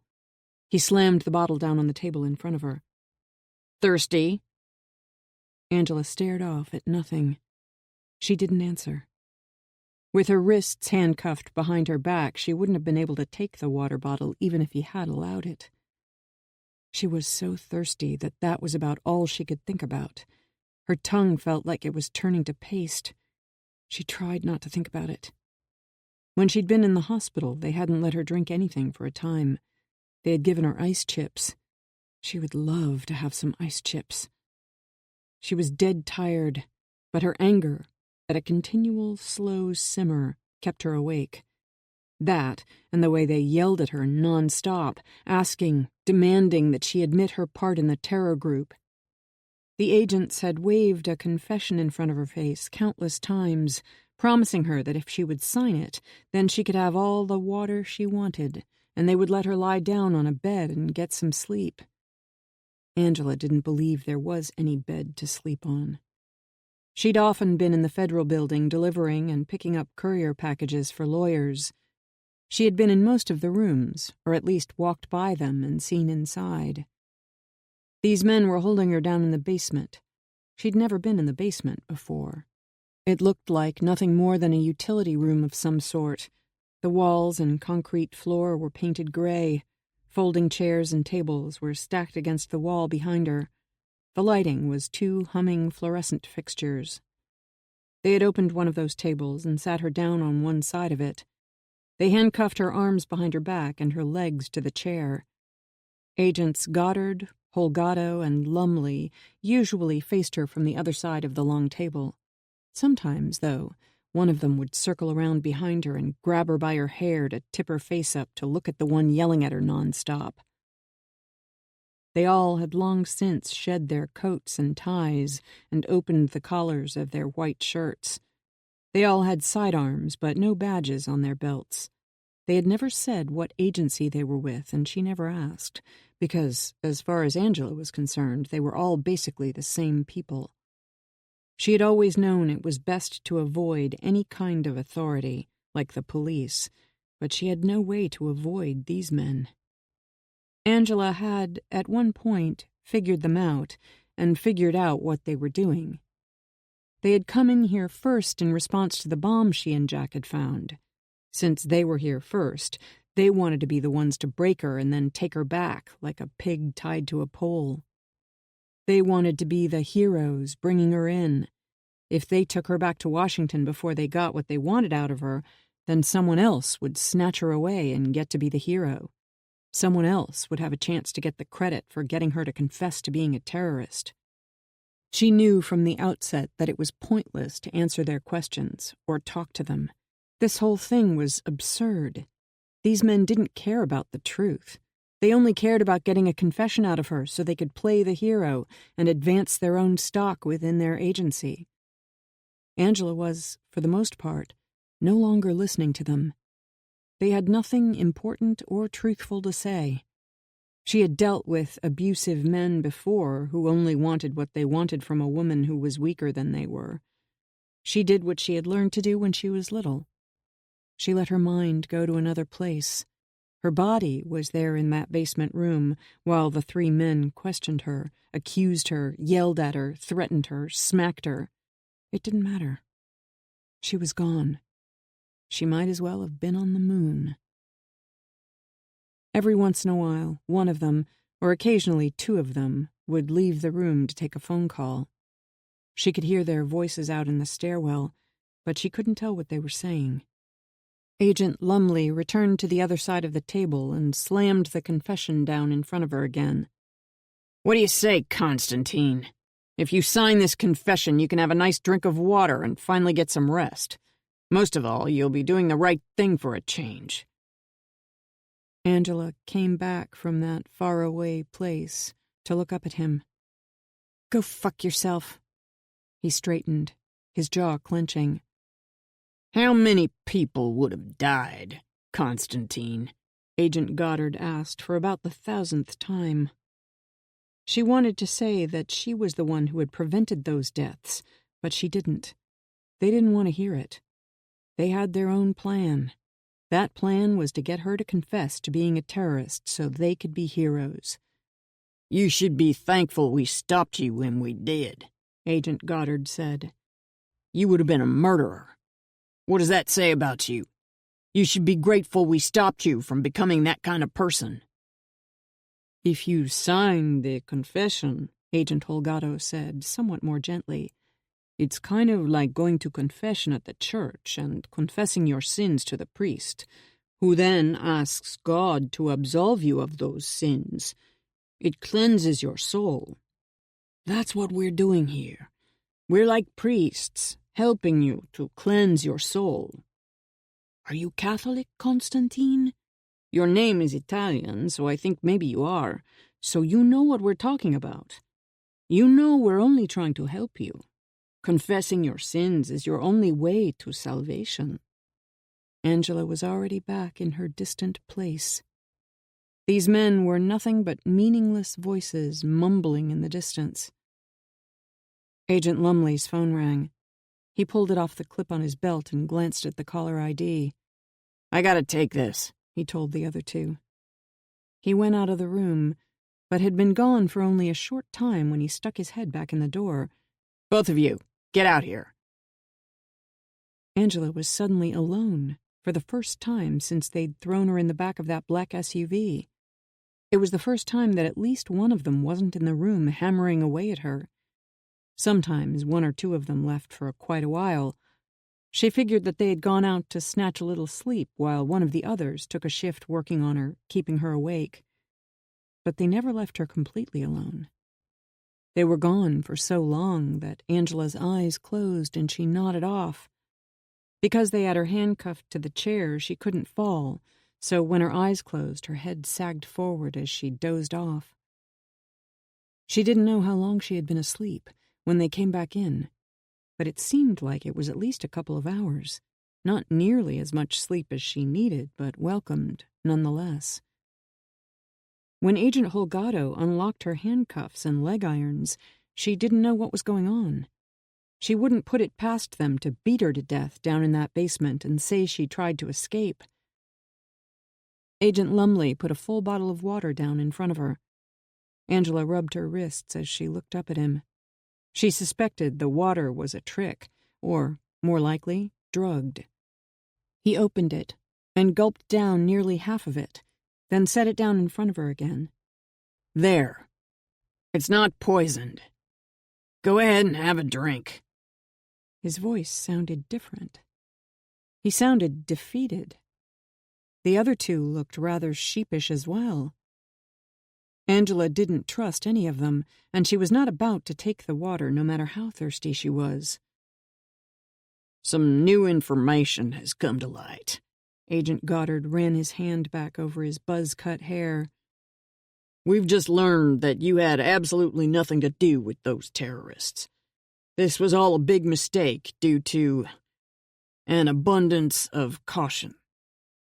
Angela was still rubbing her bruised wrists. She didn't say anything. 4 more men in dark suits and ties came into the room and approached the other side of the table to face Angela. "You're free to go," one of them said in an official tone. "You have been cleared of any wrongdoing." "It seems that you have friends in very high places," Agent Goddard said. "A guardian angel." Angela didn't trust any of them. She didn't get up. She didn't say anything. One of the 4 new men pulled out something from the breast pocket of his dark suit coat. It was about the size of a credit card. When he set it down, it sounded like plastic, too. He slid it across the table to her. She glanced down just long enough to see her photo on it. Holographic seals partially covered her face and signatures she couldn't read. She saw the word federal but couldn't read the rest of it. Another of the 4 men in suits, a big black guy with a shaved head, laid her Walther P-22 down on the table beside the card with her photo. Her gun still had the suppressor on it. "Here's your weapon back, Ms. Constantine," he said. "Nice choice, by the way. You don't have to worry about over-penetration, yet lethal if you know what you're doing, and with the subsonic rounds it's loaded with, I would guess you do." She didn't say anything. She didn't want to take the weapon and give them an excuse to shoot her. She stayed in the chair. He gestured to the card and went on. "That's a special federal weapons permit. It authorizes you to carry any gun you choose. That includes things like suppressors and fully automatic weapons. Anything. And, of course, your knife. Another smart choice." He was sounding more like a weapons instructor than anything else. One of the other men, another big black guy in a dark suit that fit him well, handed over her knife, handle first. She stared at it in his hand for a moment, then took it and slid it down into the sheath in her boot. Agent Lumley, looking beat, gestured to her gun and the permit card. "It's not a trick. You can have your weapon back. You've been completely cleared of all charges. We'll escort you safely out of the building. I would assume that it's your guardian angel who is waiting outside for you." Angela finally stood. Keeping her eyes on Lumley, she picked up the gun and slid it back into her grandfather's holster at the small of her back. She could tell by the weight that it was loaded. She held her hand out, palm up. "Oh," one of the other men said. He reached in the side pocket of his suit jacket and brought out 3 loaded magazines. He placed them in her palm. Angela slid them into a pocket. She picked up the federal weapons permit, glanced at it briefly, and then slipped it into her back left pocket. With the 4 new men in front, and the 3 agents who had been interrogating her following behind, they led her up the stairs and out of the building. It was somewhere in the middle of the night. She'd lost track of time. At the top of the stairs, Agent Lumley grabbed her wrist to stop her. In a heartbeat, she reversed the grip, levered his hand over, and twisted it to the side, stopping just before it broke the bones. He went to one knee, contorting his body sideways to try to take the pressure off his wrist. If he tried anything, she could break it. "Jesus, Constantine! I was only going to say no hard feelings." Still holding his hand, twisted within a hair's breadth of breaking bones, she leaned down toward him. "Use some mouthwash, would you, Lumley? Your breath smells like dick." A couple of the men in dark suits chuckled. "Angela." It was a voice behind her that she recognized. "Leave him be, and let's go." Angela released Agent Lumley, and after giving him a dark look, turned to see a welcome face. It was Jack. He smiled, and everything suddenly seemed all right. The dread of what was to become of her suddenly lifted. He was the friend in high places, her guardian angel. 58. As Jack led her down the steps, they left the agents standing up at the top of the stairs in front of the dark federal building lit by streetlights. The 3 who had been interrogating her looked like schoolboys who had been reprimanded by nuns and sent to Mother Superior's office. They walked calmly to Jack's car, parked on a side street. He held the door for her and shut it after she sat down. She wasn't used to men with manners. Jack had manners. "What time is it?" she asked as she looked around the dark streets. "It's about 1:30, he said as he pulled away from the curb. "I'm sorry it took so long. I was trying my best to get you out of there sooner." "It's okay," she said.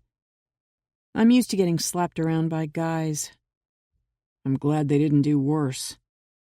I'm especially relieved they didn't take you to Washington. It would have greatly complicated matters if you'd have gone down that rabbit hole." Angela rode in silence for a moment. "They said that I have a friend in high places. They said that friend vouched for me." Jack smiled, along with a one-shoulder shrug. "I talked to some people and convinced them to do the right thing and release you." "You told me that you were off the grid and everyone thought you were dead. You would have had to come out of the shadows to get me out of there. That's bound to cause you problems." He glanced over at her. "Getting you released was more important to me than staying dead. They would have fed you to the wolves.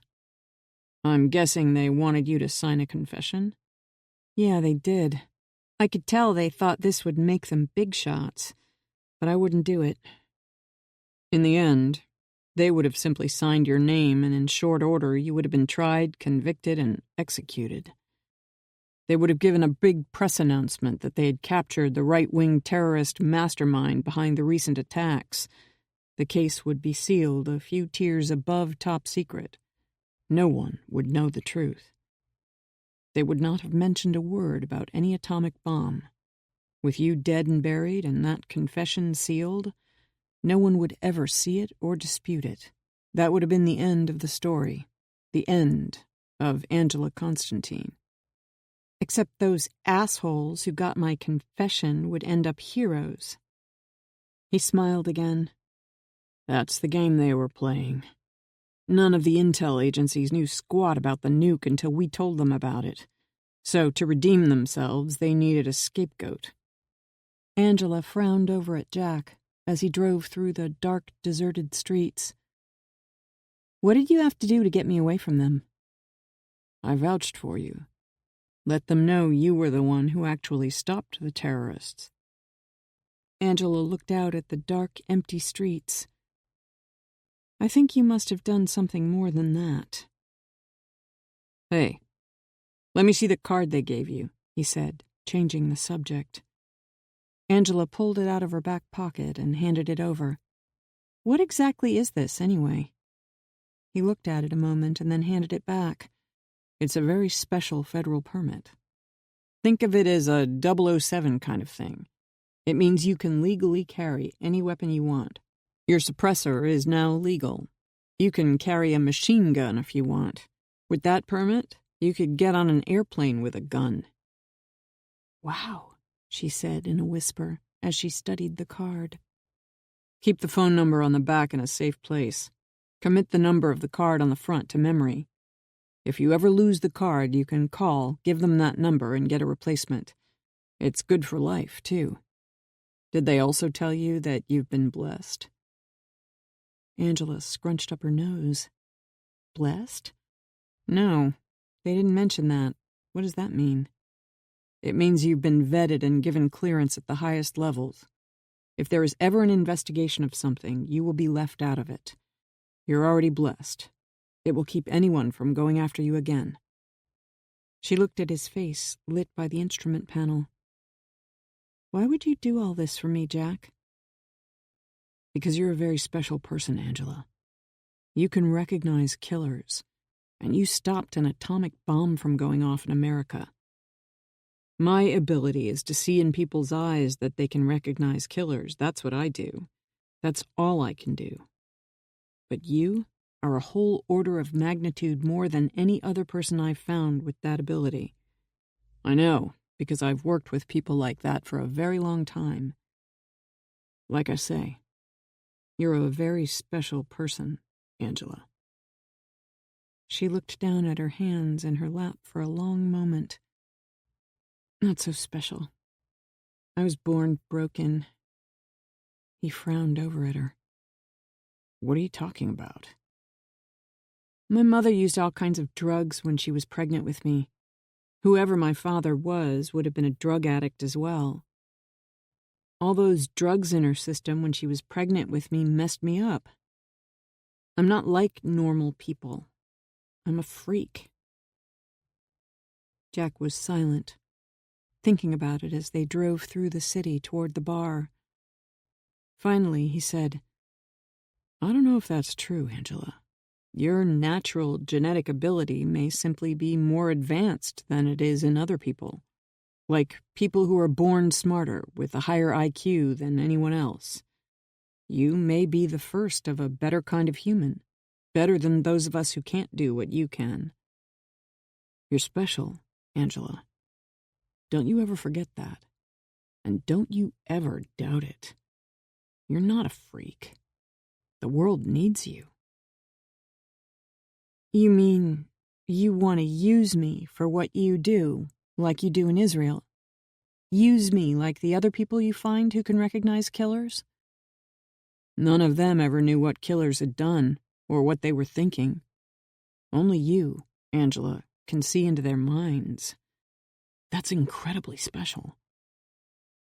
Not so special, she said as she looked out her window again. Seeing into the minds of killers is like being part of their world of madness. Seeing the things they've done and how it makes them feel is not special. It's a curse. I have to live with the things I've seen. I see those things when I try to go to sleep. I see them in my sleep. It's a lonely kind of insanity. I can only imagine, he said in soft consolation. When they got to the bar where her truck was parked, the bar was just closing. Nate was the one who told me what happened to you. He will want to know that you've been released and that you're safe. Would you mind going in and telling him? I'm really tired. She hesitated. Besides, I'm kind of embarrassed that he saw me being handcuffed and carried away like that. Sure, Jack said. Wait while I run in and tell him so I can follow you to make sure you make it home safely. But you shouldn't be embarrassed. You did nothing wrong. They did. Sitting in her truck, waiting, Angela saw Nate pop his head out of the door with Jack and wave. She waved back. She rolled down the window when Jack reached the side of her truck. He was pretty relieved, Jack told her. He was really worried for you. She glanced back at the bar. He's a nice guy. Maybe the guy for you? Jack asked. I'm not a nice girl, she said as she started the truck. She was still wired from her anger over those men snatching her, so at least that kept her awake on the ride home. At her road off the highway, after she'd driven her truck in, Jack helped her put the cable back up across her drive. She didn't think she had the strength to do it by herself. Now that she was home and safe, her eyes kept closing.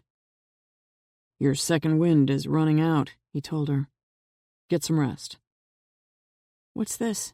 She asked as he handed her a phone.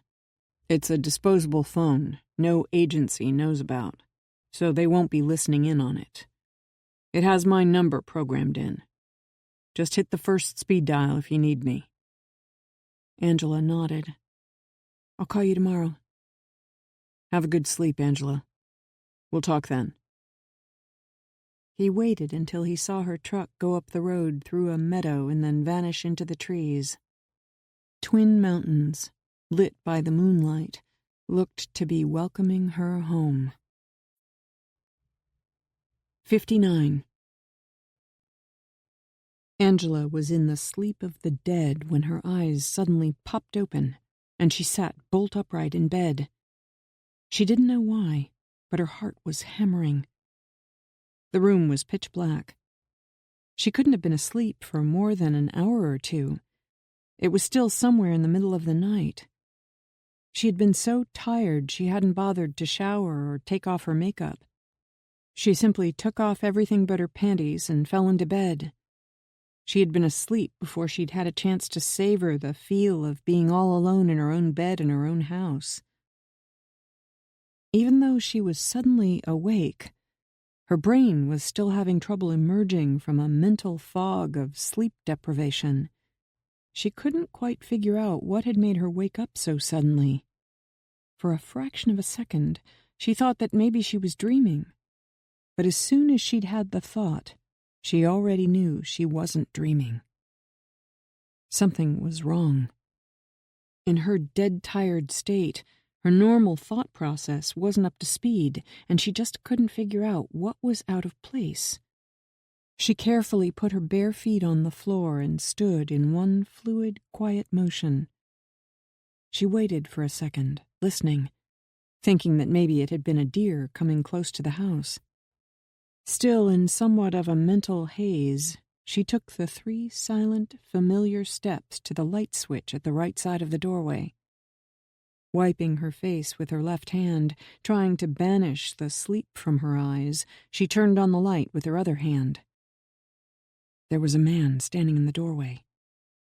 A big man. Angela froze, standing naked except for her panties right in front of him. A slow smile contorted his cruel features as he looked down the length of her. He had on a baggy, collarless, V-neck, long-sleeved linen shirt. His loose-fitting pants seemed to be made of the same light linen material. His hair and beard were both black and short, framing his compacted, square features and the deep lines of his face. Even though he had on a shirt, she could tell by his bull neck and the width of him that he was big-boned and heavily muscled. She had seen his photo. 2 of them, in fact. She knew without a doubt that this was the international serial killer, Cassiel Icon Korekan. Angela had seen plenty of scary guys. Cassiel was the king of scary. She wasn't sure what other people saw when they looked at this man, but what she saw was a deadly predator a killer without a shred of remorse or mercy. This was death itself, in the form of a living man. Standing close in front of this powerful figure, looking into his dark eyes, she was overwhelmed with images flooding through her mind.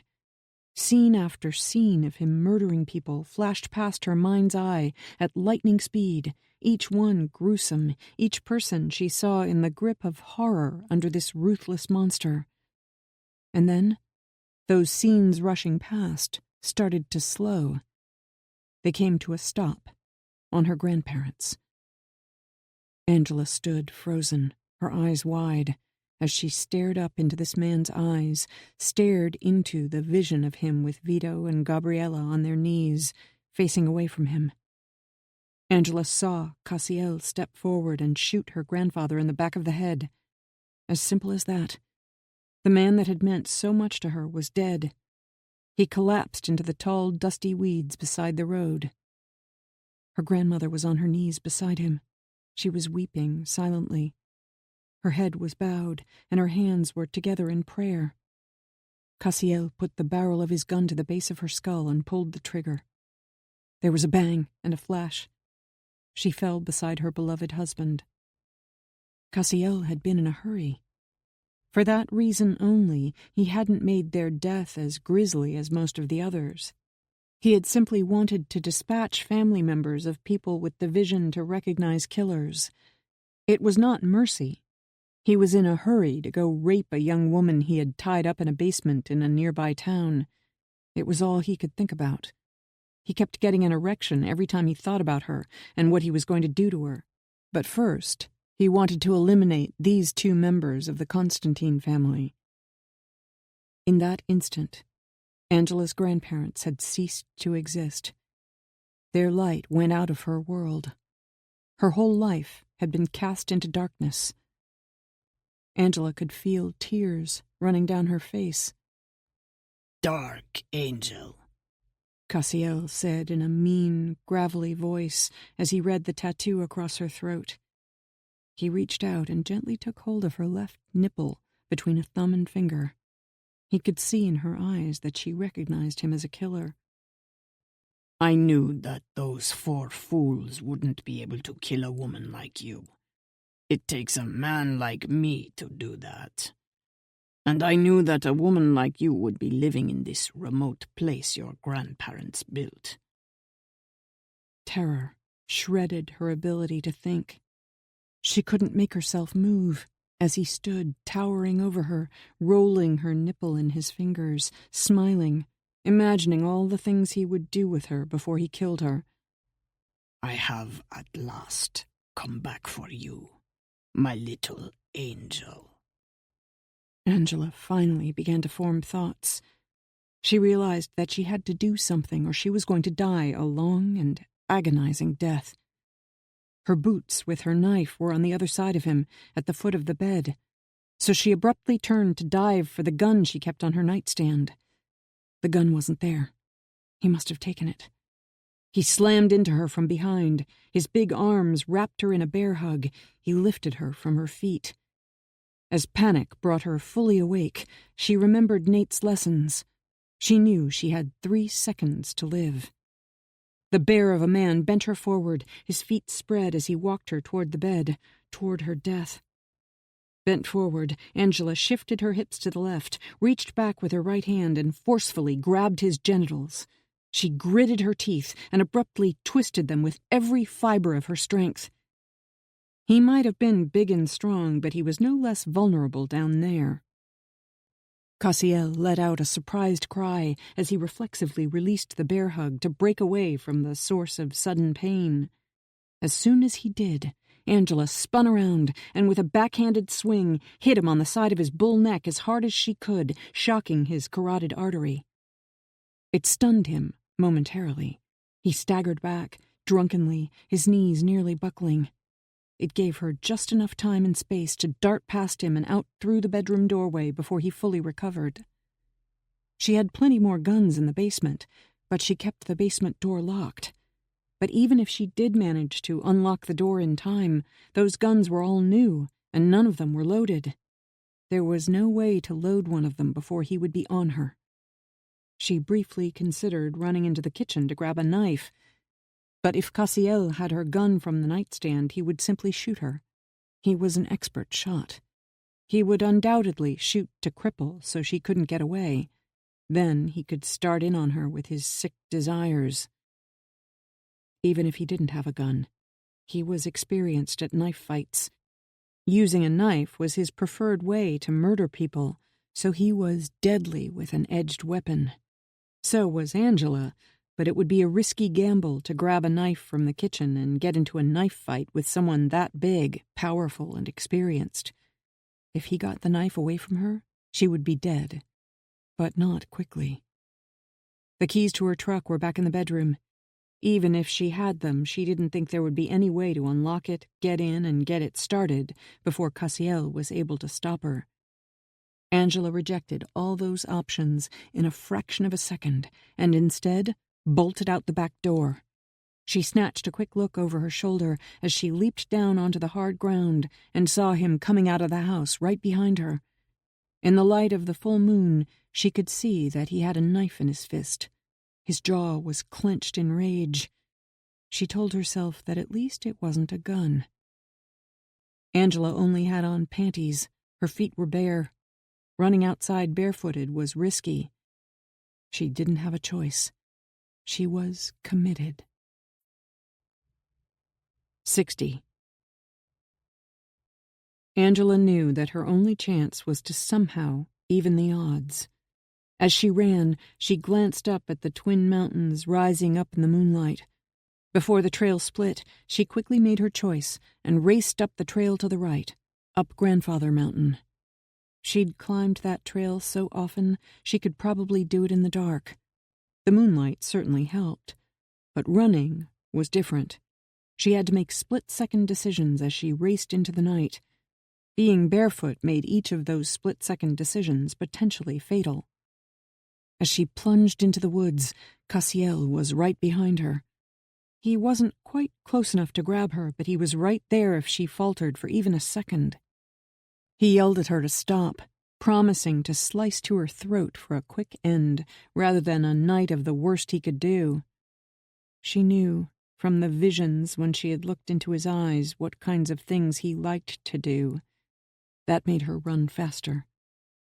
She used outcroppings that she knew rose from the forest floor, jumping from one to the next, avoiding as much as possible running across ground littered with everything from pine needles to sticks to pine cones. She put her thoughts about the man chasing her out of her mind and focused on the task at hand. She had climbed this trail more times than she could remember. She knew every rock, every tree, so well she would have been able to run it through her mind without forgetting an inch of the trail. She let her conscious thoughts go, and instead let her inner mind take over. The trail had long ago been indelibly imprinted there. She tried not to think of where she had to step. Instead, she raced along the trail, putting every foot in the exact right place without being aware she was doing it. As the trail began to climb, she knew ahead of time which foot she needed to use in each spot so as not to get crossed up. Cassiel didn't know the trail, and since he was running, he couldn't see where he was going very well. He stumbled a few times but recovered quickly. As Angela ran past a balsam fir, she grabbed a bough that hung across the path. She pulled it with her, then let it go to spring back and smack him in the face. He growled in rage as he slashed his arms to get past it. She had to run up a stream for a brief distance to get to the trail on the opposite side. Ordinarily, she would have danced across the dry rocks, sticking up out of the water, jumping from one to another, but with a killer right behind her, there was no time to pick those places to step. The water was only 6 to 8 inches deep, but it was freezing cold, and in places, smooth rock ledge under the water was slimy and slippery. She lost her footing and went to one knee on one of those smooth, slippery spots, but kept her balance and immediately got up and kept going. Cassiel slipped and fell on his ass. That gained her a few precious seconds. When she reached the trail on the far side of the stream, she jumped up out of the water onto the mossy bank and ran into the forest on a trail that was mostly a cushion of pine needles. The trail was also littered with small bits of branches and sticks. They hurt when her feet landed on them. She had no choice but to ignore the pain. She knew where there were tree roots across the path. She had to be careful lest she trip over one and fall. When she reached a wet, low-lying area where there were too many roots to miss, she danced over the tops of fatter roots worn smooth from the countless times she had done the same thing while wearing boots. Her grandfather had first taken her on this trail when she had been a little girl. She'd often climbed one of the two mountains with her grandmother to have a picnic at the top, while enjoying a view out on the world. The man chasing her had murdered them both.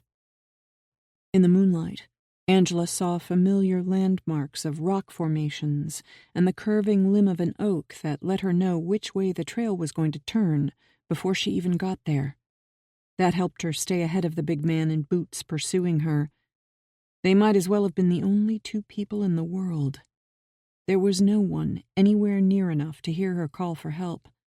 If he caught her and started cutting on her with that knife, only Grandfather Mountain would hear her screams.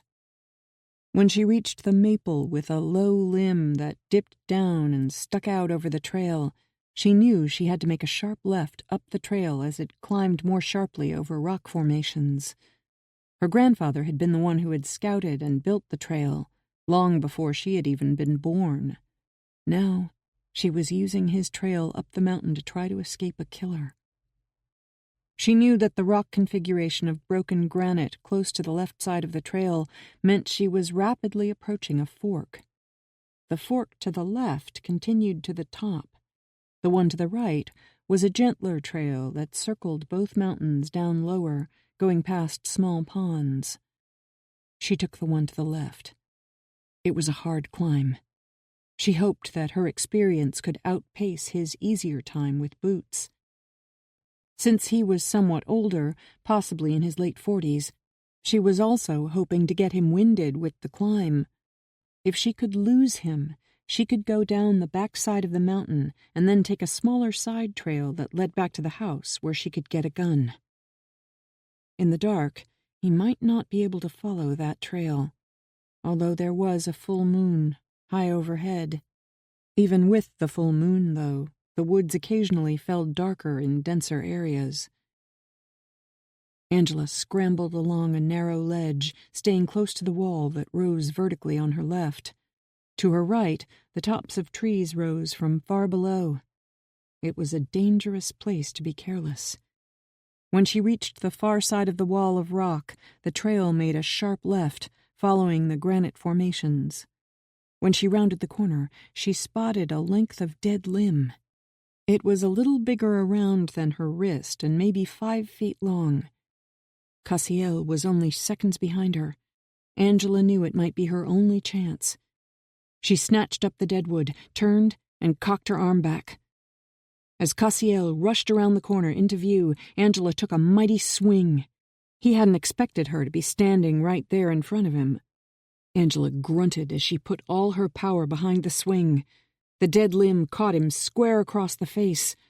The wood was partially rotten, so it splintered and broke in half across his face. Even so, it was still strong enough to break his nose and crush the bone around his left eye socket. A 4-inch splinter speared into his right eye. He put his hands up to his face as he screamed in pain and rage. Even as she was still in the follow-through of her swing, he had come to a dead stop as his hands went to his injured face. Angela didn't waste the opportunity. As she came around, she side-kicked him in the knee of one leg. The kick wasn't powerful enough or at the right angle to break his knee, but it was enough to knock that leg out from under him. Cassiel slipped, did an ungainly pirouette on his other leg, and toppled over the side of the rock face. Angela stepped carefully forward to peer over the edge to see him drop, maybe 30 feet, and then tumble down a broken boulder field from granite that had sheared off the cliff over the millennia. The rocks of that boulder field were sharp. It was hard to tell for sure, because all the trees were shading the moonlight, but she thought she saw him sprawled near the lower trail that went around the mountain. He was moving, but he didn't seem able to get up. Angela knew she could probably make it back to the cabin well ahead of him if he did manage to get up, but it was possible that he could still see, and that he might get up and cut her off. This might be her one and only chance. In that moment of hesitation, she again saw in her mind's eye her grandparents kneeling in the dusty weeds at the side of the road as he shot them both in the back of the head. Her rage overtook everything else and made up her mind for her. She raced back down the trail to the fork and then took the lower trail. All she could think about was that she finally had the man who had killed them. When she made it down the trail and found Cassiel, he had obviously broken both legs, and by the way he twisted his upper body, possibly his spine. One leg was broken below the knee. A splintered tibia jutted through his bloody pant leg. His other foot was bent back at an impossible angle. He was on his back, writhing in pain, his face covered in blood. Once she saw him, she realized he couldn't see anything. Angela picked up a jagged, heavy chunk of granite and leaped onto him, straddling his chest. He let out a grunt as she landed. He waved his arms, blindly trying to protect himself from what he couldn't see. When his waving arms swung wide open, Angela saw her opening and struck. She slammed the heavy rock down into his face. The chunk of granite was big enough that the weight and her strength behind the blow caved in the center of his face. Blood shot out to either side. A groan of pain gurgled out as his arms dropped wide apart, and he went still. Angela had always wanted to have the man who had killed her grandparents down in the basement for days and days while she extracted vengeance. But now that she had downed him, her blind rage took over. She couldn't think of anything else but how much she hated this man, how he had come into her life to destroy the only two people she had ever truly loved. She used both hands to lift the rock and smash it down on his head. The rock was heavy, but she was glad to have the weight to help her smash his big, solid head. After the third hit, his jawbone skewed off to one side. She could see his teeth sticking up amid a mass of bloody pulp. She brought the rock down again, breaking those teeth from his jaw, breaking the jaw. She cried in fury as she lifted the rock over and over, crashing it down on him. Tears streamed down her face as she used that rock to crush the head of the monster who had killed her grandparents and so many other innocent people. She didn't know how long she straddled the man who had haunted her for years, the man she had fantasized about killing for years. She wept as vengeance carried her away and she pounded away at his skull. Eventually, sobbing with emotion, she stopped.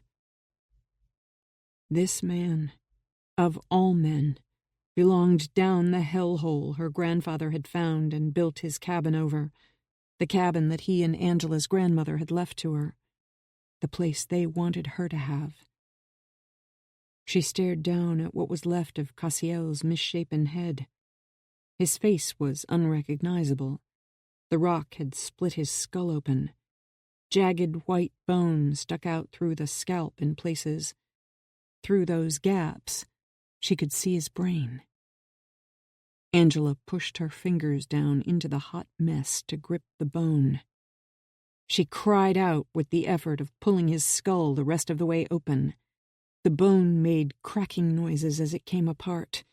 She reached in and pushed the brain to one side, and then with her other hand, she gripped the spinal cord to help rip the brain from it so she could lift it out.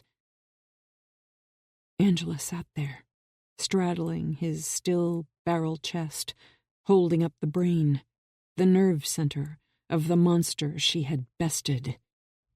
Cranial fluid and coagulating blood dripped in warm globs off her hands.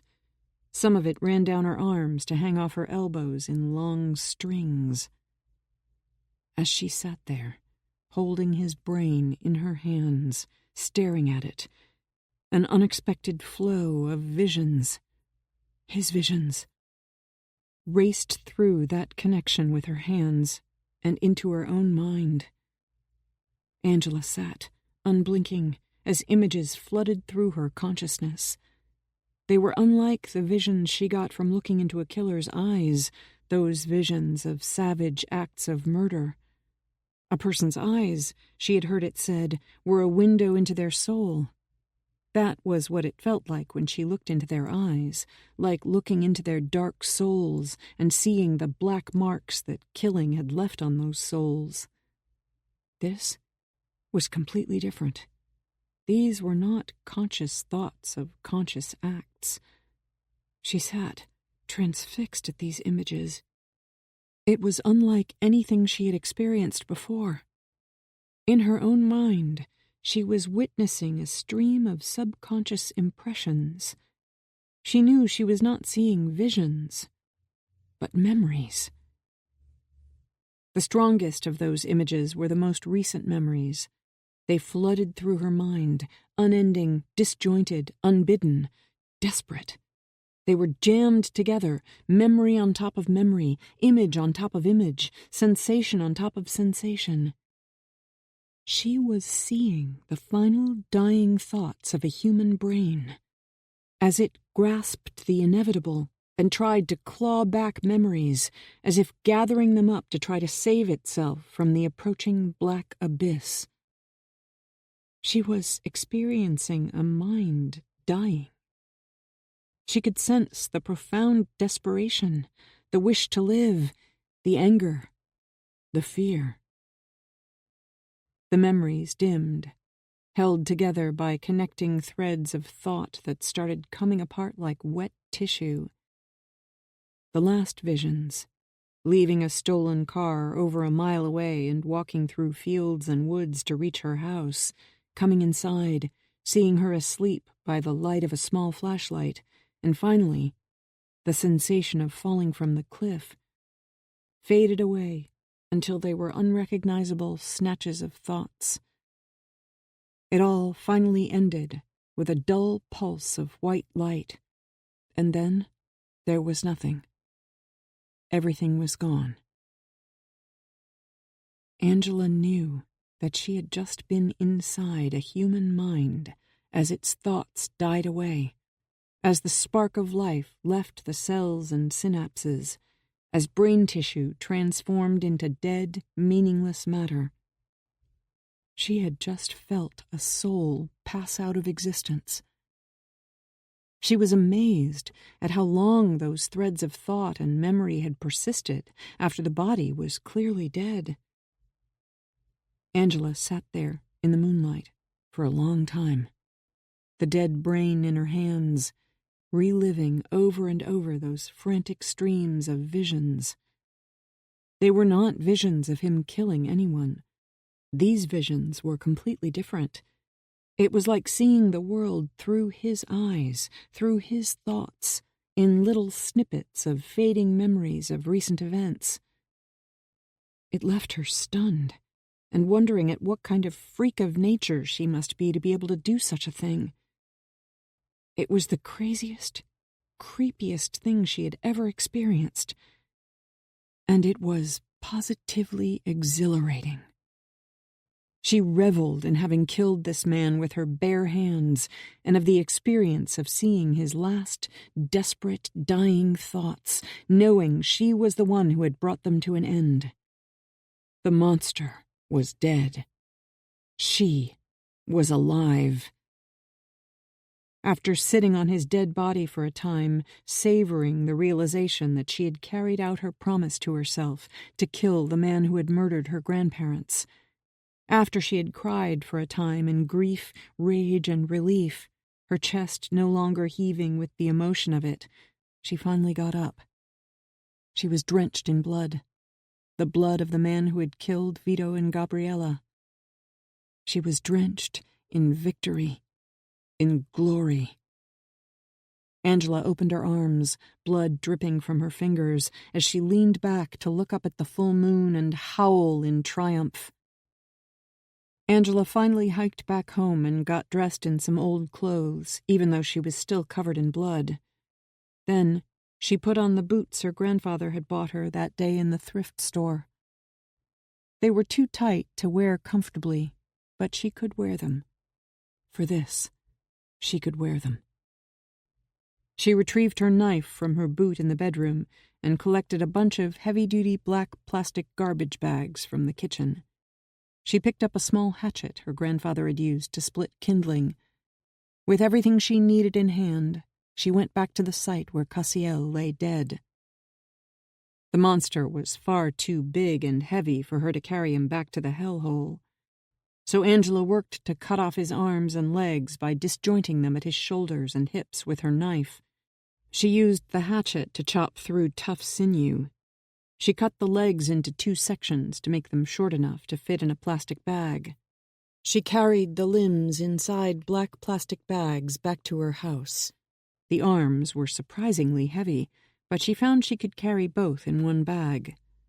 She unceremoniously tossed it down through the open hatch into the hellhole. The legs were heavier. She had to take the legs one at a time, each in 2 pieces to fit in a plastic bag, and threw them down the abyss.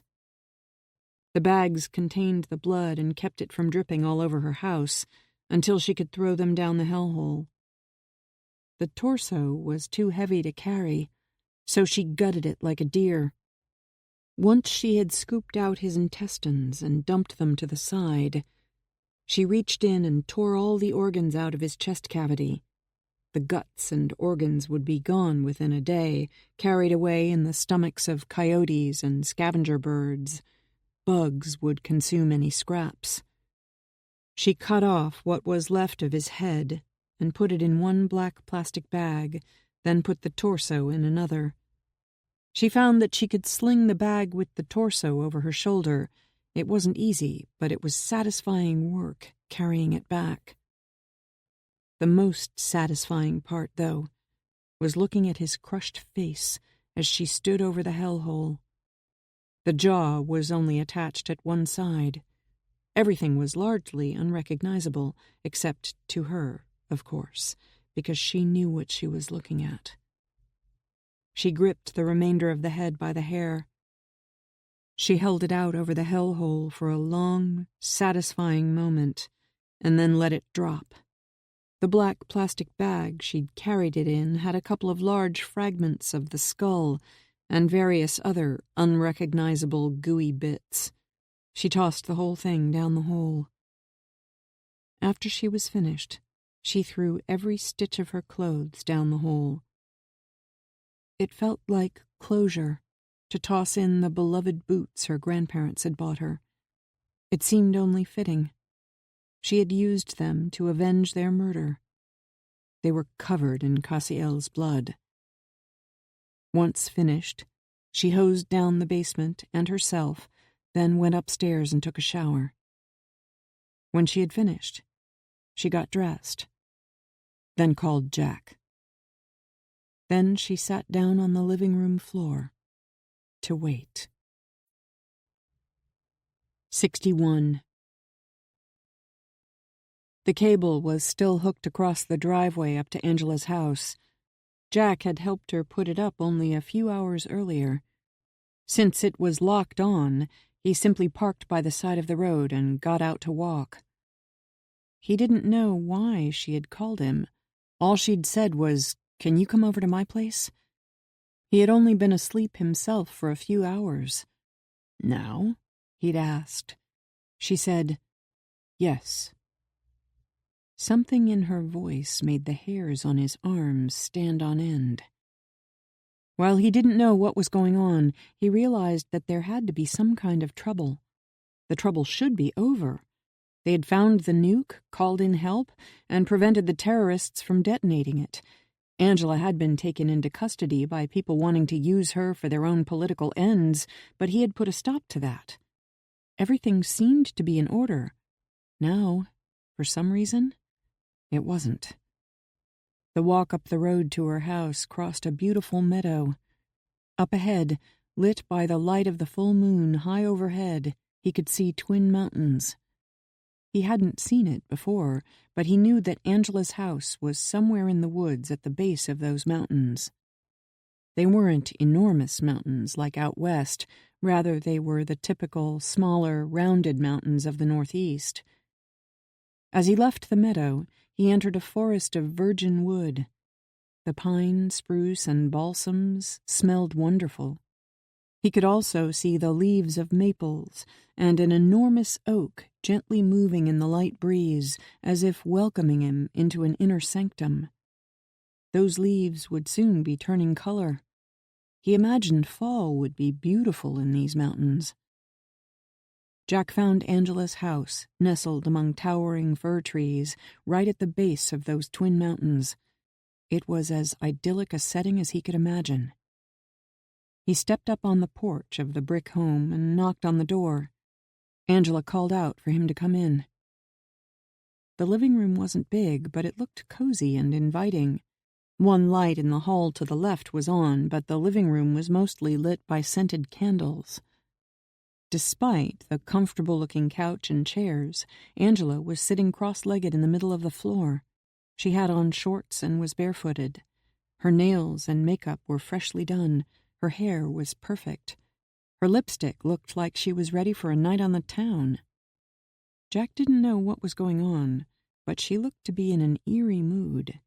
Rather than question, he simply sat on the floor in front of her and crossed his legs. After a moment of staring into her own thoughts, she finally looked him in the eye, as if finally noting his arrival. Cassiel Icon Korekon came here a while ago, while I was asleep. Jack was instantly on high alert.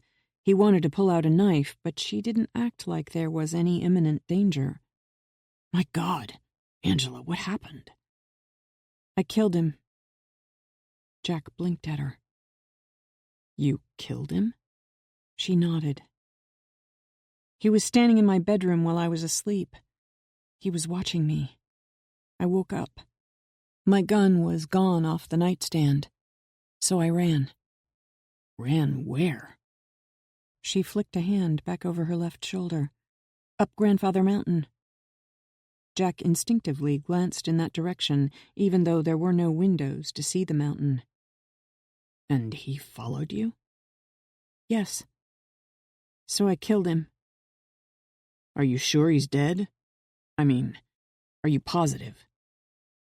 She turned around, leaned back, lifted one of those disposable, milky, semi-transparent plastic bowls that were used for leftover casseroles and such, and set it down between them. This is his brain. Jack was momentarily stupefied. The smell told him why she had lit scented candles. The brain was lopsided, as if it had been partially crushed. Why in the world do you have his brain? She looked genuinely puzzled by the question. I thought that maybe you would want to run DNA tests or something. He's an international serial killer. I thought that a lot of people in other countries would want confirmation that it was him and that he was dead. I thought relatives would want the closure of knowing that the man who killed their family members was dead.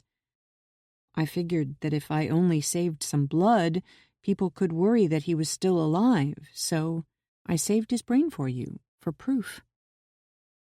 Jack's jaw was hanging. Her cold, calm logic left him stunned. He stared down at the bloody brain in the plastic bowl. He finally found his voice. What happened? How did he die? I bashed in his skull with a rock. Oh, well, that would do it. All kinds of questions were flying around in his head, but in the uncomfortable silence, he wanted most to comfort her after such a violent ordeal. I suppose you know that Angela means angel in Italian. She nodded.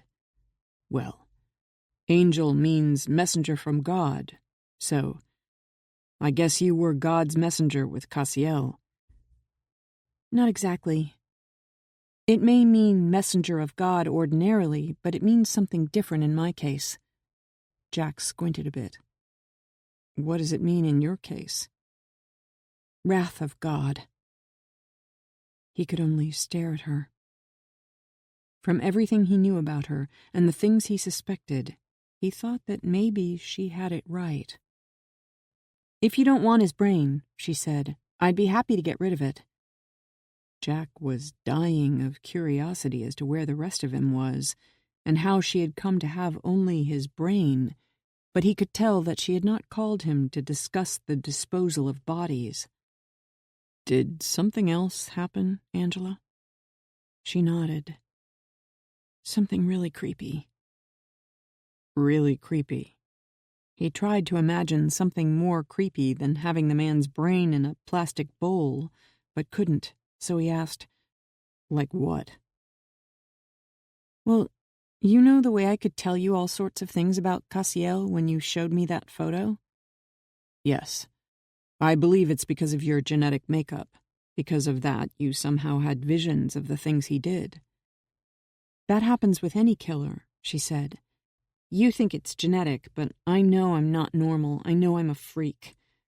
But now, I think that I may be an even bigger freak than I ever thought. You're not a freak, Angela, he insisted softly. I think maybe I have those visions because I'm meant to be here for something bigger than me. You know? I think that, in a way, I'm here to be the wrath of God. Jack didn't want her to think of herself as a freak. He knew she wasn't. She was something quite extraordinary. If it's any comfort, I know other people with some of your ability, and I know of another woman, Kate, who could do things similar to what you can do. She can tell things from looking into a killer's eyes, too. Really? She sounded hopeful. Yes, but nothing like you can, he admitted. Oh, she sounded disappointed. Well, anyway, after I split Cassiel's skull open with a rock, I tore his brain away from the spinal cord and held it in my hands. Jack wondered why on earth she would do that, but he didn't ask. Go on. As I was holding his brain in my hands, his memories were still firing. There was still some kind of electrical activity or something still functioning. I saw all kinds of things in my own mind that he'd seen recently. They were his memories. Angela, I don't think that's possible. I mean, he was dead. You just said you'd split his skull open with a rock. That's just what I thought. But when I was holding his brain, still warm in my hands, I could see his thoughts. I don't know how I could, but I could. Without a blood supply, his brain was rapidly dying. I could feel it happening. But it was still viable enough to have some rudimentary, primitive function. His brain was racing through recent memories. I could see them. Jack decided that rather than express doubt or offer alternate explanations, he would keep it simple and let her explain her experience. He thought that after she had killed the man in such a horrific fashion, it would be cathartic for her if he just listened and let her talk. Like what? What did you see? I saw where he parked the car he stole to get here. It's about a mile away. I could take you to it. It's blue. I could see his memories of walking through the fields and then the woods to get to my house. I saw the memory of him using his knife to get in the back door. I saw his memory of using a little flashlight to look down at me in bed while I was asleep. I only had on panties. I saw his memory of getting an erection as he considered the things he was going to do to me. How long did this go on? These memories? Not long at all. They were going past a mile a minute, thousands upon thousands of them in little snippets. In my mind, I could see them all as if they were my own memories, my own thoughts, the way you can remember an entire event, sights, sounds, smells, people, conversations, all together in an instant. That's what this was like. They were also fading away. I saw his brain die and his soul wink out of existence. Okay, Jack said as he let out a deep breath. that is pretty creepy.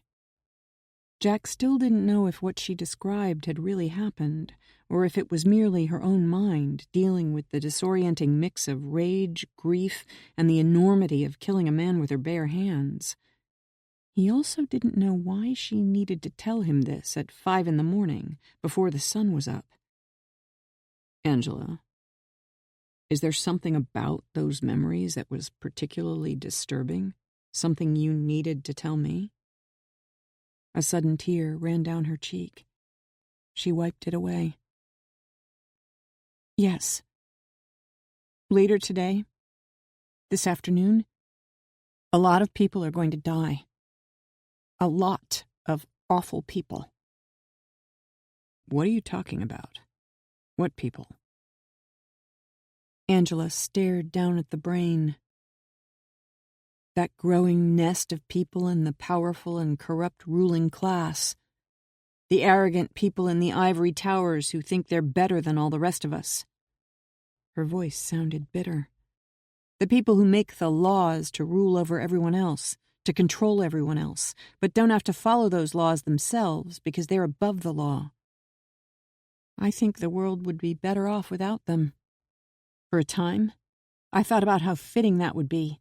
Letting all those greedy, corrupt, lying, cruel, crooked, evil people wink out of existence. I thought it would be so good to let that happen. She looked up at him, her eyes beginning to well up. Tears overflowed to run down her cheeks. He didn't know what she was talking about, but decided to let her explain it her way. I can imagine it happening. Kind of like I can see killers murdering people. I can see the totality of it. It's spellbinding, like watching a car sliding into a train and knowing that the people you can see in that car are about to die, and not caring. But then, as I got past the satisfaction over the thought of that overbearing elite class being gone, I started thinking about all the others. There are so many people who aren't like that, you know? People who work hard to provide for their family, despite all the bad people and all the evil that goes on day in and day out. There are those other people who aren't part of that. Simple people, innocent people, people who only want to live their lives and enjoy those they love. Jack leaned in. Angela, what are you talking about? Who is it that you think is going to die? Lots of terrible people the world would be better off without. But also lots of innocent people who don't deserve to die. People who fight every day to keep us all safe. People who work every day to keep their own families safe. Those people deserve to live their lives, kind of like the way innocent people get to live now that I killed Cassiel. He won't be able to go on to slaughter any more innocent people. Those people will never, ever know that they will get to live their lives because tonight I killed the monster who otherwise would have murdered them. But they don't need to know that what I did saved them. I know. That's all that matters. Jack listened to the candles sputtering for a moment. I understand how lonely that can be, Angela. I work to eliminate that kind of person too. I know. I can see the things you've done in your eyes, the people you've killed and why you do it. I can see you saving a woman named Kate, a woman you love. Jack swallowed.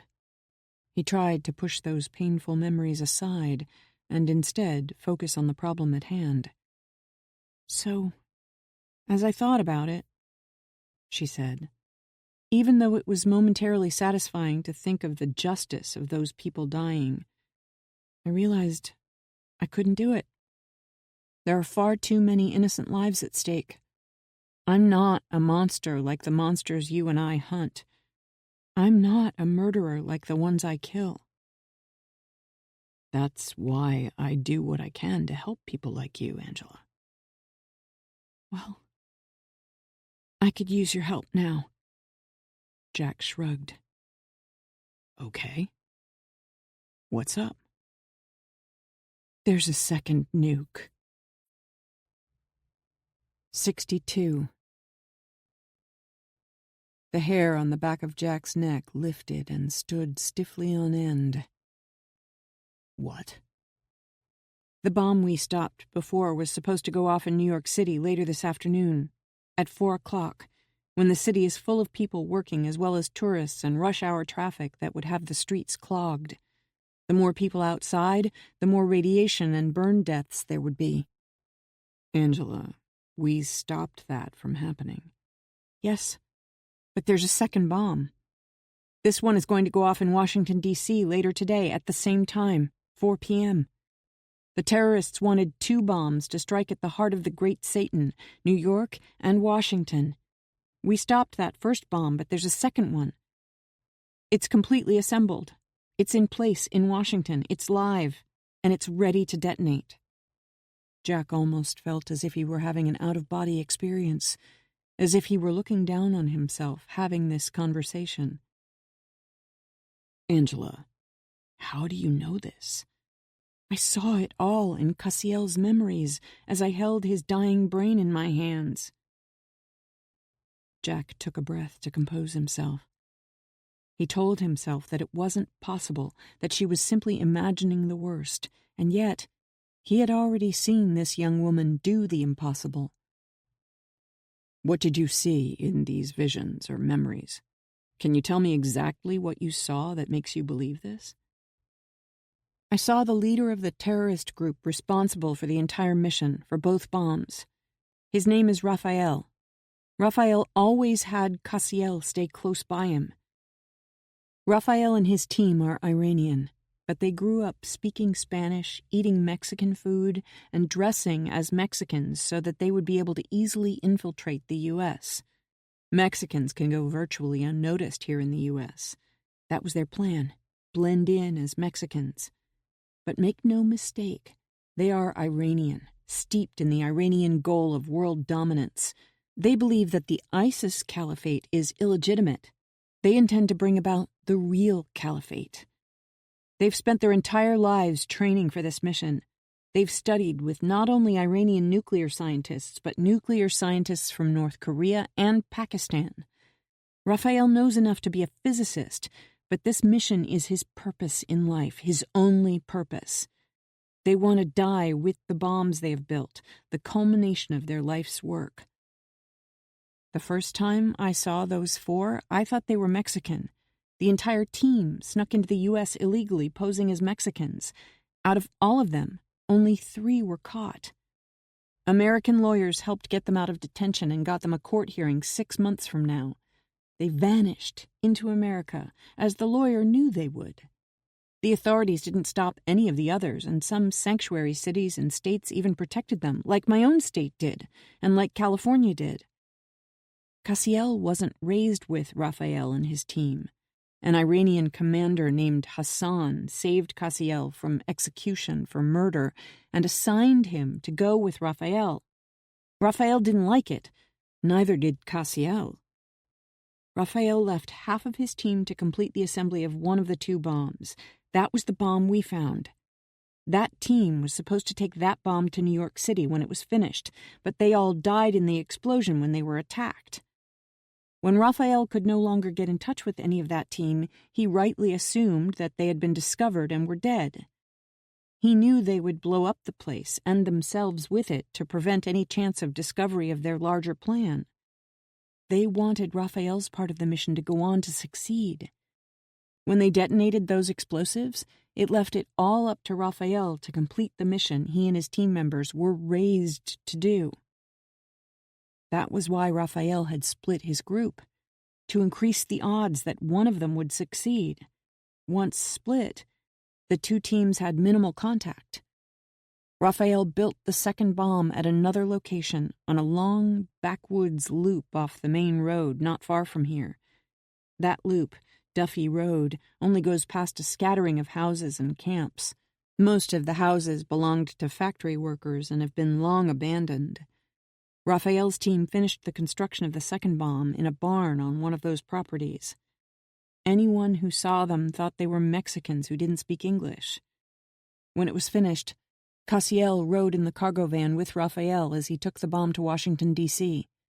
The other members of his team went in separate cars, so they wouldn't all be together if anything went wrong. Yesterday, they set up the bomb on the top floor of a tall building owned by a shell company, owned by a series of shell companies, owned by their Iranian-backed terrorist group. The building was selected to get the bomb as high in the air as they could to create the maximum destruction and death possible. Everything has been in the planning stages for decades. Cassiel was the one part of the mission that had not been part of the plan. Cassiel didn't want to die a martyr with the rest of them. Once they got the bomb in Washington, Cassiel had time to kill, literally, so he snuck away when they weren't paying attention to him, stole a car, and came here to kill me. Jack pressed his hands to his head. Where is this bomb? We need to call people who can stop it. Angela was shaking her head. I can't tell you where it is. What? Why not? I only know where they built the bomb here in Milford Falls in a place on Duffy Road because I recognized that road in Cassiel's memories. But I've never been to Washington, so those snippets of his memories don't tell me the location of where it is now. Jack gestured down at the brain and the bowl between them. Can you touch it or something and get more information? Angela made a face. It's dead, Jack. It's just gray mush now. Jack stood, pressing his hands to his head again as he paced. We have to stop it. We can't let it go off. That's why I could use your help. He turned back. What do you mean? I need you to drive me. I don't think I could stay awake the whole way if I drove myself. I'm totally exhausted. If you drive, I can nap a bit on the way. Drive you? What the hell are you talking about? Are you out of your mind? How is that going to locate the bomb? Don't you see? If we go on the roads Cassiel took going to Washington from here in that van, and then back the same route from Washington in the car he stole back here to kill me, I will see things I recognize from his memories. I will be able to use those memories I saw from his mind, like a trail of breadcrumbs to find my way back to the bomb. That's how we find it. Jack was near to sputtering in frustration. And then what? And then I'm going to kill them. Jack gaped at her. As simple as that. You're going to kill them. Yes. You held a brain in your hands, and you saw a second atomic bomb that's now in a building somewhere in Washington, D.C. That's right. Are you going to help me or not? The whole thing was so crazy he could hardly keep his composure. Better yet, I'll call in help and have a tactical force go with us. They will be able to handle the situation once we get there and find the place. No. What do you mean, no? You think I'm going to trust the same kind of people who had me in chains and wanted me to confess to being one of these terrorists? Fuck them. Fuck them all. Angela, for God's sake, this is different. We're going to need a tactical team. They're the only ones who can handle a situation like this. Listen to me, Jack. I saw everything Cassiel saw. The bomb is ready. They have the electrical equipment attached to fire the exploding bridge wire to detonate the bomb. It's ready now. They have observation points from windows. They have lookouts on the street. If they so much as see a SWAT team doing a drug raid down the street, they will blow the bomb. They will not risk failure. They will not delay. If they get so much as a whiff of something wrong, they will detonate the bomb. But if the team... They have a dead man's switch. A man sitting on a metal chair that's wired to the electrical supply. If an assault team rushes the place and he moves, it will detonate the nuke. It's all wired up and ready to go. They're only waiting until the scheduled time of 4 p.m. to set it off because they want darkness settling over the scene in the aftermath to add to the terror. But if they need to, they will go earlier. If you call in anyone, they will fuck it up, and that bomb will turn Washington, D.C. to glass. But the military can strike from a distance. They can send in rockets, or if they have to, take down the whole building. Raphael explained to Cassiel how even if the enemy sent in a rocket, the speed of that explosion is not as fast as the detonation of the exploding bridge wire. He said that in a race of microseconds, the nuke will win. But, look, Jack, this group has been planning for this mission their entire lives. These are the point men. They plan to die in the glorious explosion against the great Satan. This is the culmination of their life's work. Their commanders have consulted with experts from North Korea to Pakistan on the construction of the bomb to make it as big as possible, and they've gamed out every conceivable possibility of attack or countermeasure. They have it all thought out and every base covered. Those terrorist attacks all across the country were meant to cover what they were doing at the border crossing. They took out that border crossing with ease, despite the power of the government arrayed to stop nuclear material coming in over the border. They made it look easy. None of these experts you talk about even realized that in that attack this group drove 2 nuclear bombs right across the border, did they? The only thing any experts or tactical team or whatever you get to go in there are going to accomplish is to detonate that nuke a few hours ahead of schedule. They will get Washington, D.C. wiped off the face of the earth. You're thinking exactly like they expect you to think. You're playing their game just the way they want you to play it. You can't win playing by their rules. Jesus Christ, Angela. We have to get experts in there. No, we don't. I'm telling you that won't work. I'll handle the situation myself once we get there. Jack took a step back to stare at her. How the hell do you think you're going to do that? I've already seen everything. She tapped her temple with a finger. It's all in here. I know what the building looks like, inside and out. I know all the people with Raphael. I know Raphael. I will stop them. I'm the only contingency they haven't modeled. I'm the only thing they haven't planned for. Just like all the killers I find, I'm the wild card they hadn't expected. Angela, you have to listen to reason. I'm telling you for the last time. I'm not going to cooperate with your fucking experts. They'll get everyone killed. That's not speculation, it's a fact. I'm not going to allow that to happen. I'm not offering you a choice, Jack. It takes about 6 hours to drive from here to D.C., maybe a little less. That will get us there late morning. We'll have plenty of time, at least 4 hours. If something goes wrong, like I get killed, then you can still call in your government people, but I'm telling you, that will be the end of Washington, D.C., and a lot of innocent people. Jack was shaking his head. This is nuts. But at the same time, he could see that what she was saying actually made sense. In a weird, crazy, psycho way. To Angela, it made perfect sense. To her way of thinking, Raphael would be expecting the possibility of an attack by a tactical team. What they would not be expecting was Angela. 63. We're wasting time, Angela said. Are you going to drive me, or do I drive myself? No, Jack said, waving off that idea. With as little sleep as you've had since those federal goons picked you up, and then running around in the dark bashing in Cassiel's skull, you have no business driving right now. We can't have a nuclear bomb going off because you fell asleep at the wheel. We'll be better off with me driving. Maybe that way you can get some sleep along the way. That's my thought, she said.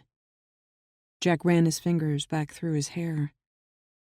I may be as crazy as you are for going along with this, but since you insist on doing this your way and you don't have an actual location I could call in, I think it would be better if I was there to help you.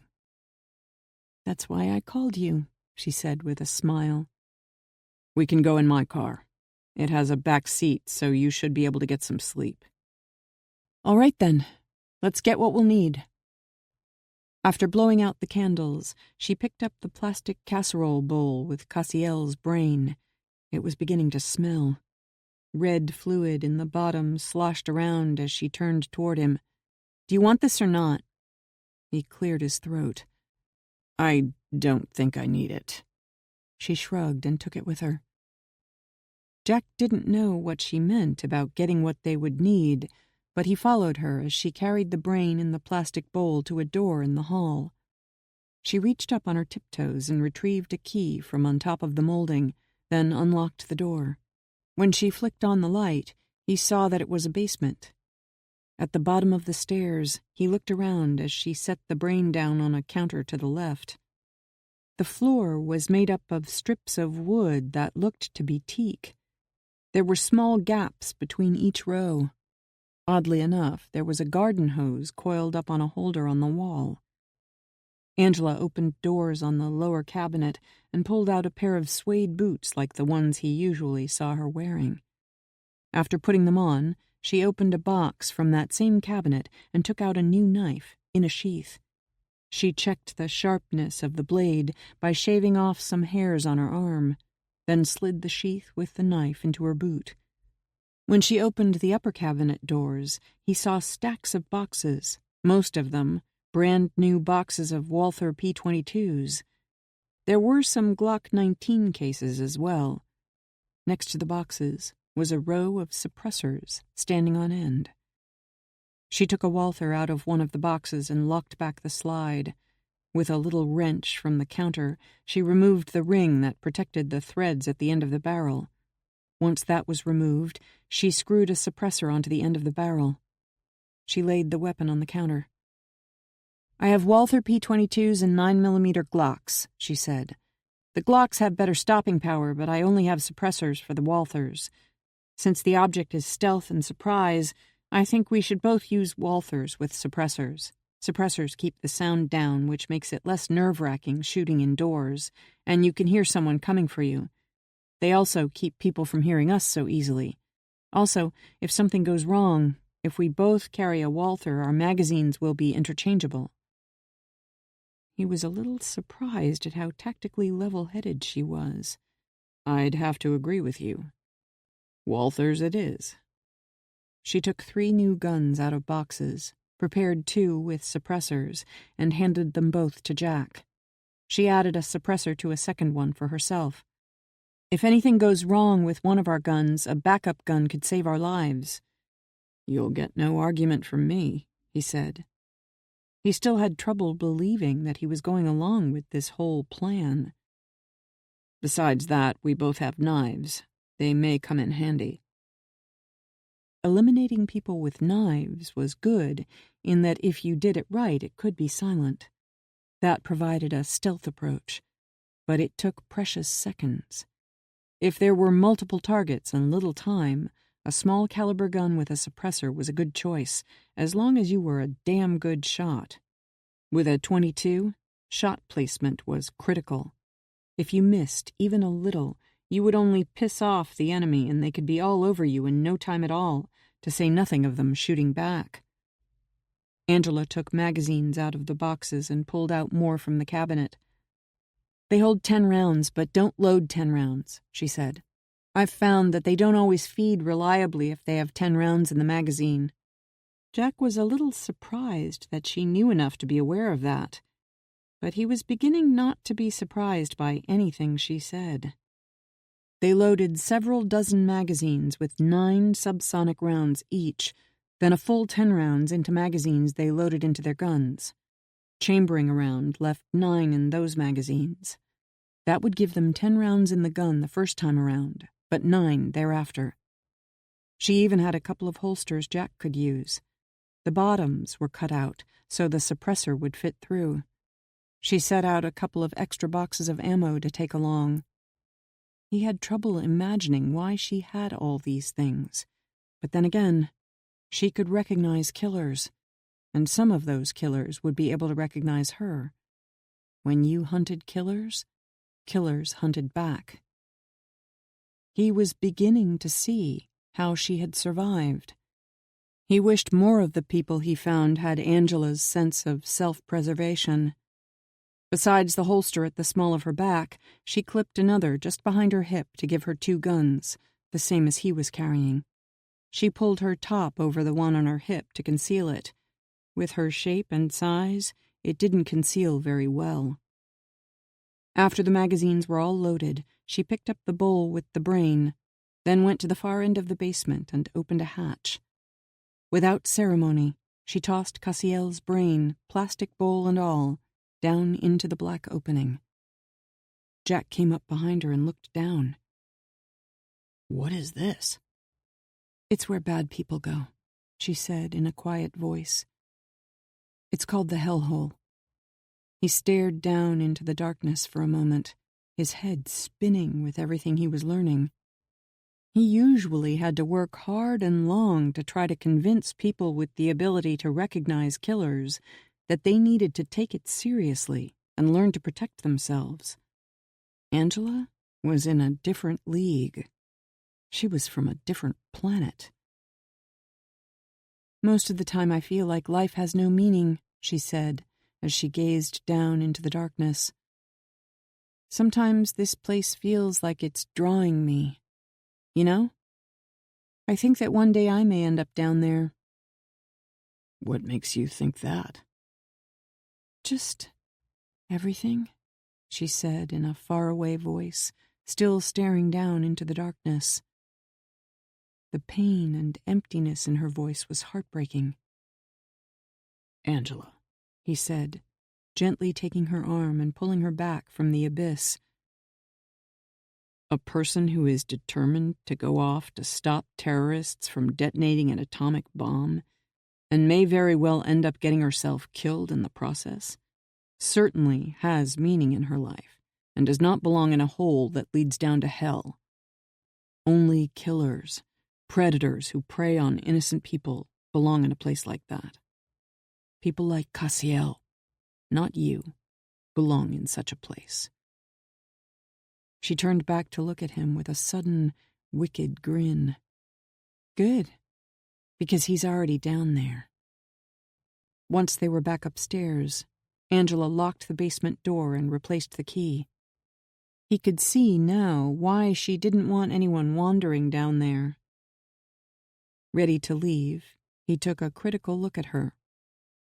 "Are you going to change? You aren't really going to wear those same cut-off shorts to a gunfight that you wear to 10 bar, are you?" "Yes." Jack was at a loss. "Why?" "Because none of the terrorists we're going to kill are women." "So?" "Women wouldn't be distracted by my legs." It suddenly made sense. Crazy Angela sense. She was on her way to kill terrorists. Those terrorists were men. In a fight to the death, any distraction, even if it was only for a fraction of a second, was a precious advantage. 4 of these terrorists had interrupted their mission to rape her. Clearly, they were vulnerable to leggy female distraction. And if anyone's legs were distracting, it was Angela's. In that light, Angela wasn't crazy at all. She was deadly. 64. Angela slitted her eyes. The light was too bright for her to open them all the way. She had to squint to see. She yawned and stretched in the back seat as she sat up a little to take in the view out the windows. She peered all around at the sights going by just off the interstate. They drove past a sign on the right saying they were on Interstate 270. In a moment more, she hunched down to be able to look out the windshield as they drove under an overhead sign for the Interstate 495 East exit in 2 miles. She thrust her arm forward, pointing over Jack's shoulder. "There, you need to take that exit." I know. You already told me that you knew this much about the roads we needed to take." Most of the visions from Cassiel were of places where he looked, memories of what he saw. He had looked at that interstate exit because it was so prominent. It was frustrating not to know most of the other roads they needed to take. Cassiel had looked at buildings, places to eat, stores and businesses that interested him for one reason or another, and in particular, women on the street. A good percentage of his recent memories, now residing in her head, seemed to be of women's asses. His vision had been like a heat-seeking missile for ass. Those women were of course long gone, leaving blanks along the route they needed to follow. Those memories explained some of the perverted things he had liked to do to the women he murdered. She often wished she didn't have to live as the curator of the terrible visions and memories from killers' minds. Being in their heads, seeing the things they did and how much they liked doing them, made her sick and angry. When she killed one of those savages, like when she had killed Cassiel, she at last had the chance to unleash vengeance on them. She was the wrath of God.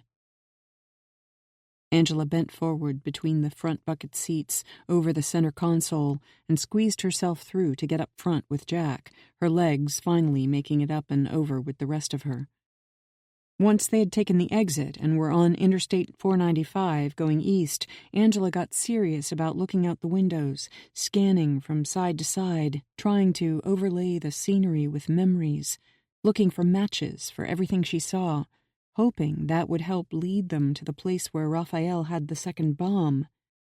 She knew some of the things, besides women, that seemed to have drawn Cassiel's attention, so she looked for those things. If she saw a shopping center or an ethnic food store or a smoke shop, she tried to fit a memory to it. Hard as she tried, nothing seemed to match. She didn't say anything to Jack, but inside, she was beginning to feel panicky that her plan was not working. Everything depended on her being able to follow the breadcrumbs of his memories to lead them to the nest of terrorists. So far, she wasn't finding any breadcrumbs other than that one sign. Scanning everything she could out the windows while running memories through her mind didn't seem to be working. She began to seriously worry that maybe it would never work. She worried that if they couldn't find the building with the bomb, then Jack might have to call the shadowy intel people he knew. But how could they ever find it, especially in time? There were only a few hours left before Raphael would detonate the bomb. Even if, by some miracle, those government forces did manage to find the building, Raphael was prepared for every eventuality. She knew there was no chance they would be able to stop the bomb from going off. They would be the cause of it going off. If Angela's plan didn't work, Washington had only a few hours of existence left, and then the world would change forever. None of the people going about their lives there had any idea they were about to die. She kept coming back to the same problem. Finding it and stopping it were two different things. Everything she had told Jack about the terrorists' plans was true. They had contingencies for any kind of attack to stop them. Being eager to die removed the self-preservation factor. Being eager to die added a level of certainty for success. Raphael knew they couldn't win a gun battle or survive a heavy assault, but he didn't need to win because he didn't plan to survive, so they didn't make any plans for it. Their endgame was to detonate the bomb, not win a gunfight with a SWAT team. The bomb was ready to go. If anything happened to interrupt or threaten their schedule, they were prepared to simply set it off ahead of time. Either way worked for them. "There," Angela said when she saw a store that struck a chord with the memories. "Turn right just before that store on the corner, the one with Uncle Sam posters in the window." Jack turned down the street without comment or objection. Angela sat back, relieved that she had at last recognized something significant. It was proof that she was on the right track. She let herself sink into a kind of trance as she scanned everything as they drove along. As she watched, the buildings grew gradually more run down. As she let herself become immersed in Cassiel's memories, letting them run nonstop through her mind, fragments of images were beginning to make her feel that they were going the right way. She saw a laundromat she recognized from Cassiel's memory, and a corner market with hand-painted advertisements for a sale on hamburger. Both the laundromat and the market were busy. Cassiel had memories of fat-assed women in stretch pants carrying black plastic bags full of laundry into the laundromat. Angela had to smile at her own memory of carrying pieces of Cassiel in black plastic bags back to the hellhole. "Up there, on the right, a block ahead, there's an old abandoned theater. See it? Turn left just past it." The vertical theater sign was coming detached at the top, so that it leaned out, attached only by a bottom bracket. Because it was leaning out, it had caught Cassiel's attention. As they drove past it, Angela saw plywood nailed up across the doors and windows of the building to keep people out.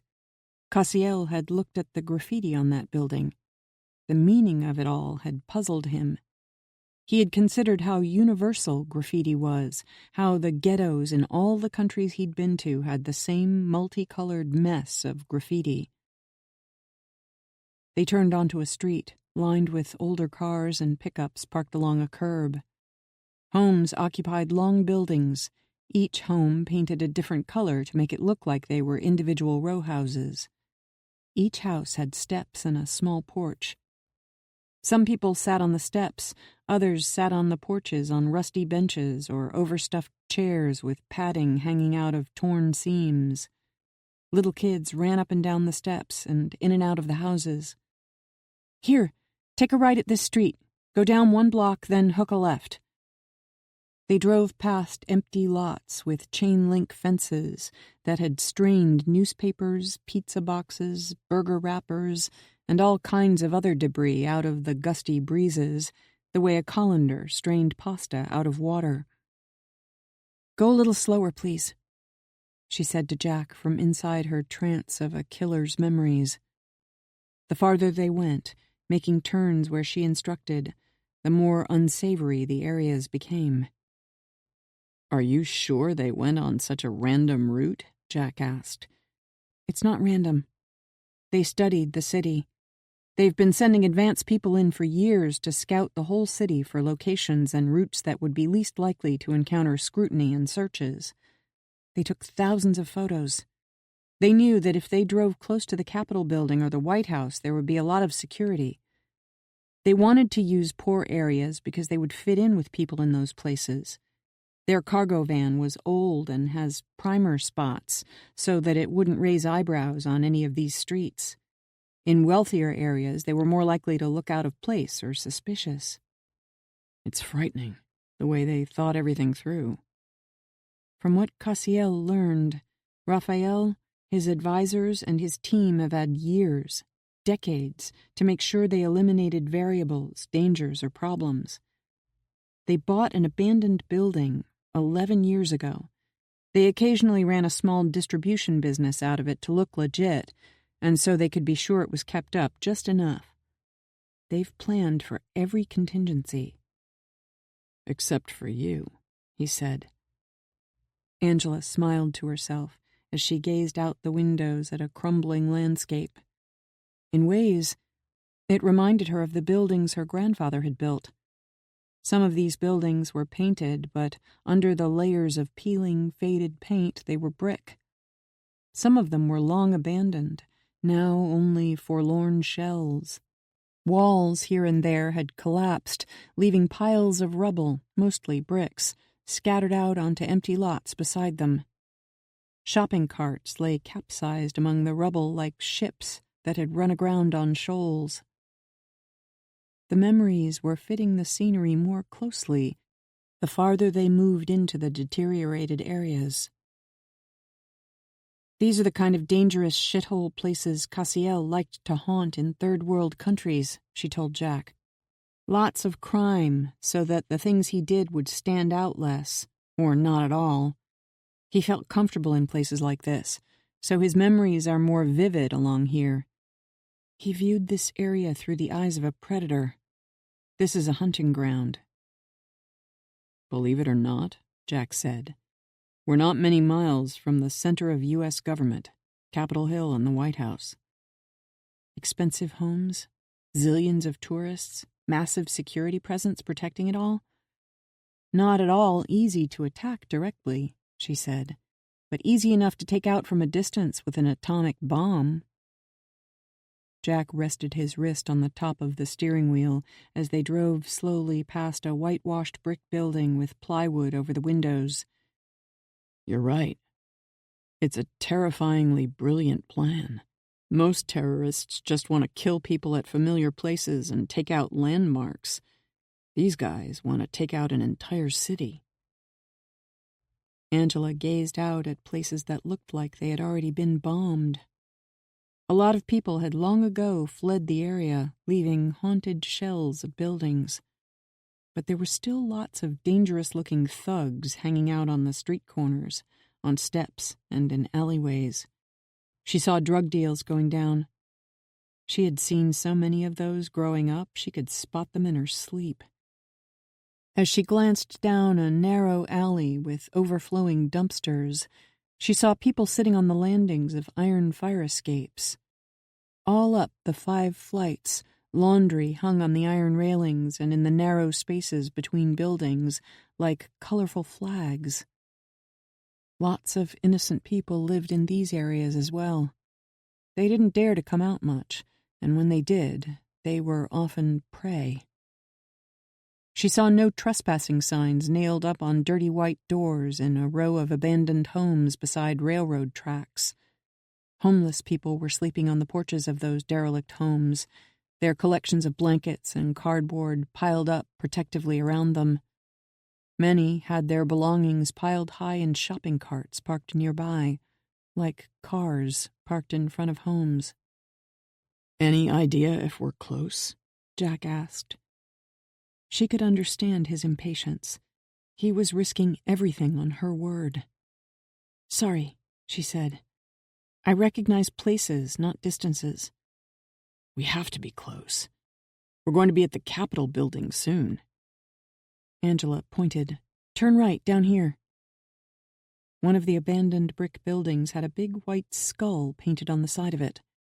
Her memory, Cassiel's memory, fit it perfectly. Cassiel had looked at that crudely painted skull. The area around various buildings looked like garbage dumps. Angela saw a small plastic pedal car as well as other broken toys sticking out of the rubble. It reminded her of the way she had played outside her mother's trailer when she had been little, making mud pies, picking weeds and putting them in empty beer cans like flowers in a vase, completely oblivious to the poverty, drugs, and crime going on around her. To her, it was simply home, and completely normal to walk around winos who tried to entice her from their lawn chairs in front of their trailers, or to hide from scary men under blue tarps covering cars that didn't run and never would again. The children who pedaled around on those toys were the innocents who would be vaporized under a mushroom cloud if she didn't stop that bomb from going off. As they drove down the street, they began to encounter buildings that looked like giant stacked building blocks. The blocky structures formed a variety of shapes. It was once a bustling business area. "Stop the car!" she yelled. Jack flinched from her scream, but put on the brakes, slowing rapidly without squealing the tires. He looked over at her. "What?" "Pull over, and then slowly back up along the curb." He did what she wanted without knowing why. "Okay. Stop. Now roll down your window." Jack gave her a questioning look as he held down the window button. "What?" "Lean back," she told him, her focus elsewhere. Angela pulled out her gun, holding it in both hands across in front of him as she aimed out the open window. It made a soft, muffled pop when she pulled the trigger, along with the metallic sound of the slide cycling to eject the shell and chamber the next round. The small ejected brass casing hit the windshield and bounced along the top of the dash. Across the street, a man, looking like a puppet whose strings had been cut, dropped straight down. Some of the other people standing down the street didn't even notice. "Drive," she told him, as she pulled her gun back. 65. What the hell? Jack said. She looked out the back window to see 3 men approach the man on the ground. They looked all around, then bent down to go through the dead man's pockets. It was a lookout, Angela told him. We're close. Are you sure?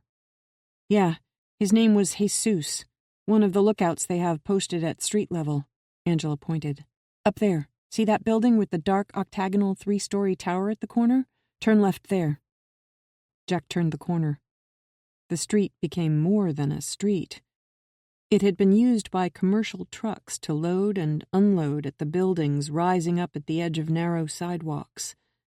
Some of the buildings had roll-up metal doors with small loading docks. Rusted metal railings kept people from falling in the loading pits. Wooden pallets lay on some of the docks. In other places, pallets were leaned up against corners of buildings. Chain-link fences with barbed wire on top spanned the gaps between some of the buildings. Those canyons between vertical walls were filled with years of accumulated trash.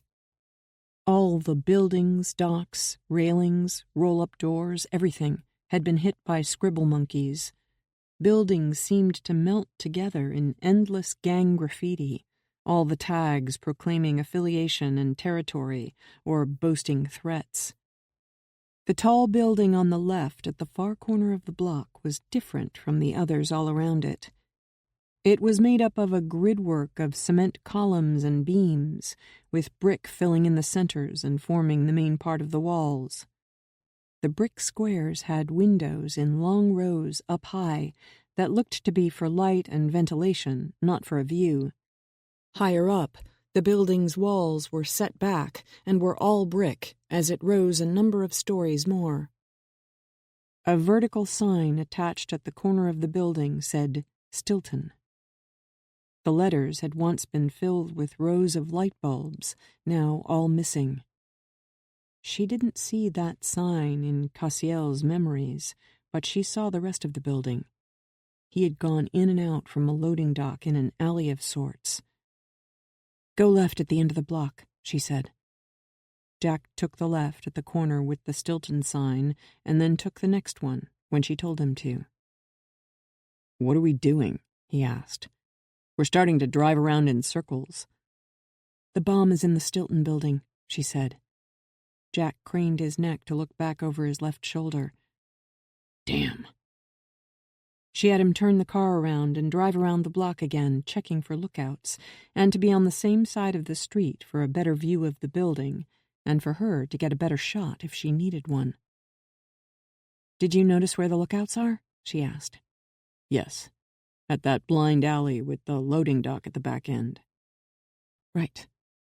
Angela let out a deep breath. Well, this is it. He shot her a sidelong glance. This had damn well better work, he muttered. From here, a nuke would take out the government. She nodded absently, thinking instead about the enormity of what was about to happen, the magnitude of everything resting on her shoulders. It seemed insane, but at the same time she knew she was right, that this was the only sane course of action that could stop it from happening. As they went around the building again, a DC police car drove slowly past, both black cops looking everything over for any sign of trouble. They had no idea that the Stilton building they were passing was filled with trouble. The cop car drove on down the street and eventually turned a corner in the distance. Just before they came around the corner again, before the street that would take them past that blind alley with the loading bay, Angela gestured to the side. Okay, park back here. Back before the corner. I don't want them to see us drive by again, or it will alert them. Are those 2 men standing beside the alley men you recognize from Cassiel's memory? He asked, as he pulled to the curb and leaned forward to try to look out past her. Yes, she said, as she pushed him back in his seat before she popped open her door. Silvino and Ronaldo. Back up a little so they can't see your car. When he did, she said, Okay, Wait here." "What do you think you're doing?" Jack asked. "I need to take out the lookouts. When I come back out of that loading alley, I'll signal, so be looking for me. Then you can come in the back entrance with me. Do you have all your magazines on you?" "Yes." "What do you mean you're going to take out the lookouts?" Angela didn't answer as she got out and shut the car door. All 4 of her pockets were loaded with 5 or 6 magazines each. That was far more than she expected to need. But as her grandfather always told her, you can never have too much ammo. At times, it felt like he was with her, reminding her of 100 little details. Leaving the car, waiting back around the corner, she strutted down the street to where the 2 men were leaning against a wall beside what at first glance looked like an alley. Rather than an alley, though, it was a short dead end, deep enough for a large truck to park and unload at an elevated dock at the rear. The dock had wooden stairs to the left.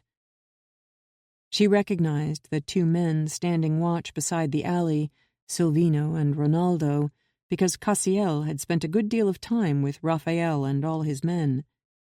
She recognized them the same as he would have. None of the men really liked Cassiel. He was an outsider.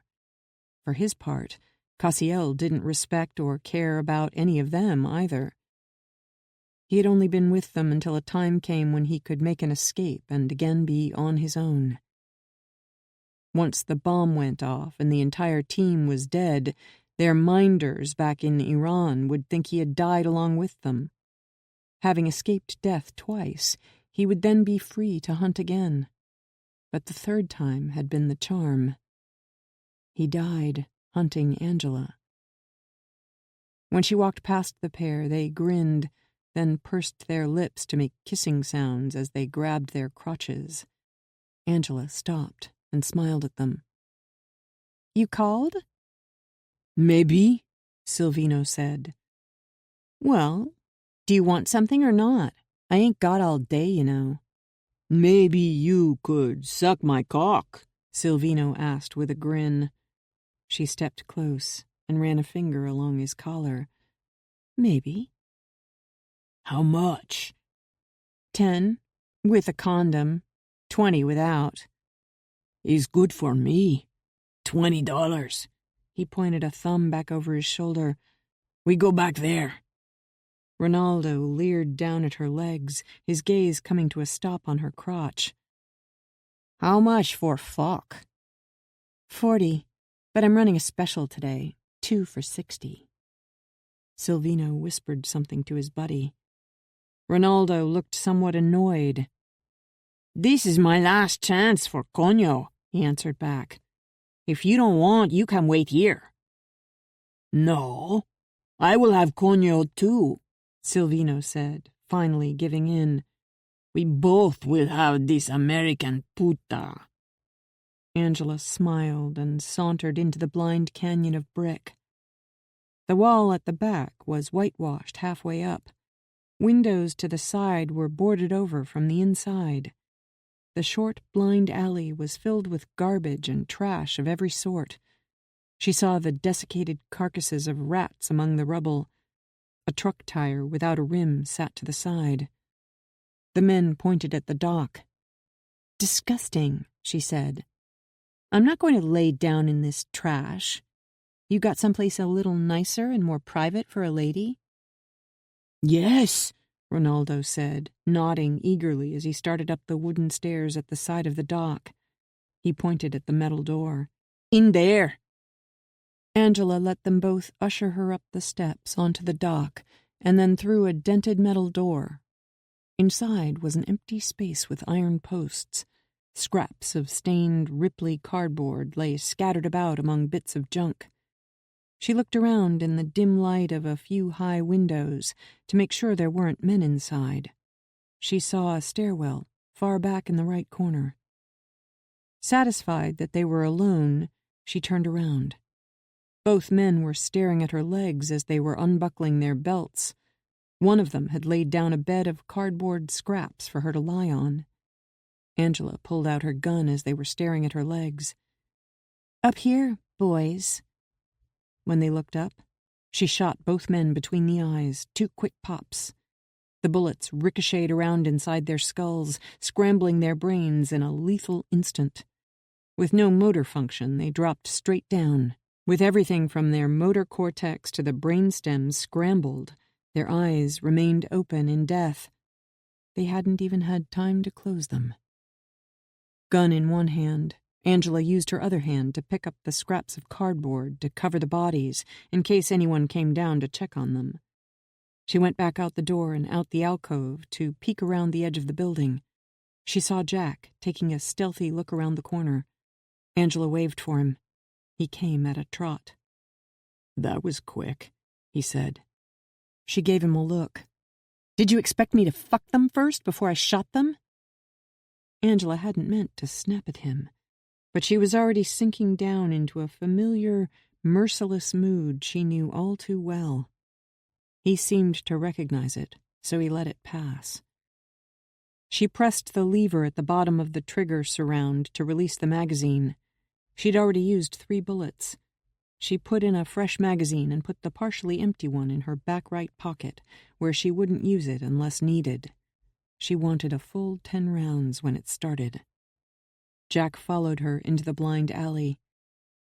"Tell me about the building, and where the men will likely be located." 66. Angela and Jack stood quietly inside, near the cardboard-covered corpses of Silvino and Ronaldo. There were bales of scrap paper piled nearby, along with stacks of beat-up cardboard boxes. In the dead silence, she spoke in a low voice, briefing Jack on what she knew from Cassiel's memory about the interior layout and where Cassiel had last seen the men. "Keep in mind that what I know could miss a lot of important stuff, and the men could easily not be in the same places as before. From this point on, they could be anywhere. Cassiel wasn't at all interested in dying for Allah. He wanted to be out of here before the bomb went off. He was only watching for a chance to slip away so he could come and kill me. I was on his Constantine kill list. That's what he was thinking about." "I understand," Jack said. "Whatever information you have from his memory is better than nothing, but we shouldn't rely on it." "Right. Once it starts," she said, "it's going to take on a life of its own." "If I didn't know better, I'd say you've done this before." In a way, she had. "We both know what we need to do, so we just have to go in and do it." Jack nodded as he looked around, watching for any sign of trouble. "Agreed." "I'm going to go first," she told him. "I don't think." "If they see you, they'll shoot first and ask questions later. If they see me, they'll ask questions first." Jack made a face as he glanced around again. "I hate to admit it, but you've got a point." "Do you know how many of them are armed?" "All of them carry AK-47s. They trained with them and know how to use them, but shooting was never part of their plan. They rarely spent time target practicing or in firearms training. Their training was focused on physics and machining skills. These are sophisticated bomb makers, not soldiers. They consider other terrorists who use guns little more than unskilled amateurs. These men think they're smarter than that, deadlier than that, and they're right. They have guns more for the testosterone factor than anything else." With Angela in the lead, they both moved up the broad concrete stairs as quietly as possible. The sliding metal door at the top stood half open. They both slipped through, guns at the ready. The room they emerged into was filled with a forest of rusting iron posts holding up iron beams. The ceiling was a mass of pipes covered in disintegrating asbestos.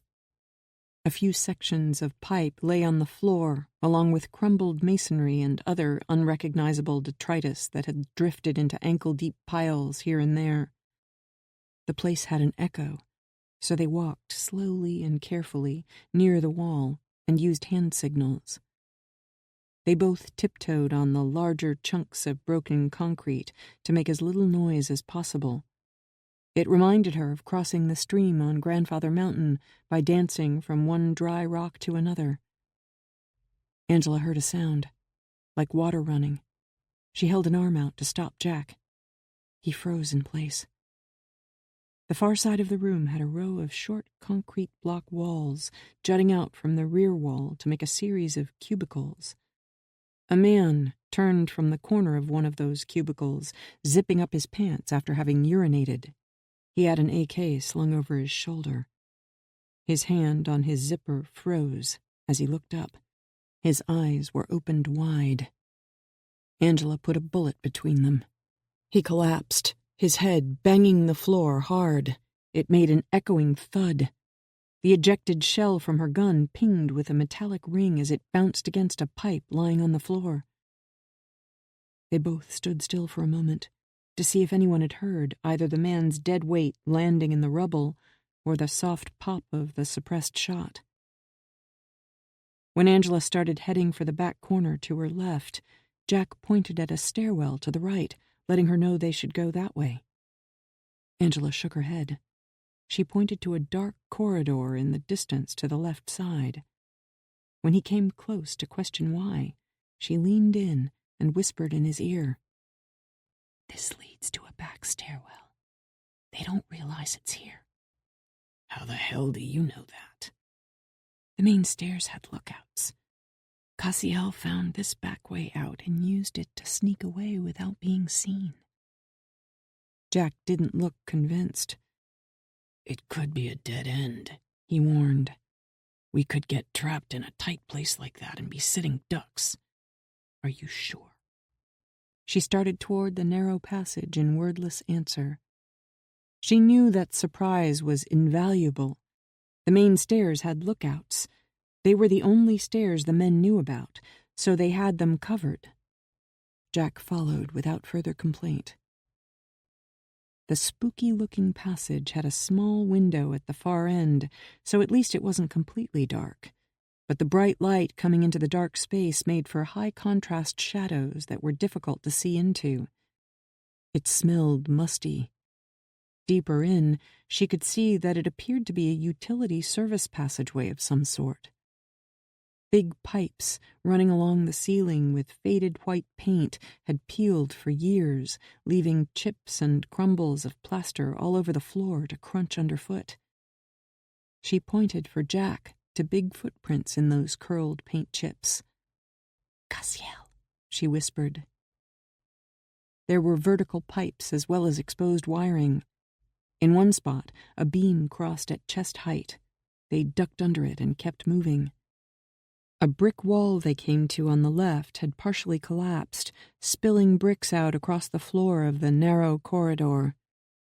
Since there was no going around it, they had to step carefully over it to get past.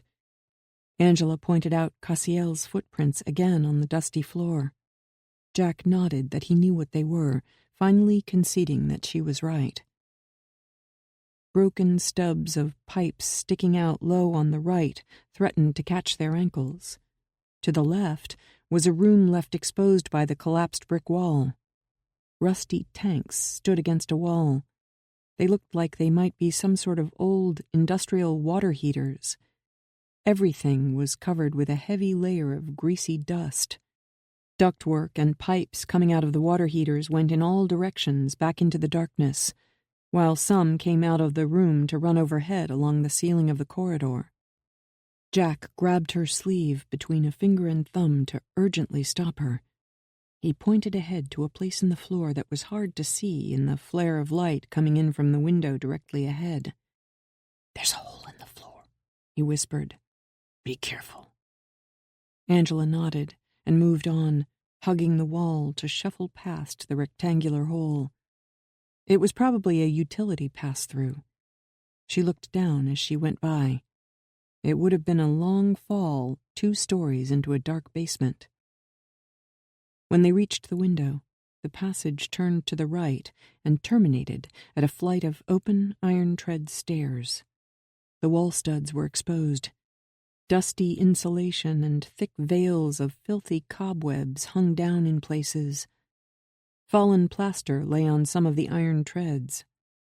They started up, both pointing their guns up at any threat that might be above them. Plaster crunched softly underfoot.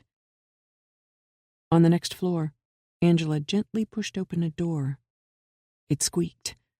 A man standing guard at the main stairwell, not too far away, immediately turned and saw them. He turned back to shout an alarm up the stairs. That denied her the preferred target of the triangle between his eyes at the tip of his nose. She admonished herself for not taking the shot immediately. She knew better. Before he had a chance to make a sound, Angela put a round through his windpipe, immediately followed by a second one through the center of his left ear. By the way he dropped, the round through his ear had penetrated his skull just fine. The guards at each flight of stairs were the reason Cassiel had avoided the main stairwell and instead snuck away down the utility stairs at the back. Now that they knew where the guards were posted, Angela took them out at each level on their way up. She didn't want men left down below rushing up the stairs behind them once the fight started. After they had made their way up the lower floors, which looked to be more for manufacturing type of work, they reached the smaller upper floors. The stairs there had proper railings that looked more ornamental. She also saw iron radiators and more windows. Some floors had dust-covered desks and chairs. At each level, she took out the guard. Before going through the final doorway at the top floor, she stopped and put in a full magazine. She held her weapon in both hands, pointed up, adjusting her grip, taking a couple of deep breaths, preparing to go through the final door. This was where the bomb was. She could see it in her mind, in the memories from Cassiel. This was where Raphael and the rest of his team were gathered for their final religious act. She could feel her heart pounding. She repeated the mantra to herself: speed and violence of action. Angela remembered her grandfather snapping his fingers as fast as he could, teaching her to pull off shots that fast as she fired at the target. Angela looked back at Jack. "It's been nice knowing you." 67. "Remember, we have to stop them from detonating that bomb," Jack whispered with earnest concern. "Nothing else matters. We need to stop the guy sitting on that dead man's switch from getting up. If he gets up from that chair, it's over." Angela nodded. "I know what he looks like. I'll find him." She gave him a long last look. "I've got this, Jack. Stay behind me and take care of anyone who tries to sneak up on me from behind." Jack answered with a single nod. Angela took a last deep breath and then shoved the utility door open with her shoulder. She burst into a semi-dark room. In the span of a heartbeat, she took in the entire room, matching it to the memory in her head. Iron posts held up a network of overhead trusses. The ceiling above naked girders was broken open in places, letting insulation and corrugated tin panels hang down. The windows ringing the room were covered with cardboard. 2 big skylights let in light. The place was a tangle of dusty, broken, water-stained desks and chairs. Junk lay scattered across the floor among the desks. Nails, screws, iron fittings, torn metal scraps, soggy cardboard boxes, and lengths of pipe of every size lay toppled over one another, some with one end resting on desks. She made note of it all, but mostly she took note of the men. She knew she would have to be careful not to trip over things as she focused on the men. It felt like she was watching herself move in slow motion. Broken glass lay scattered everywhere, reflecting flashes of light as she charged into the room. A counter to her left with a tile front looked like a truck had fallen on it and splintered it apart. Boards leaned against filthy walls to the right. Metal doors of gutted utility boxes stood open with wires hanging out. Angela spotted the spherical bomb sitting on a square stack of cement blocks. Wires attached to brass studs stuck out from the metal casing here and there around the bomb. A narrow metal cabinet of some sort stood close to the bomb. clusters of wires, reminding her of umbilical cords, sagged between the metal gray cabinet and the bomb. Rows of amber lights on the front of the cabinet flickered on and off. In this filthy, abandoned ruin of a building, the bomb and the cabinet with flickering lights looked like nothing so much as an alien spacecraft. There were men scattered throughout the room, some bent in prayer, some sitting in groups talking, some with their arms crossed as they leaned back in chairs against walls or posts. Some were gathered around desks or stools playing card games. Some were on the far side of the room, peeking out a window past a curtain of cardboard, while others paced in nervous boredom, anticipating their imminent martyrdom. At the crash of sound Angela made, plunging in through the metal door, faces everywhere turned toward her and froze in surprise. As her heart beat a second time, her gun came up, slowly, slowly, yet as fast as she could possibly raise it. Angela felt as if she were mired in the agonizing slow motion of a deep dream. Her boots crunched on debris. She heard glass snap as it broke. A board behind the door she'd burst through toppled. It didn't matter anymore.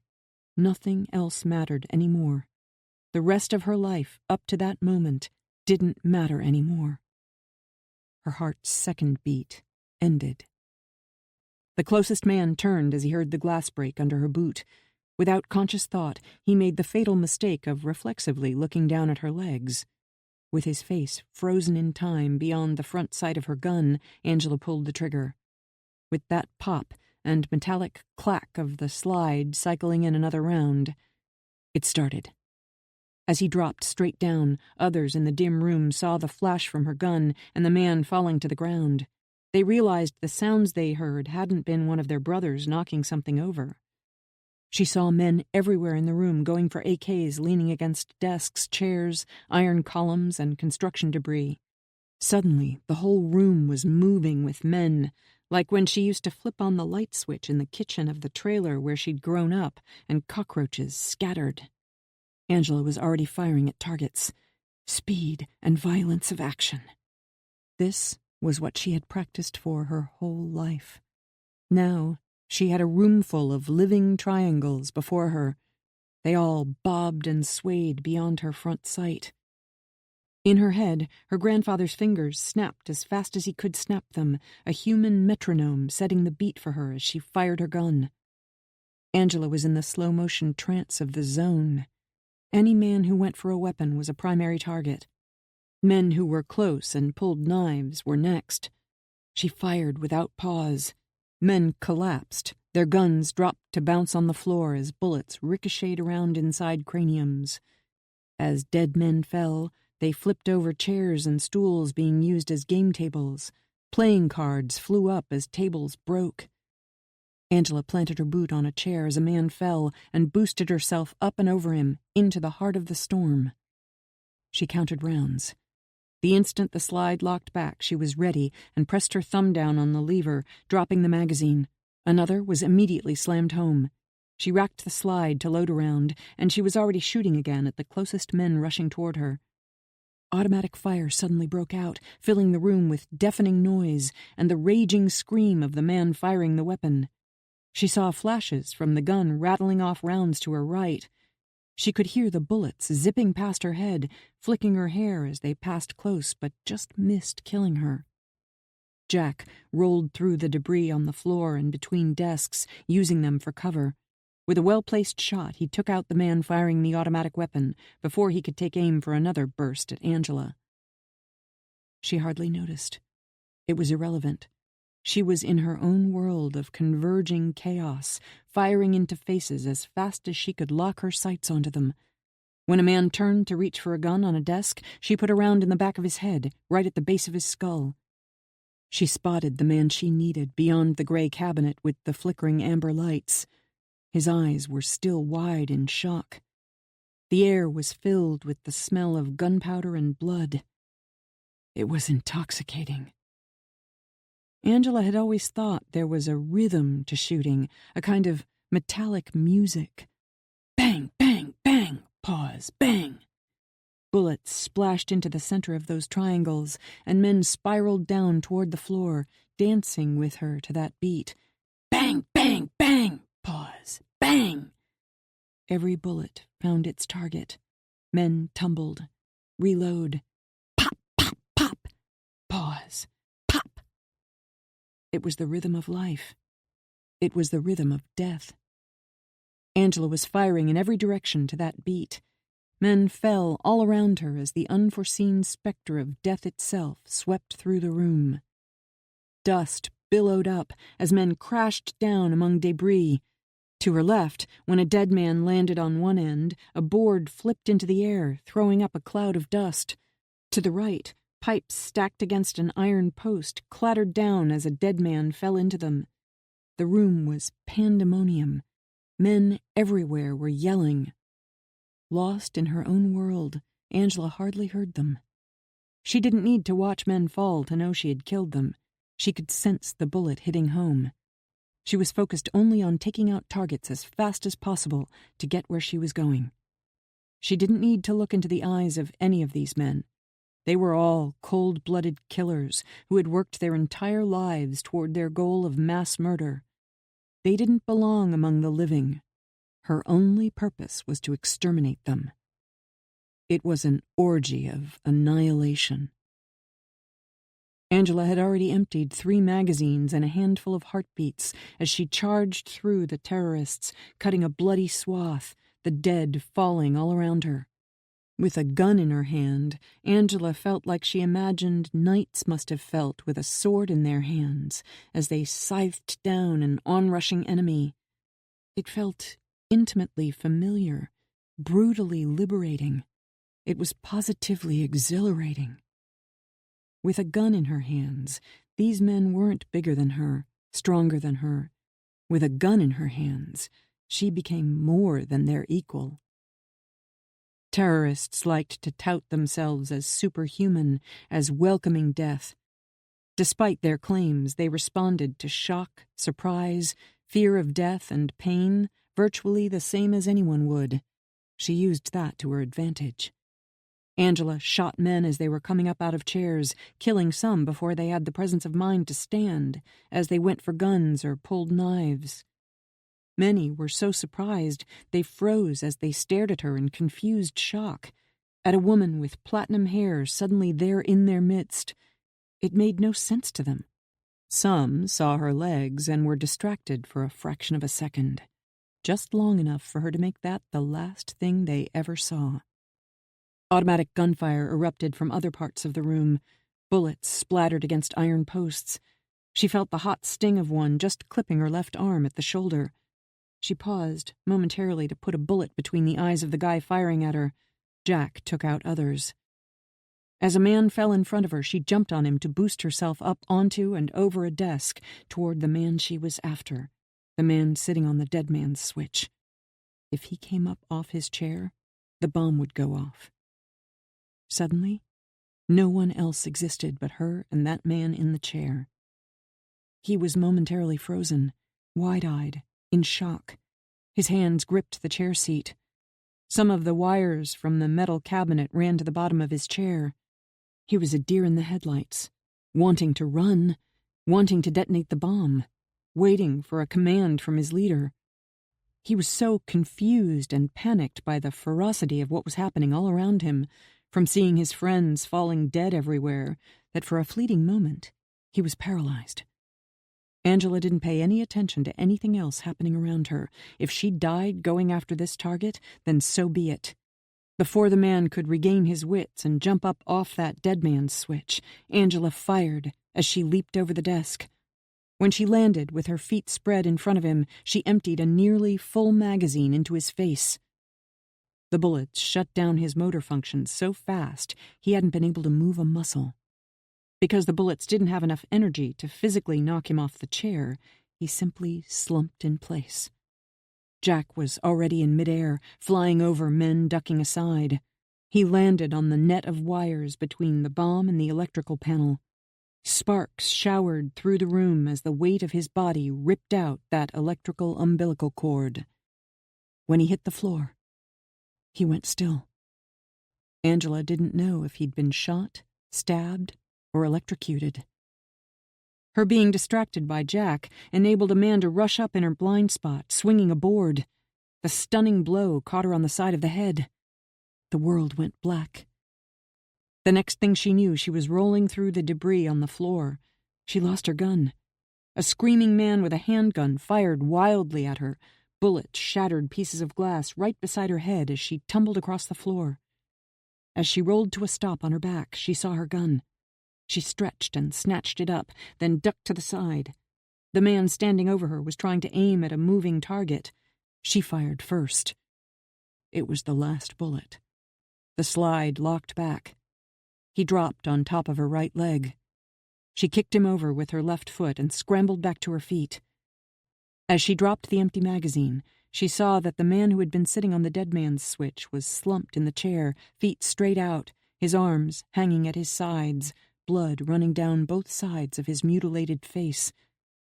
He'd never had a chance to stand, leaving his dead weight slumped on the switch. Now, thanks to Jack, even if someone else got to him and knocked him off the chair, it wouldn't do any good. Angela slammed home a new magazine just in time to fire into the face of a man with a knife charging up right in front of her, and then another just behind him. Both men fell at her feet, one to either side. She was disoriented from the blow to her head and didn't know how many more men there were. She decided there was no point in trying to count them. She just needed to focus on the task at hand and shoot any of them still alive. The shock of seeing so many of their companions falling dead so unexpectedly and so swiftly had more than a few of the men frozen, stock still, paralyzed by the fear. This wasn't glorious martyrdom for Allah. This was simply being shot and killed for nothing. Focused as she was on shooting moving targets, she temporarily ignored the panic-stricken men to take out ones going for guns or racing toward her with knives. During the rolling drumbeat of the rhythm in her head as she fired, she used some of those stock-still human targets for punctuations in the beat.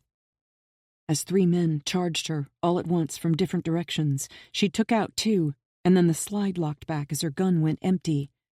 As she was dropping the magazine, the 3rd man dove in to grab her free arm. She dropped the gun and used both hands to reverse his hold on her forearm.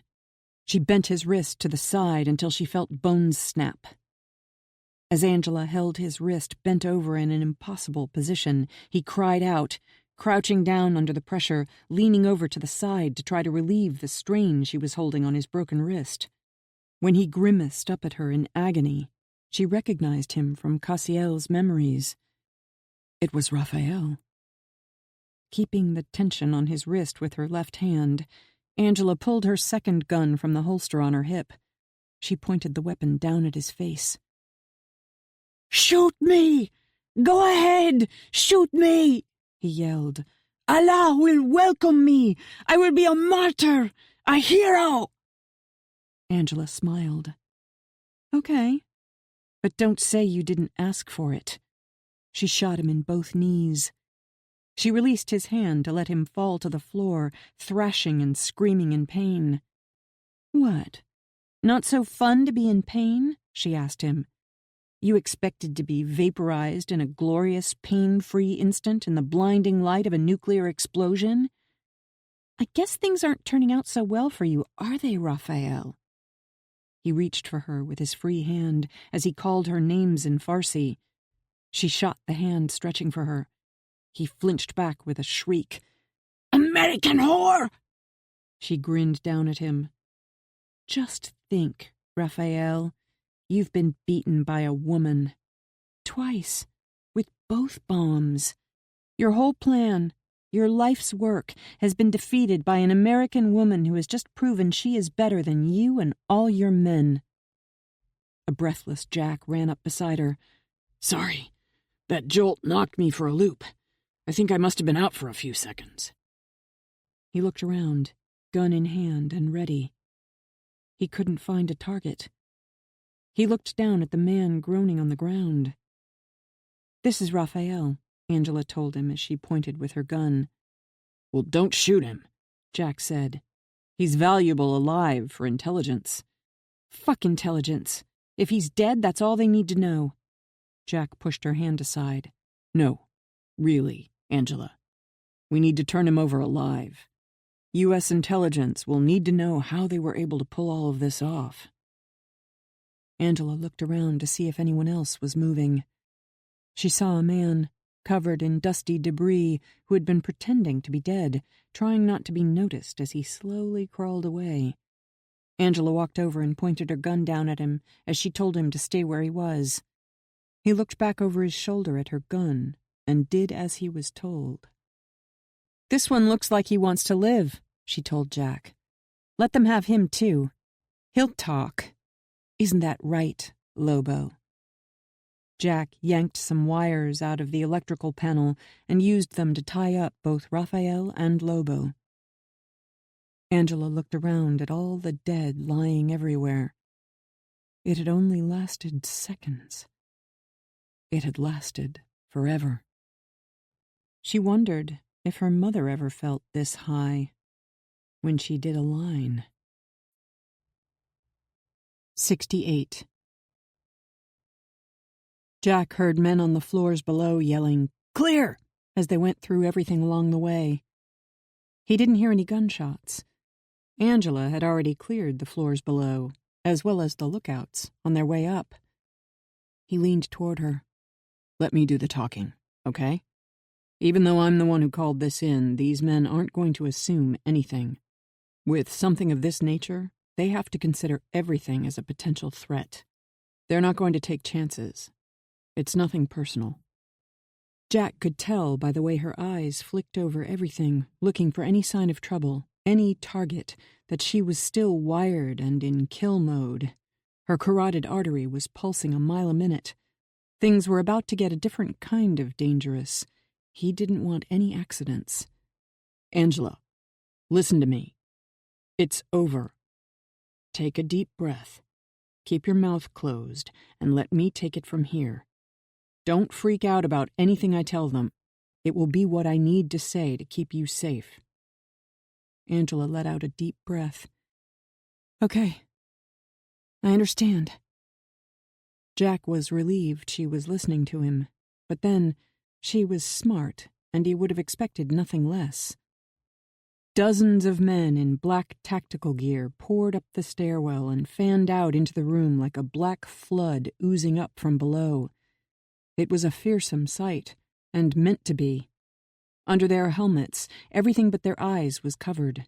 They all moved quickly, weapons up and ready for anything. Many of those weapons were quickly pointed toward Angela and Jack. "Hands! Hands!" several of them yelled at the same time, as if they'd just cornered the devil himself. Jack was relieved to see Angela lift her hands with him. They were both quickly surrounded by guns pointed at them from every direction. "Hands behind your heads! Now! Do it now! Lace your fingers together!" one of them yelled, as others pulled out handcuffs. Angela and Jack both did as instructed. "Where's Angus?" Jack asked as a man pulled one of his arms down around behind his back. "Here!" a familiar voice called out from beyond the wall of men in tactical gear. He was huffing as he hurried up the steps. As he got closer, he urged the men to let him through. They had already handcuffed Angela and Jack. "Take it easy," Angus told them. "These two are friendlies. They're the ones who called us in. Take off the cuffs, please." One of the men took the cuffs back off. He gave Jack a nod and moved back. Some of the big men kept an eye on them, while others moved away to help check all the bodies as they went about clearing the room. Angus was a big man himself, standing 6'6". He weighed at least 250, and very little of it was muscle. His tailored suit did a fair job of disguising his prominent pear shape. He had several fat chins, but a nice head of brownish-blonde hair combed straight back. Surprisingly, it wasn't going gray. Angus gave others gray hair. "My God, Jack. I could hardly believe your call." "I'm glad you made it here before we were handcuffed, hog-tied, and carted off." "Me too," the big man said as he took in Angela. "Angus, I'd like you to meet Angela Constantine.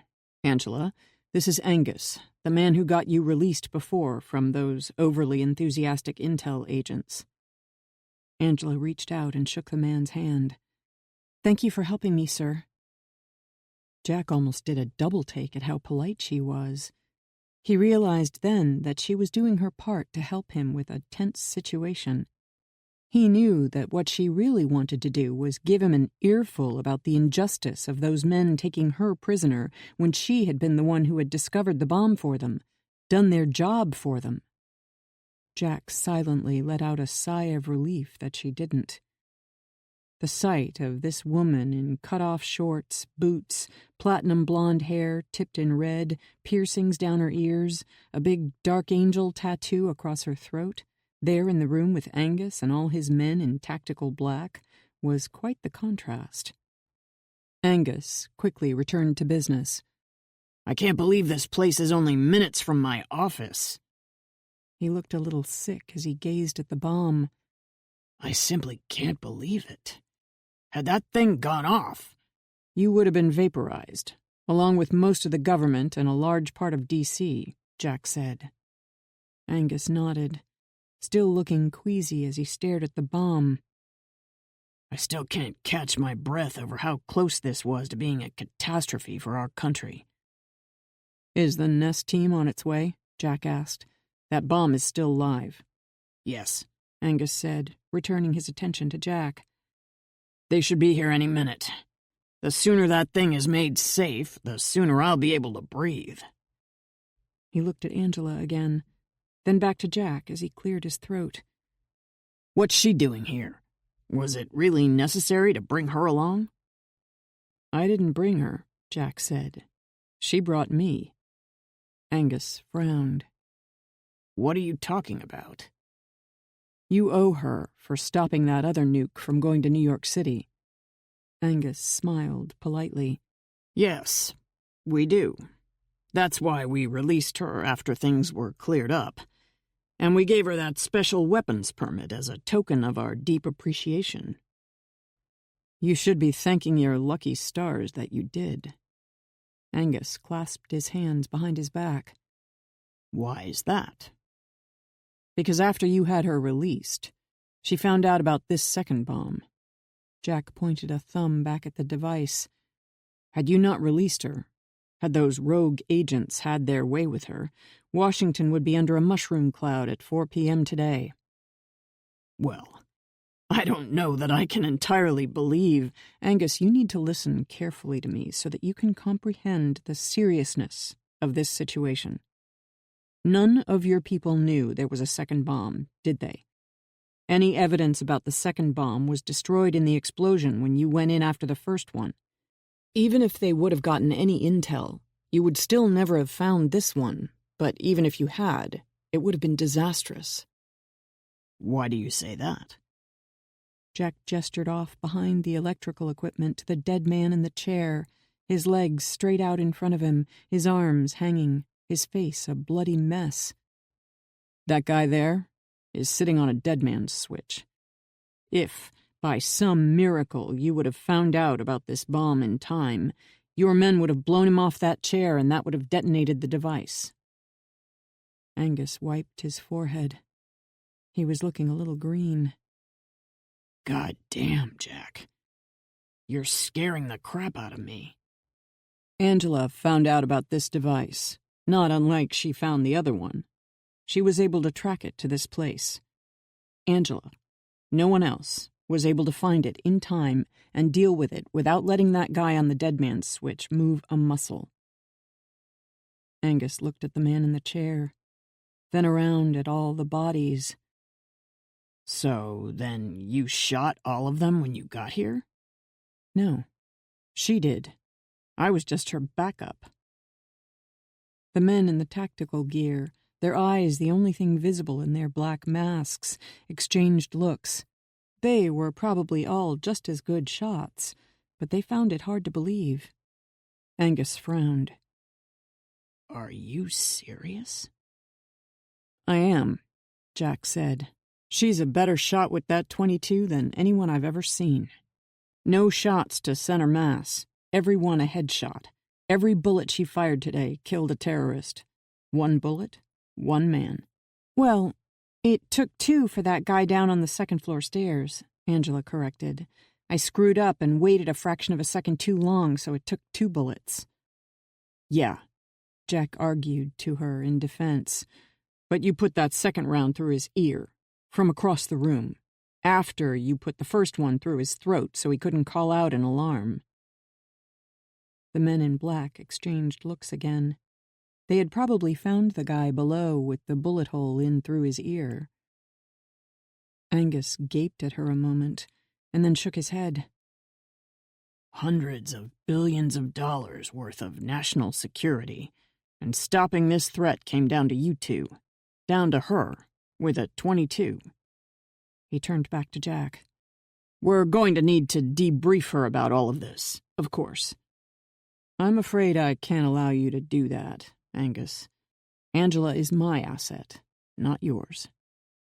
He looked shocked. But this concerns national security.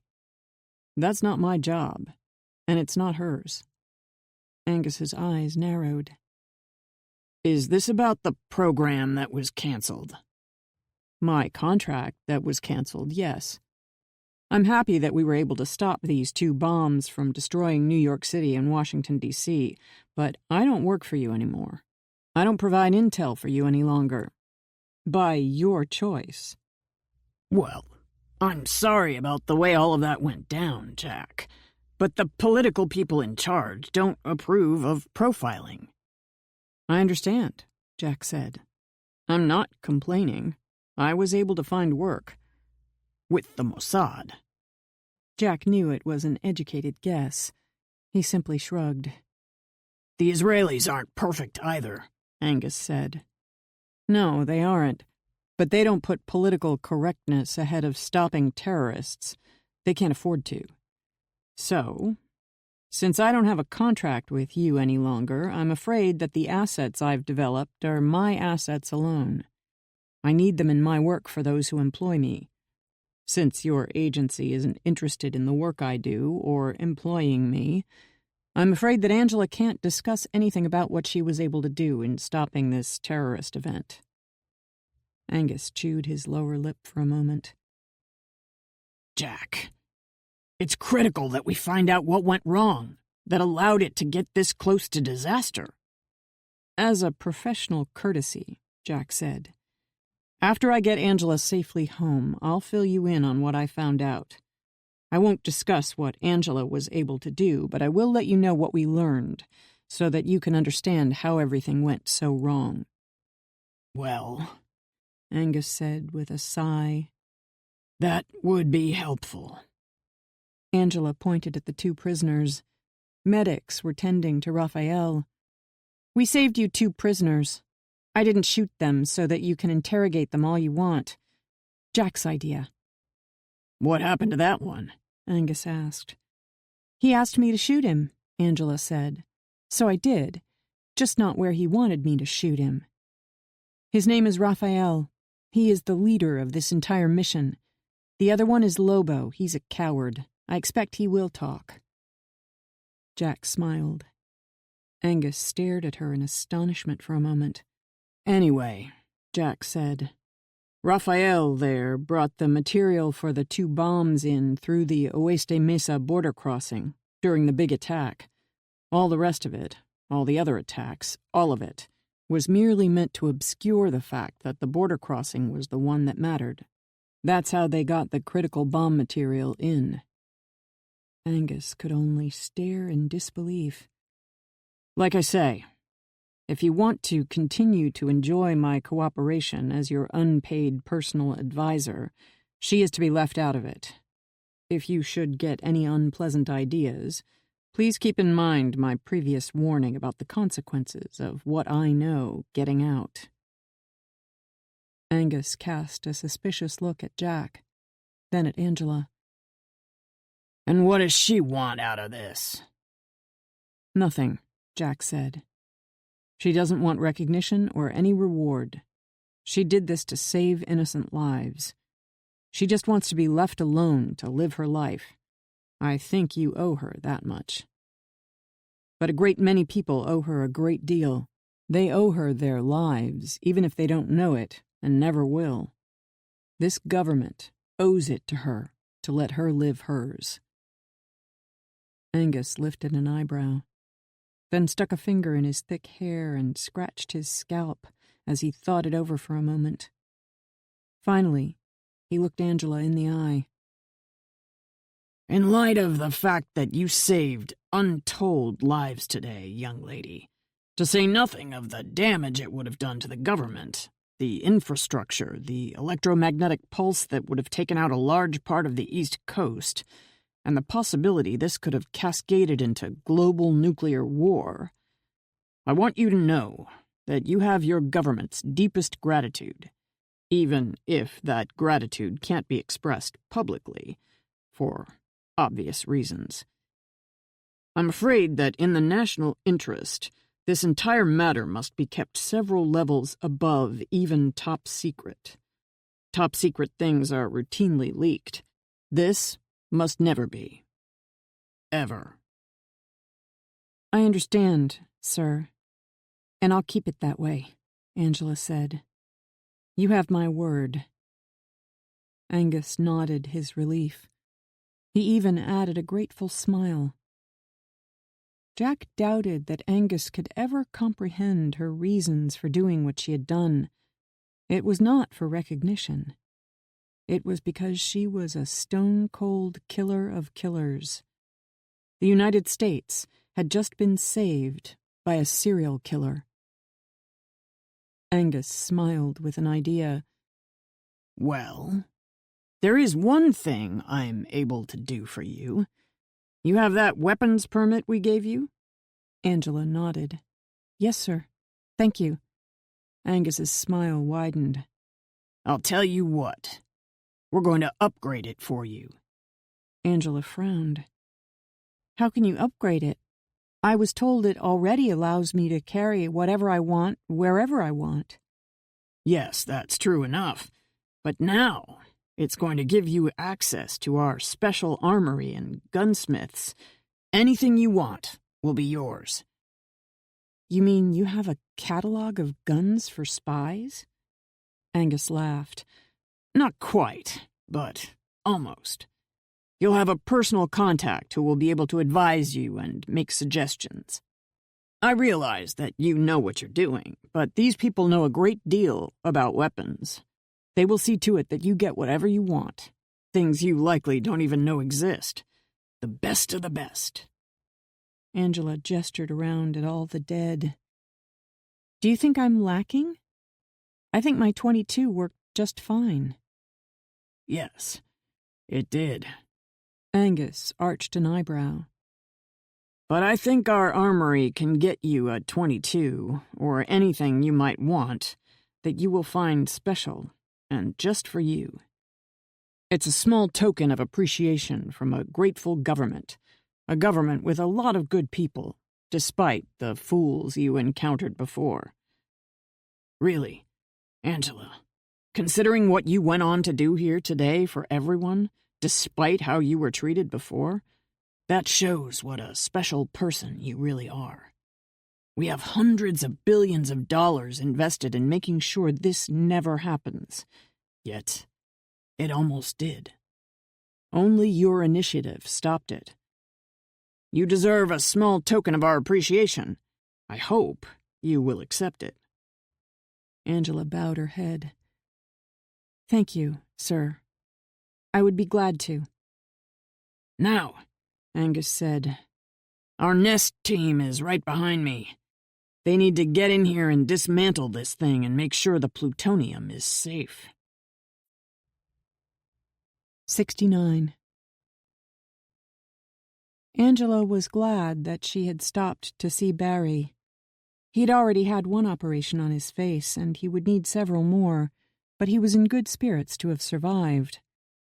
He was glad that those 4 men hadn't managed to find Angela and harm her. He felt tremendously ashamed for telling them where she lived.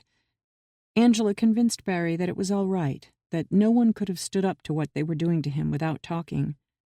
She told him that she was far more worried about him and wished that he had told them what they wanted to know before it had gone as far as it did. He asked what had happened to the men. She told him that they'd gotten into a fight with someone and they had been shot and killed.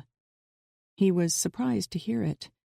She smiled and told Barry that Karma was a bitch. He laughed a little and said not to make him laugh because it hurt. He knew about Angela and the rest of the girls keeping the bar open for him. They had all been visiting him. He thanked her over and over for that. She told him that she only did it because she needed the money, not because she was keeping it open for him. He'd laughed again and winced in pain again. He hadn't been too keen on the ladies' night thing, but after Tiffany had let him know how much money it had brought in for the bar, he was warming up to the idea, especially since Nate was there to keep things under control. Angela turned into the trailer park just before the Milford Falls Cozy Court sign. The road in had once been blacktop, but very little of that paving still showed through the dirt and gravel. A man named Al, in a dirty white t-shirt, sitting in a rusty blue metal chair in front of his trailer, watched her drive by. Angela remembered Al sitting in that chair watching the world go by back when she had lived with her mother. She'd heard that he was on disability of some sort. He had seemed harmless enough, but never spoke to her as she had walked past him on her way home from school. Nearby, a heavy-set woman in a flowered dress stretched up to hang laundry on a line. At another trailer, an old couple sat together on their small porch. Angela drove past a man in shorts and flip-flops, leaning in under the hood of a beat-up car. Behind a group of mobile homes, she saw thick brush where she used to hide at night rather than go home. At least until Bosca had put an end to that. Seeing the all-too-familiar place where she had grown up gave Angela a sick feeling in the pit of her stomach. A lot of bad things in her life had happened in this place.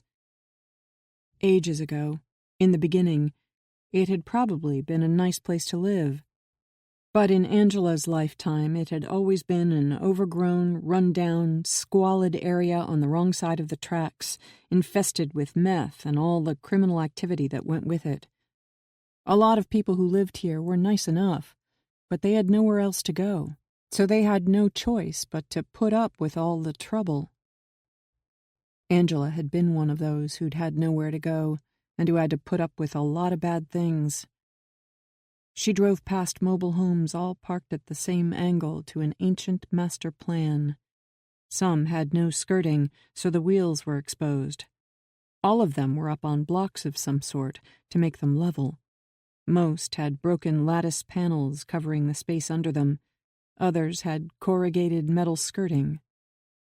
A lot of places had dogs on chains. The dogs tended to live in the dirt under the mobile homes to stay out of the sun or the rain or the snow. Cats roamed freely. When she'd been little, Angela used to feed scraps of food to some of the cats to get the opportunity to pet them. Because most of the mobile homes were up off the ground on blocks, they all had elevated porches with steps up to them. Some of those steps were wooden with rickety railings, while others were made of concrete blocks. Most of the elevated porches had corrugated metal awnings overhead, some held aloft with wrought iron, some with a couple of 2x4s. Most of the mobile homes were a rust-stained off-white, but there were some that were weather-worn turquoise, mint green, and sky blue. Those with color also had areas of white for contrast. Mature trees stood among the homes, providing shade. Uncut, dusty weeds grew everywhere. Derelict vehicles sat up on blocks as they were slowly cannibalized or used for junk storage. Old barbecues and lawn chairs sat around outside many of the homes. Angela turned down a street with water-filled potholes that looked like bomb craters.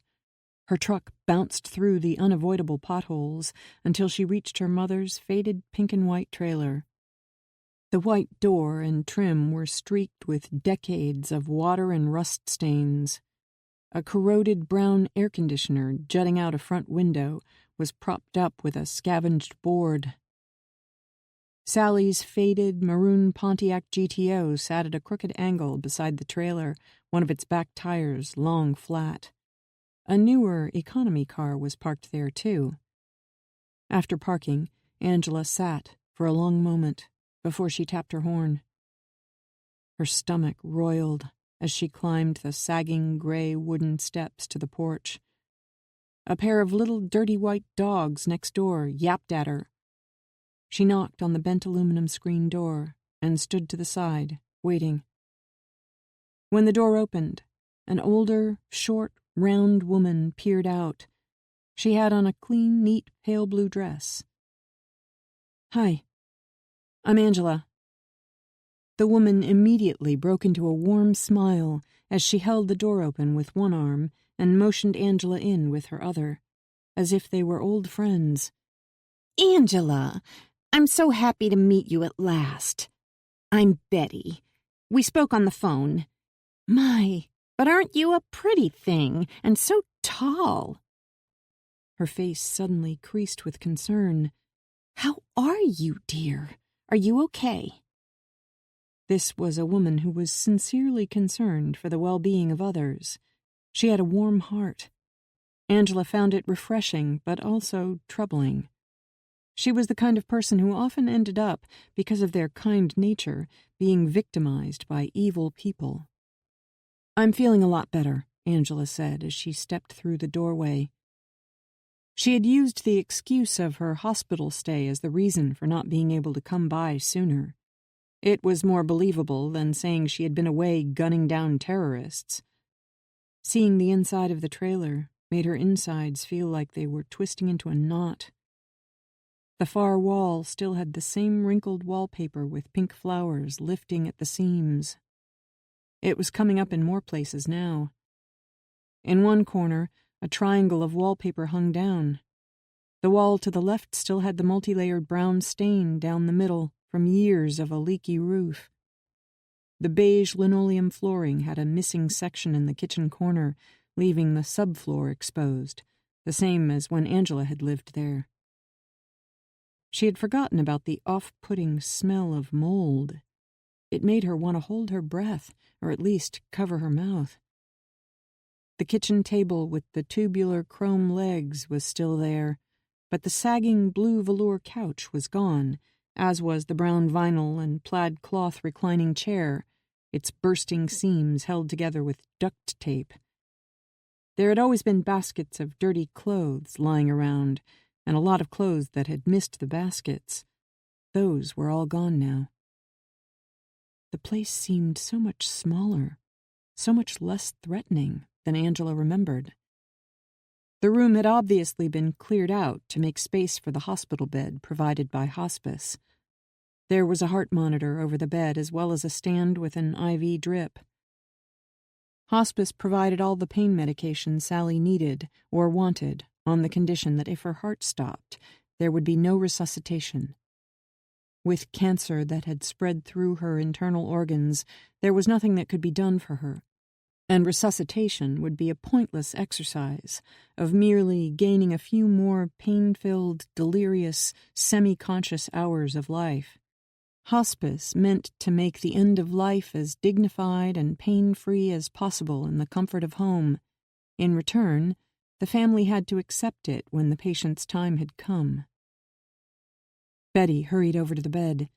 "Sally!" She shook the skeleton's arm. "Sally, your daughter is here. Angela came to see you."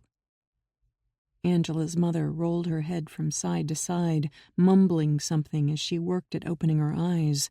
"That's right, your daughter Angela is here." "The girl in the moon?" her mother said in a thin, moaning voice. "Is it really the girl in the moon?" Betty beamed a smile back over her shoulder at Angela as she motioned for her to come stand next to her mother. Angela did as instructed. Betty put a comforting hand on Angela's back, urging her a little closer. "Hi, Ma."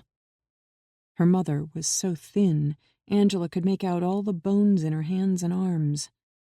A nightdress, one of her mother's favorites, the one with the leopard print, covered her sunken chest. Her face was hardly more than a skull covered with waxy, blotchy skin. Her eyes were set deep into their nearly hollow sockets. She had only a few white wisps of hair over a scalp covered with irregular dark spots. She had lost a few of her remaining teeth since Angela had seen her last. Now there was only one yellow, rotted tooth on the top and 3 on the bottom. She had the smell of death about her. When Sally held her arm out a little, opening and closing her fingers, Betty knew what she wanted. She put a plastic glass of water in Sally's hand, helped guide it closer, and put the straw between Sally's cracked lips so she could take a sip. A towel lay beside her shoulder. It was obvious that she used the towel to spit up blood. Betty snatched it away and replaced it with a clean one. "It's time for her pain medication," Betty said in a low voice. "No," Sally said, her eyes opening, suddenly more alert. "Not yet." She reached out for Angela's hand. When Angela offered it, she grasped it in frail, cold fingers. Wrinkled, paper-like flesh clung to bone. Betty leaned to the side so she could speak to Angela confidentially. "She's a little more lucid when it's time for her pain medication, which is good, but it also means she's starting to have a lot of pain. Even on the medication, she's still in pain, but for the most part, she's not conscious enough to feel it. We give her the medication every 4 hours, but if she is feeling pain, she can have more, as often as she wants." "That's good," Angela whispered back. "It's powerful narcotics, very addicting," Betty confided. She cast a sidelong glance at Sally. "But that's not something to worry about at this point. I thought you should know." "Sure. Thanks." Angela didn't think there was any point in saying anything about addictive drugs and her mother. Angela thought it was ironic that Sally would die as she had lived, doped up and stoned out of her mind. "I'm going to go in the kitchen and get your next round of pain medication ready," Betty told Sally in a rather loud voice as she patted her frail arm. "You have a nice visit with your daughter." Angela's mother nodded. 70. Watching the ever-cheerful Betty shuffle toward the kitchen, Angela thought the woman seemed downright out of place in the dreary trailer. She was a lone streetlight, happily illuminating the gloom in a storm. The world needed more people like Betty, instead of people like Raphael or Cassiel. The thought of Cassiel lusting to kill people like the innocent, ever-agreeable Betty made Angela's anger boil up. She reminded herself that she had stopped those men from harming innocent people, and Cassiel was no more. Angela finally looked up at the hallway leading to her old bedroom. The dirty, beige shag carpeting had been worn through to the jute backing in places. The hallway looked narrower than she remembered. She had told herself that she would visit her mother, but she was not going to go back to look at her old room. "Betty is going to get your pain medication, Ma," Angela said, turning her attention back to her mother. "I don't want it yet," her mother said, her head rolling from side to side to emphasize the point. "I want to be awake to see you first." Angela had never known her mother to turn down narcotics in favor of remaining aware of anyone. Sally grasped Angela's hand in both of hers. "Do you think God will take me in when I come to call on him?" "If anyone could use his compassion, it would be you, Ma." Her mother smiled. The smile twisted as the pain started to bear down. She grabbed the towel by her shoulder to cough into it for a moment. "I'm sorry it hurts, Ma," Angela said, feeling a pang for her mother. "I wish I could make the pain go away." Her mother put the towel down as she gasped to catch her breath. She lifted a hand partway, both in frustration and to dismiss the concern. "The pain will end soon enough." She finally looked up at Angela as tears welled up in her eyes. "All the pain will end soon enough." Angela didn't know if her mother meant the pain would end when Betty brought another dose of drugs, or if she meant when she died. Either way, Angela didn't ask. "Can you tell me something, Ma?" Her mother's brow drew down as she focused on Angela's face. "What?" "Why have you always called me the girl in the moon?" "Ah," her mother said with a nod as she sank back a little. "Why have you always called me that?" "Because that's who you are," her mother said. "I don't understand." "That's who you are. You're the girl in the moon. Cold, distant, hauntingly beautiful, untouchable. That's you, the girl in the moon. That's who you are. You rise above us all, silently looking down on us, watching us, seeing what we can't see. You're not like any of us. We're all lost souls. You watch over us all. That's what you do. You are our light in the darkness, our guardian angel, my little angel. You are apart, up there, all alone." Her mother shook her head.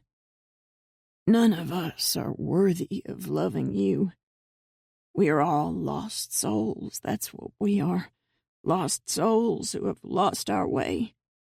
We can only look up to you, up there in the sky, so very far away." Angela swallowed back a lump in her throat. She felt a tear run down her cheek. She had never thought of it that way, but her mother was right. That was exactly what she was. She was the girl in the moon. Her mother was right, too, in that Angela felt no normal human connections. She felt no emotion at all most of the time. The only time she felt a rush of emotion was when she came down to earth to kill men who needed killing.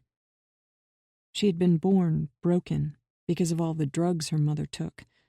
Her mother's habit left Angela something less than normal. And something more.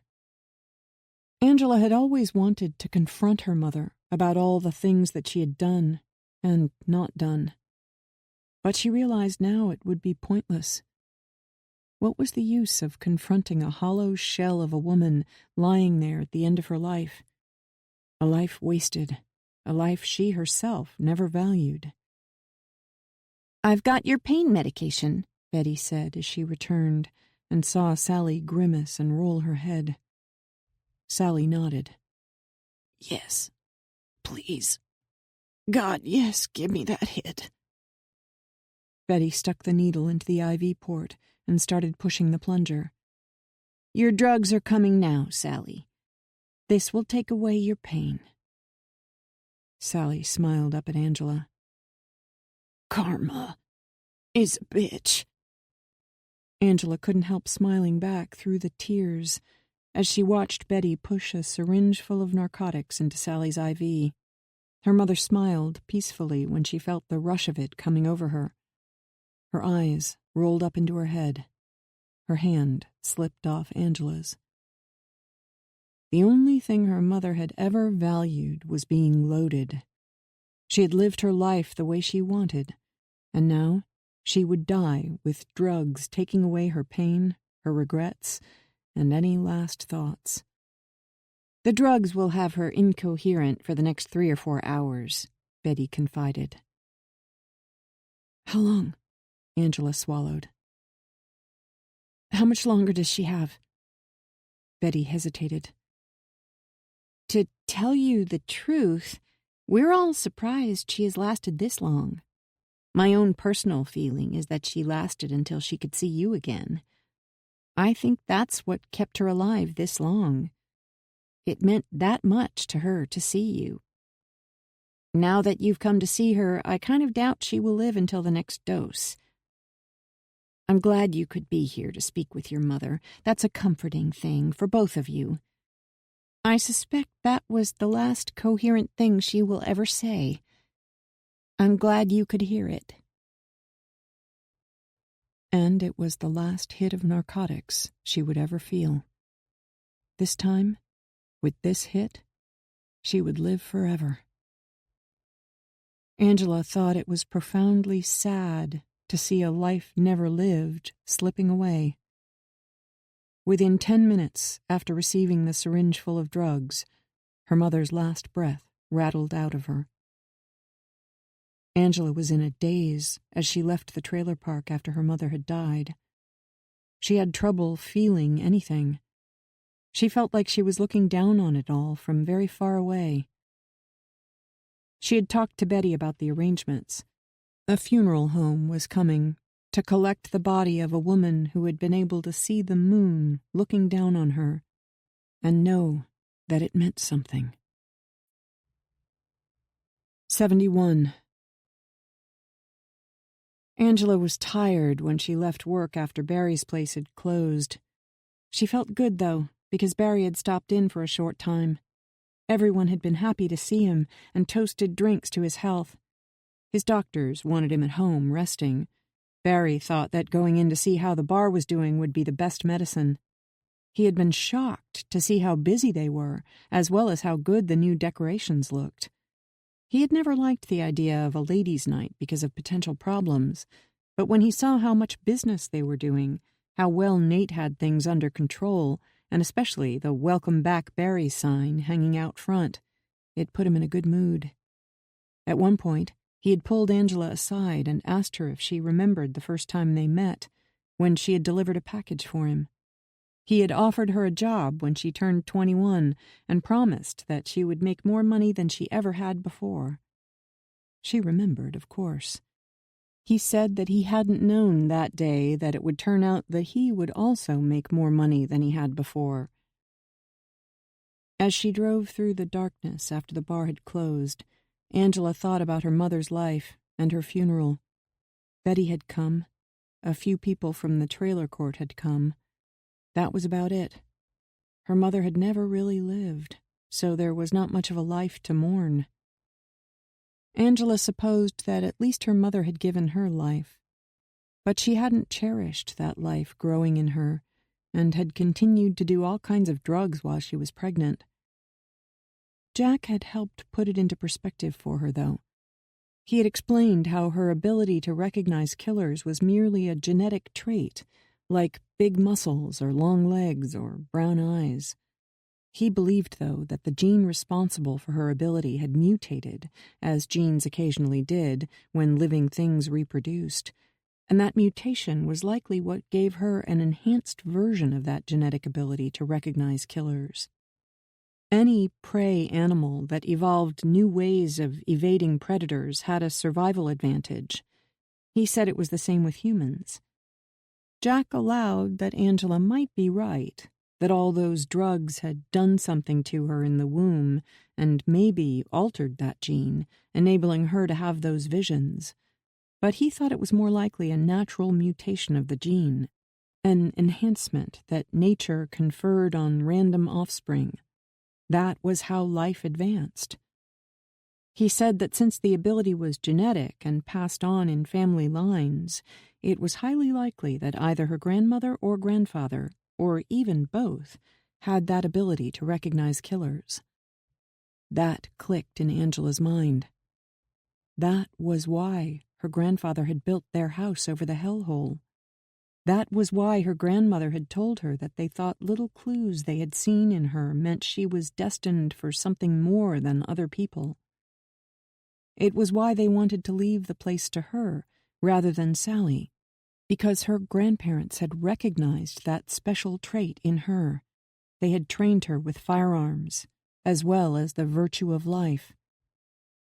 For the first time in her life, she thought that maybe it all made sense.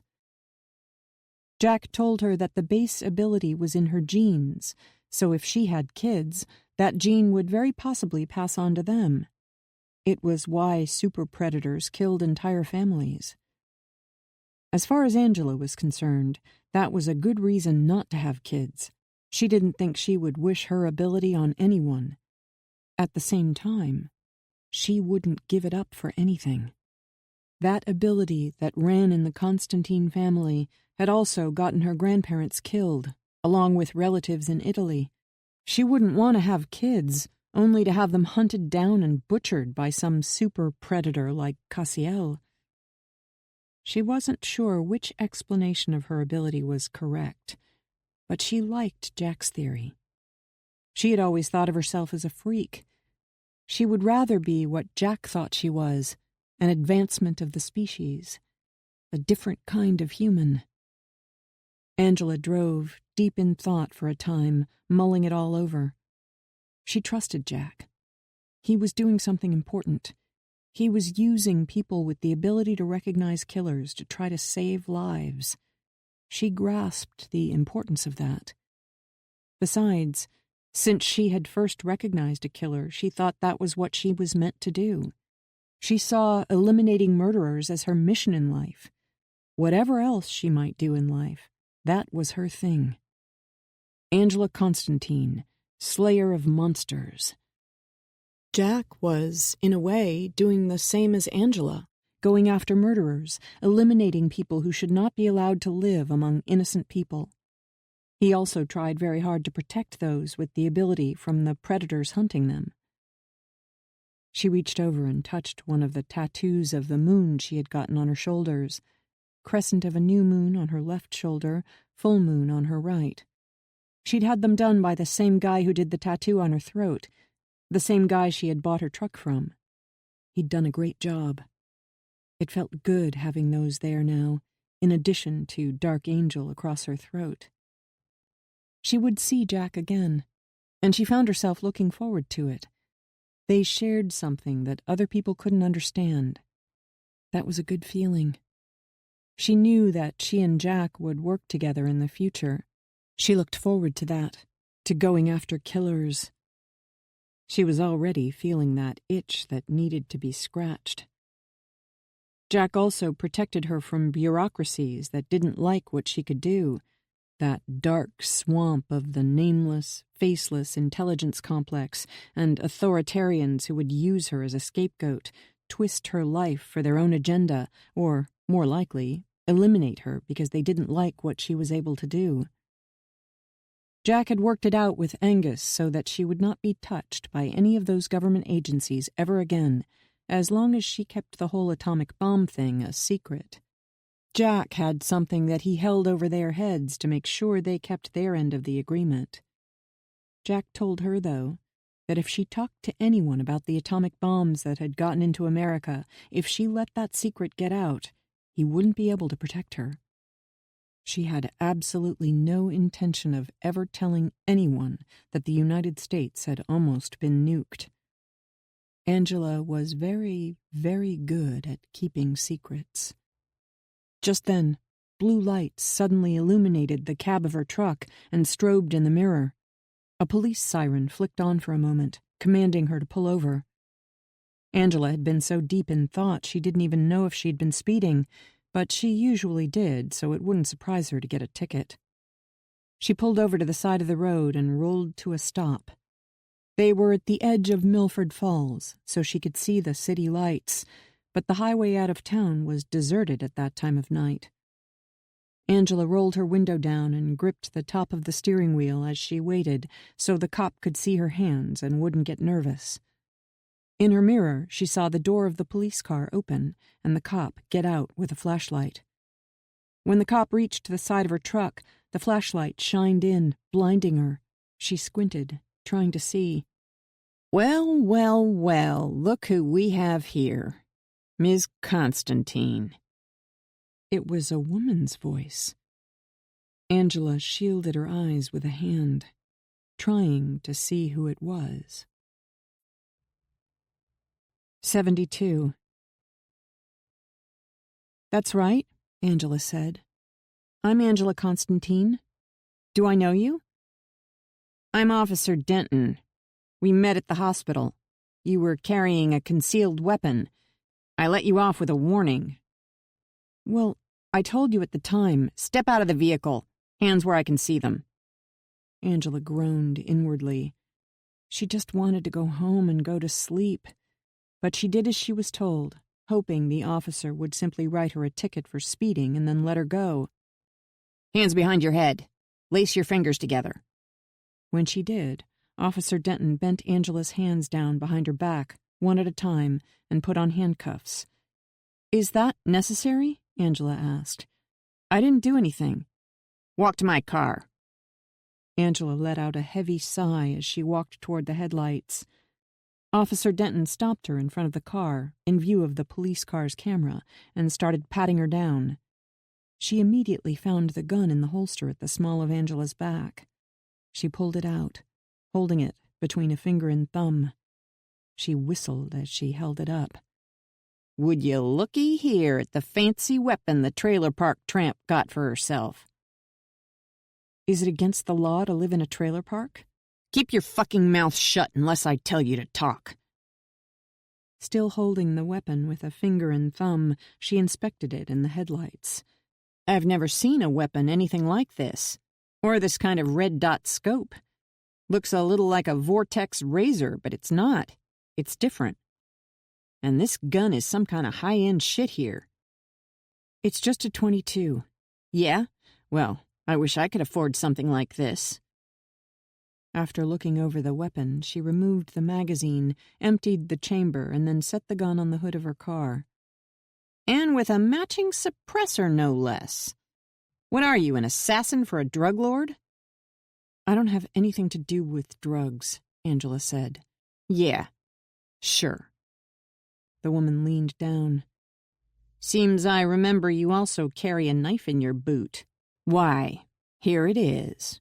And after I told you that it was illegal to carry it, illegal gun, suppressor, and knife, you are in a whole hell of a lot of trouble, young lady." Angela didn't say anything. "Anything dangerous in your pockets that's going to hurt me? Needles? Rocket launchers?" "No, nothing." The woman gave Angela a little slap on the tattoo on her shoulder. "Looks like you got yourself a new tattoo of the moon since the last time I saw you.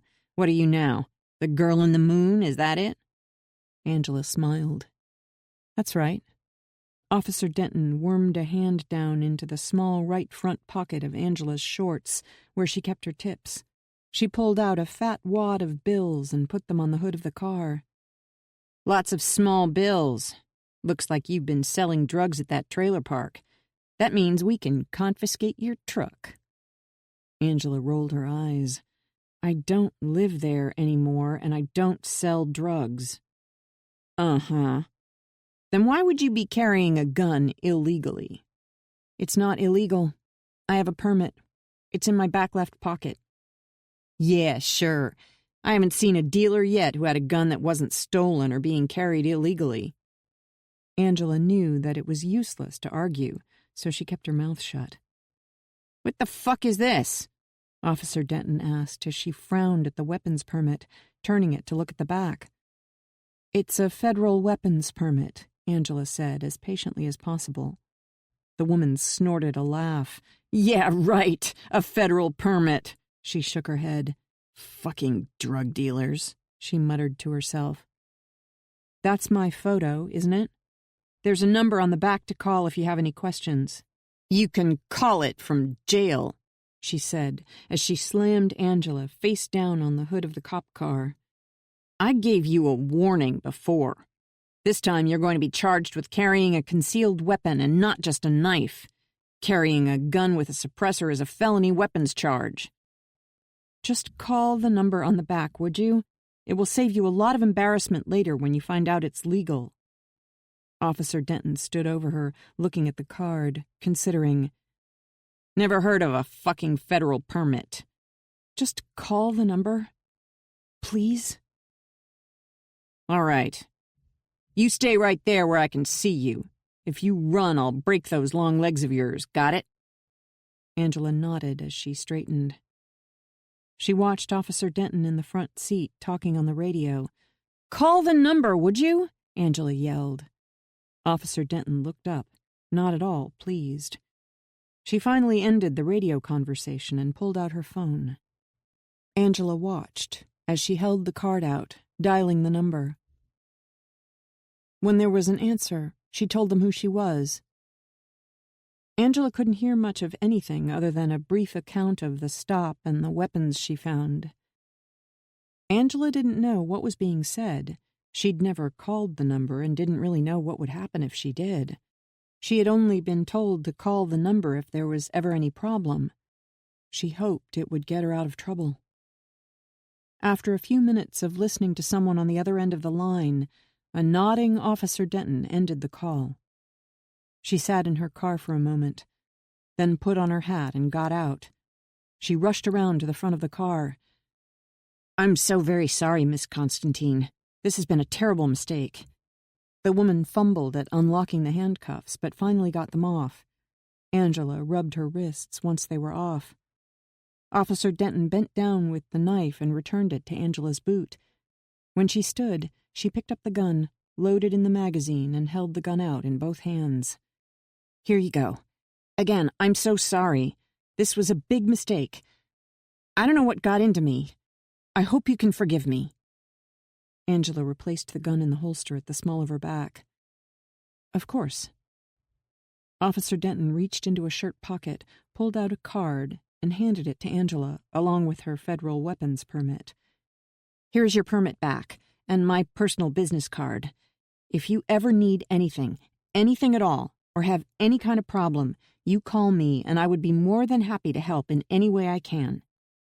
Angela slipped them into the back pocket of her cutoffs, but she didn't say anything. She didn't know what to say. Officer Denton tipped her hat. "Again, sorry to have bothered you, ma'am. It won't happen again." Angela stood beside her truck and watched as the cop car spun its wheels, throwing gravel as it roared away. Angela took out her federal permit and looked at it a moment. "Huh. I guess it works." She put it back in her pocket along with Officer Denton's business card and got back in her truck, no longer feeling quite so tired. She knew now that she wasn't a freak or born broken. She was the girl in the moon. This has been a Highbridge production, read by Elizabeth Rogers. Copyright 2018 by Terry Goodkind. Published by arrangement with Terry Goodkind, care of Scoville Galen Ghosh Literary Agency. Recording copyright 2018 by Highbridge, a division of Recorded Books.